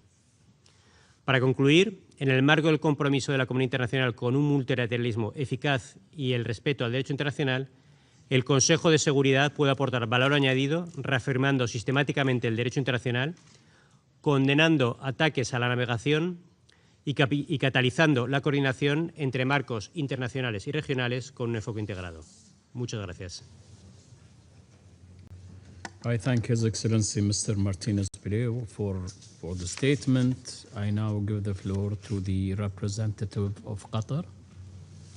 شكرا لكم السيد الرئيس. نهنئ بلدكم الشقيق على رأس المجلس لهذا الشهر، كما نرحب بمعالي الدكتور عبد اللطيف الزياني وزير خارجية مملكة البحرين الشقيقة وترأسه الاجتماع صباح اليوم. كما نشكر كل من الأمين العام للأمم المتحدة والأمين العام للمنظمة البحرية الدولية والسيد كبير الزملاء في المعهد الدولي للدراسات الاستراتيجية على إحاطتهم القيمة. السيد الرئيس، ينعقد اجتماعنا اليوم في ظل ظروف بالغة الأهمية، حيث تتزايد التهديدات التي تواجه سلامة الممرات المائية الدولية وحرية الملاحة، والتي تتجاوز التحديات التقليدية، مما يهدد السلم والأمن الدوليين والاقتصاد العالمي، خصوصا في الممرات البحرية الحيوية مثل مضيق هرمز. وفي هذا السياق تؤكد دولة قطر أن حرية الملاحة تعد مبدأ جوهريا من مبادئ القانون الدولي، بما في ذلك ما نصت عليه اتفاقية الأمم المتحدة لقانون البحار لعام 1982. وتؤكد دولة قطر على أهمية قرار مجلس الأمن رقم 552 للعام 1984 الذي أكد على أهمية منطقة الخليج للسلم والأمن الدوليين ودورها الحيوي في استقرار الاقتصاد العالمي، والذي ناشد أيضا جميع الدول بأن تحترم طبقا للقانون الدولي حرية الملاحة في المياه الدولية والطرق البحرية للسفن المتجهة من وإلى جميع موانئ ومنشآت الدول الساحلية التي ليست طرفا في الأعمال العدائية. كما طالب جميع الدول بأن تحترم السلامة الإقليمية للدول التي ليست طرفا في الأعمال العدائية. وبناء على ذلك، وفيما يتعلق بتطورات في مضيق هرمز، تؤكد دولة قطر على أهمية تطبيق قرار مجلس الأمن رقم 2817 والذي قدمته مملكة البحرين نيابة عن دول مجلس التعاون لدول الخليج العربية والأردن، الذي أدان الهجمات التي شنتها جمهورية إيران الإسلامية على أراضي دولة قطر ودول الخليج العربية والأردن، واعتبرتها خرقا للقانون الدولي وتهديدا خطيرا للسلم والأمن الدوليين. كما أكد القرار دعمه للسلامة الإقليمية وسيادة واستقلال دول مجلس التعاون الخليجي والأردن، وأدان القرار أي أعمال أو تهديدات تصدر عن جمهورية إيران الإسلامية بهدف إغلاق مضيق هرمز أو تعطيل الملاحة الدولية فيه. وكما أكد القرار على أن أي محاولة لعرقلة المرور العابر المشروع أو حرية الملاحة في هذه الممرات المائية الدولية يعتبر تهديدا خطيرا للسلم والأمن الدوليين. ونؤكد من جديد على أهمية ضمان أمن الممرات البحرية وحرية الملاحة والتجارة الدولية وفقا للقانون الدولي، بما يسهم في الحفاظ على استقرار المنطقة وسلاسل الإمداد العالمية. كما نرحب بجهود الوساطة الجارية التي تقودها جمهورية باكستان الإسلامية وكافة الأطراف التي طلعت بالوساطة والمساعي الحميدة التي أسهمت في التوصل إلى وقف إطلاق نار بين الولايات المتحدة الأمريكية وجمهورية إيران الإسلامية. وتؤكد دولة قطر أهمية الالتزام الكامل بإعلان وقف إطلاق النار، بما يضمن تثبيت التهدئة وتهيئة الظروف للحوار، بما في ذلك ضمان حرية الملاحة في مضيق هرمز. وختاما السيد الرئيس، تجدد دولة قطر دعمها الثابت لكافة الجهود الدبلوماسية والمساعي السلمية، وتؤكد أن الحوار الجاد والالتزام بمبادئ القانون الدولي وحسن الجوار تمثل الركائز الأساسية لتسوية الأزمات وتجنب تداعياتها الخطيرة، مما يعزز من جهود صيانة السلم والأمن الدوليين، بما في ذلك سلامة وحماية الممرات المائية في المجال البحري وفقا للقانون الدولي وقرارات مجلس الأمن ذات الصلة. شكرا لكم سيد الرئيس. I thank the representative of Qatar for the statement. I now give the floor to the representative of Indonesia. Mr. President, Indonesia aligns itself with the statement to be delivered by the Philippines on behalf of ASEAN. As the world's largest archipelagic state, Indonesia places maritime safety and security at the core of its national policy priorities. Therefore, Indonesia does not consider the current disruption in the Strait of Hormuz as an isolated event. It is the latest in a decade of systemic shocks that have pushed our maritime corridors to the breaking point. From the COVID-19 pandemic, the Black Sea crisis to the Red Sea, our maritime corridors have proven to be far more fragile than we think. Left unchecked, this fragility may become an existential threat to humankind. For Indonesia, the path forward is clear. The law must prevail. We therefore urge the Security Council to uphold its responsibility to restore and reassert safe maritime routes in accordance with international law, including in particular the 1982 UN Convention on the Law of the Sea. Furthermore, Indonesia wishes to highlight 3 key points. First, international law, and international law. The regime of transit passage under the 1982 UNCLOS must be preserved. Furthermore, as a major contributor of seafarers, Indonesia emphasizes that the International Convention for the Safety of Life at Sea and the IMO standards must be fully upheld. International humanitarian law must also apply. We underscore the importance of its interplay with the law of naval warfare and the law of the sea.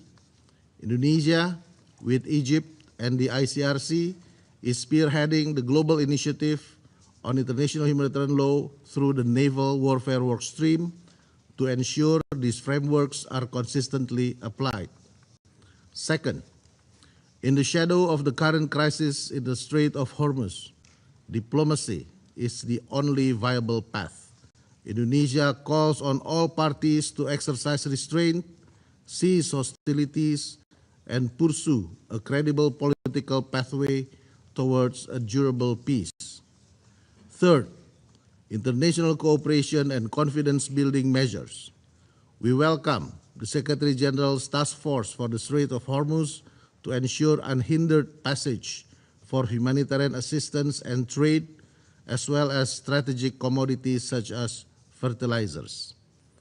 In our region, Southeast Asia, the three littoral states, Indonesia, Singapore, and Malaysia, advanced the Malacca Strait Patrol and the cooperative mechanism to safeguard one of the world's most strategic maritime corridors. It is worth bearing in mind that international cooperation always serves as a vital confidence-building measure. We therefore urge all littoral states and key partners to advance such confidence-building measures to ensure sustained stability of maritime routes. Indonesia stands ready to work with all partners. Thank you. I thank the representative of Indonesia for the statement. I now give the floor to the representative of Saudi Arabia. بسم الله الرحمن الرحيم. السيد الرئيس، أصحاب السعادة، في البداية يسرني أن أعرب عن ترحيبي الحار برئاسة سعادة وزير الخارجية البحريني الدكتور عبد اللطيف الزياني هذه الجلسة، كما نهنئ بعثة مملكة البحرين على توليها رئاسة مجلس الأمن لهذا الشهر، وأشيد بجهود بعثتكم المتميزة في إدارة أعمال المجلس، والتي كان من ضمنها تخصيص هذه الجلسة لمناقشة أمن وسلامة الممرات المائية وسبل تعزيز حماية الملاحة الدولية في وقت استيقظ فيه العالم على أصداء أزمة سياسية واقتصادية وبيئية منقطعة النظير. ولا يفوتني أن أتقدم بالشكر لمعالي الأمين العام وأمين عام المنظمة البحرية الدولية والسيد نيك تشيلدز على إحاطاتهم القيمة. السيد الرئيس، تنعقد هذه الجلسة في ظل ظروف دقيقة وبالغة الدقة، فالتطورات المتسارعة في منطقتنا منطقة الخليج العربي تشهد حالة من النزاع غير المسبوق حول مضيق هرمز الذي يعد شريانا حيويا ليس فقط لدول المنطقة بل للاقتصاد العالمي بأسره. وإن أي تهديد لحرية الملاحة في هذا الممر الاستراتيجي يؤثر بشكل مباشر على استقرار أسواق الطاقة وسلاسل الإمداد العالمية والأمن الاقتصادي الدولي برمته. ولا يفوتني بأن أنوه بالموقف الراسخ الواضح الذي أكدت عليه عشرات الدول اليوم خارج هذه القاعة، إذ أكدت أن أمن الملاحة في مضيق هرمز يجب أن يظل أولوية جماعية ومسؤولية مشتركة تقتضي الالتزام الصارم بقواعد القانون الدولي، وعلى رأسها اتفاقية الأمم المتحدة لقانون البحار، بما يكفل ضمان حرية العبور وعدم تعريضه لأي تهديد أو تعطيل. الحضور الكرام، في الوقت الذي تتفاقم فيه التحديات نأسف لعدم تمكن مجلس الأمن من اعتماد قرار محدد بشأن حماية الملاحة في مضيق هرمز رغم خطورة التهديدات القائمة، الأمر الذي يعكس الحاجة الملحة لتعزيز وحدة المجلس والاطلاع بمسؤوليته في حفظ الأمن والسلم الدوليين، وبما يضمن اتخاذ إجراءات فعالة ورادعة. كما نجدد إدانة أي أعمال أو تهديدات من قبل إيران تهدف إلى عرقلة الملاحة الدولية عبر مضيق هرمز أو تهديد الأمن البحري في باب المندب، والتأكيد على أن المساس بحرية الملاحة يشكل تهديدا خطيرا للسلم والأمن الدوليين، وعلى ضرورة إبقاء مضيق هرمز مفتوحا للملاحة وفقا لاتفاقية الأمم المتحدة لقانون البحار لعام 1982 دون أي قيود. الحضور الكرام، تعرب المملكة عن دعمها لجميع الجهود الدولية والإقليمية الرامية إلى خفض التصعيد ووقف الحرب، وتثمن مساعي الوساطة التي تبذلها الدول الشقيقة والصديقة إلى جانب المبادرات التي تقودها الأمم المتحدة في سبيل التوصل إلى حل سلمي ينهي الأزمة ويجنب المنطقة والعالم مزيدا من التوتر وعدم الاستقرار.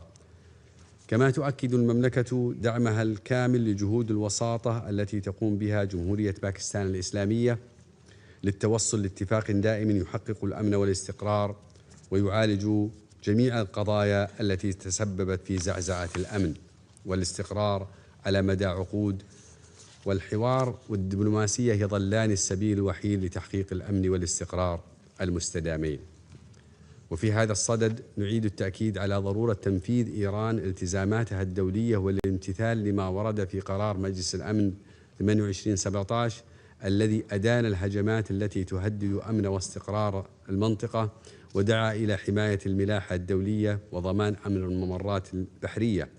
كما نجدد مطالبة المجتمع الدولي وبشكل خاص مجلس الأمن للإدانة الصريحة للهجمات الإيرانية التي تعرضت لها بلادي من هجمات بالصواريخ البالستية وصواريخ كروز منذ بداية الأزمة في المنطقة حتى إعلان وقف إطلاق النار، والتأكيد على احترام سيادة الدول والامتناع عن استخدام القوة أو التهديد بها، واحترام مبدأ حسن الجوار، واتخاذ كل الإجراءات الحازمة لمواجهة الانتهاكات الإيرانية، وضرورة الحفاظ على أمن الممرات المائية خاصة فيما يتعلق بإمدادات الطاقة والغذاء. وشكرا السيد الرئيس. I thank the representative of Saudi Arabia for the statement. I now give the floor to the representative of Egypt. سيد الرئيس، نشكر وفد مملكة البحرين على تنظيم هذا النقاش حول موضوع ذي تماس مباشر بمحددات السلم والأمن على المستويين الإقليمي والدولي، إذ أبرزت التطورات الجارية مدى ارتباط الأمن البحري بالأزمات والتوترات الجيوسياسية، وأكدت أهمية التعامل مع مسألة الأمن وحرية الملاحة بالممرات والمضايق البحرية من منظور شامل يعالج جذور الأزمات والتوترات القائمة ويعلي من مقاصد وأهداف ميثاق الأمم المتحدة ويتسق مع مبادئ القانون الدولي.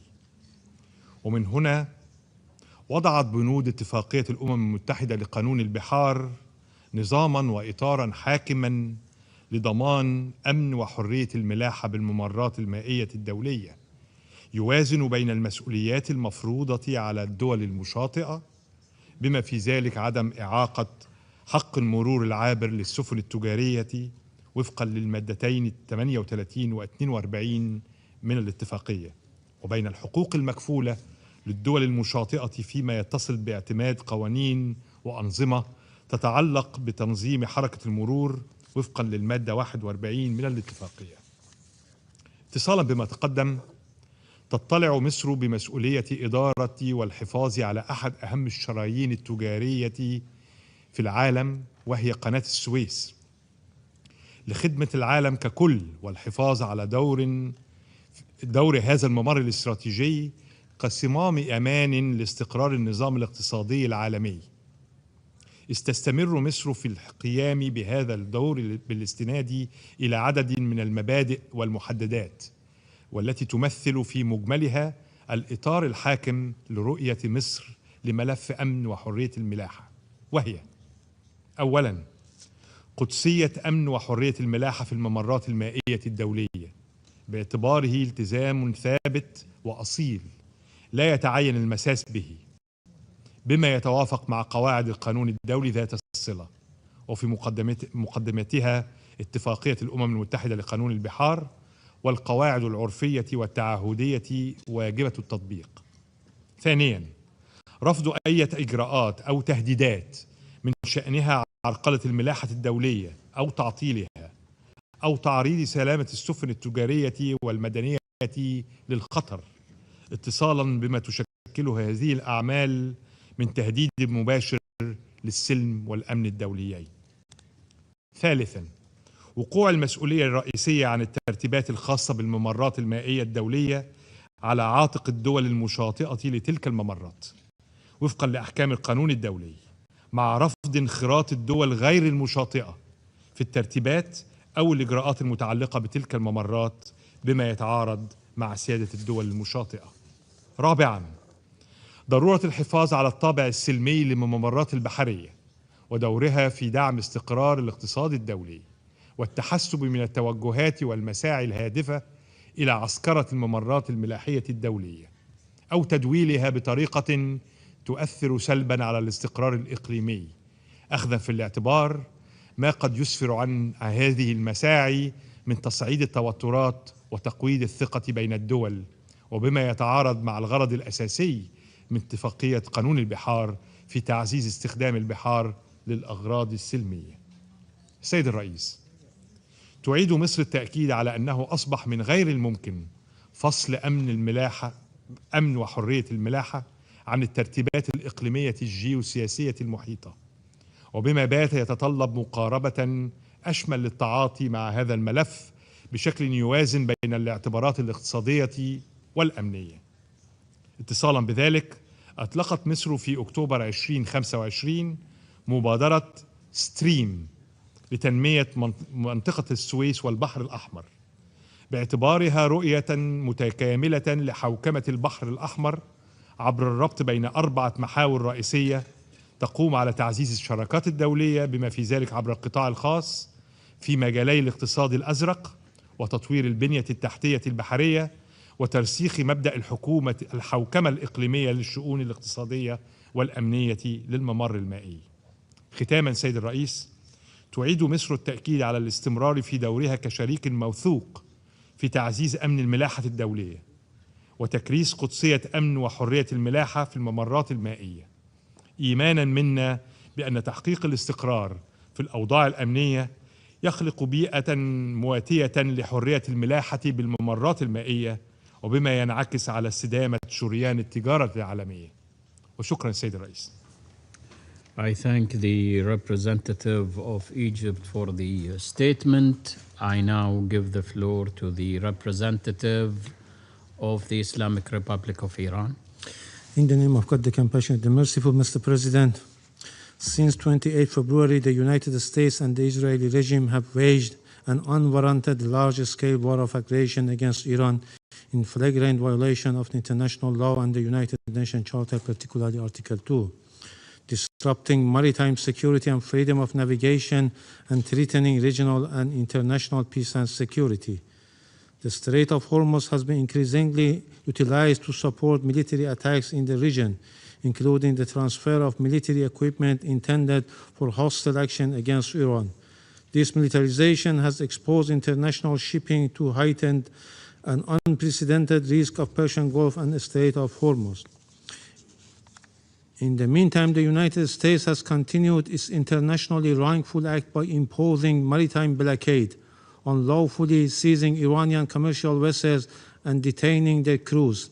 These dangerous escalating measures violate international law, breach the UN Charter, constitute the crime of piracy and amount of act of aggression as defined in Article 3 of the General Assembly Resolution 3314. Mr. President, as the principal coastal states which the Strait of Hormuz lies within its territorial seas, Iran has taken necessary and practical measures consistent with international law to address emerging threats for safe and secure navigation, maintain the continuous passage of vessels, and prevent misuse of this vital waterway for hostile or military purposes.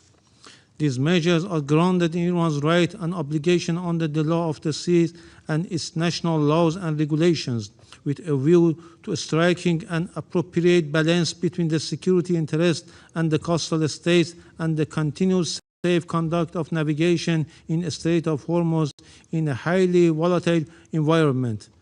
These practical measures will be carefully examined in light of the evolving circumstances. Iran is not a party to the 1982 Convention on the Law of the Sea. Accordingly, it is not bound by its treaty-based provisions, except to extend the specific rules reflected therein and universally recognized as customary international law. Lasting stability and security in the Persian Gulf and the wider region can only be achieved through a durable and permanent cessation of aggression against Iran, supplemented by credible guarantees of non-recurrence and full respect for the legitimate sovereign rights and interests of Iran.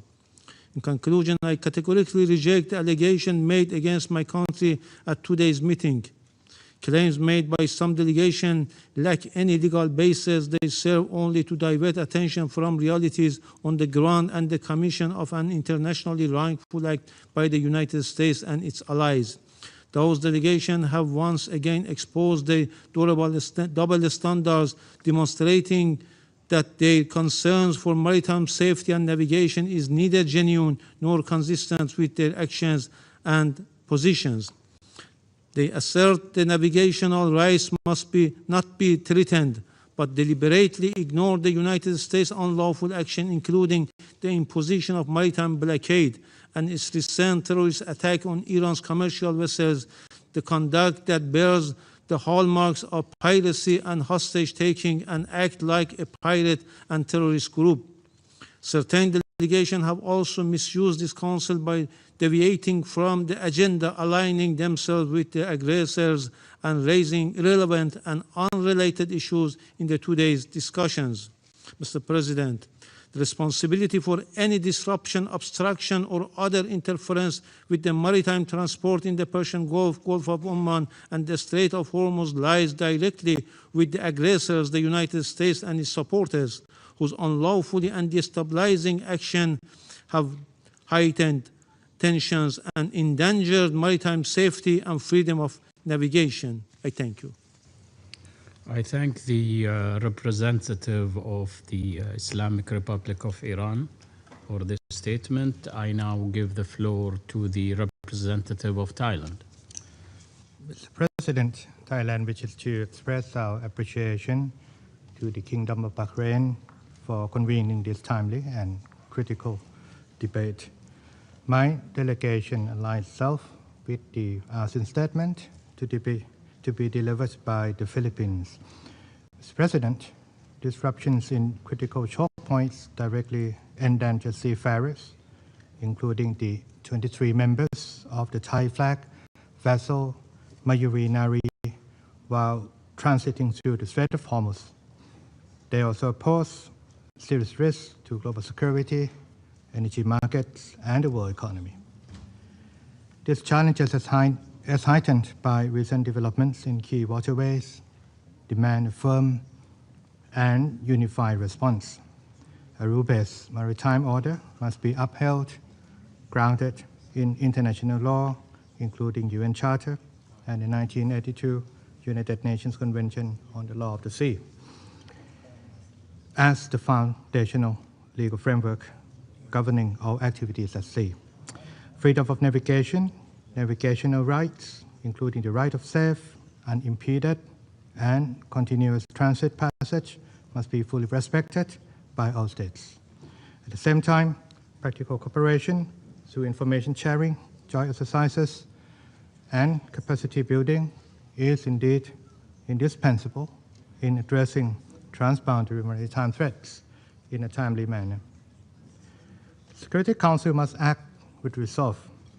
It must reinforce compliance with international law and call on all parties to exercise utmost restraint. Dialogue and diplomacy must prevail over the use of force. Thailand supports intensified mediation efforts aimed at achieving sustained ceasefires and promoting good faith negotiations to prevent escalation and disruption in critical waterways. In this regard, Mr. President, we welcome the role of the Secretary General's personal envoy in facilitating dialogue and advancing political engagement among relevant parties regarding the situation in the Middle East, as well as the establishment of a task force by the Secretary General to develop a proposed humanitarian technical mechanism for the Strait of Hormuz. President, maritime security is a central pillar in Thailand's comprehensive security strategy. The protection of vital waterways is not optional. It is a collective responsibility. We must ensure our oceans remain open, secure, and governed by the rule of law. Thailand remains committed to advancing this objective through multilateral frameworks, including the International Maritime Organization and the United Nations Office on Drugs and Crime, as well as through ASEAN-led mechanisms. Thank you. I thank the representative of Thailand for the statement. I now give the floor to Mr. Marcel de Venck, Director General for Political Affairs of the Ministry of Foreign Affairs of the Kingdom of the Netherlands. Thank you, Mr. President. The Benelux countries, Belgium, Luxembourg, and my own country, the Kingdom of the Netherlands, thank the Kingdom of Bahrain for convening this open debate on maritime security. Earlier this month, in The Hague, the International Court of Justice commemorated the 80th anniversary. And marking the moment was not only an opportunity to express support to the court, it was also a strong reminder of the importance of the rules that underpin our shared international order, especially in these challenging times. Let me highlight 3 elements that are, in our view, essential when it comes to maritime security. First, freedom of navigation and the right of passage cannot be compromised. These principles apply universally to all maritime routes from the North Sea to the Indo-Pacific. They are indispensable for global trade and energy security. Recent disruptions, including the closure of the Strait of Hormuz and earlier attacks on the international shipping by the Houthis in the Red Sea, demonstrate that it is both urgent and imperative that actions that could endanger safe passage or escalate instability must be avoided at all costs. We need de-escalation, an end to hostilities, and respect for international law. Second, UNCLOS, as the overarching legal framework for the regulation of all activities at sea, guides responsible conduct at sea. And we call on all states to act in accordance with these rules and to resolve differences through dialogue and legal mechanisms, ensuring stability across all regions. Commitments to the implementations of the provisions of UNCLOS in national legislation is important in order to strengthen maritime stability and security. Third is the protection of critical maritime infrastructure. Subsea cables and energy pipelines are essential to the global economy and highly vulnerable to disruption. Implementing UNCLOS and strengthening cooperation across regions is crucial to mitigate risks and enhance resilience in this regard. We also stress the importance of upholding sanctions regimes. Vessels violating sanctions regimes, including UNSC mandated sanctions against DPRK, as well as EU sanctions against Russia, often practice irregular and high-risk shipping practices as outlined by the International Maritime Organization. This poses risks to environmental and maritime safety and security. Efforts to evade sanctions undermine collective commitments and should be addressed with vigilance and cooperation. And we remain firmly committed to the International Maritime Organization. All seas must remain open, secure, and governed by law. UNCLOS should remain our compass. And we reaffirm our commitment to a rules-based international order, ensuring that maritime domains remains a source of connection and prosperity. We stand ready to contribute to defensive operations as part of a broad coalition and according to our respective capabilities once a sustainable ceasefire is in place and within a clear international framework. I thank you. I thank Mr. Devink for the statement. I now give the floor to the representative of Timor-Leste. Mr. President, Timor-Leste warmly congratulates the Kingdom of Bahrain on its assumption of the presidency of the Security Council for April.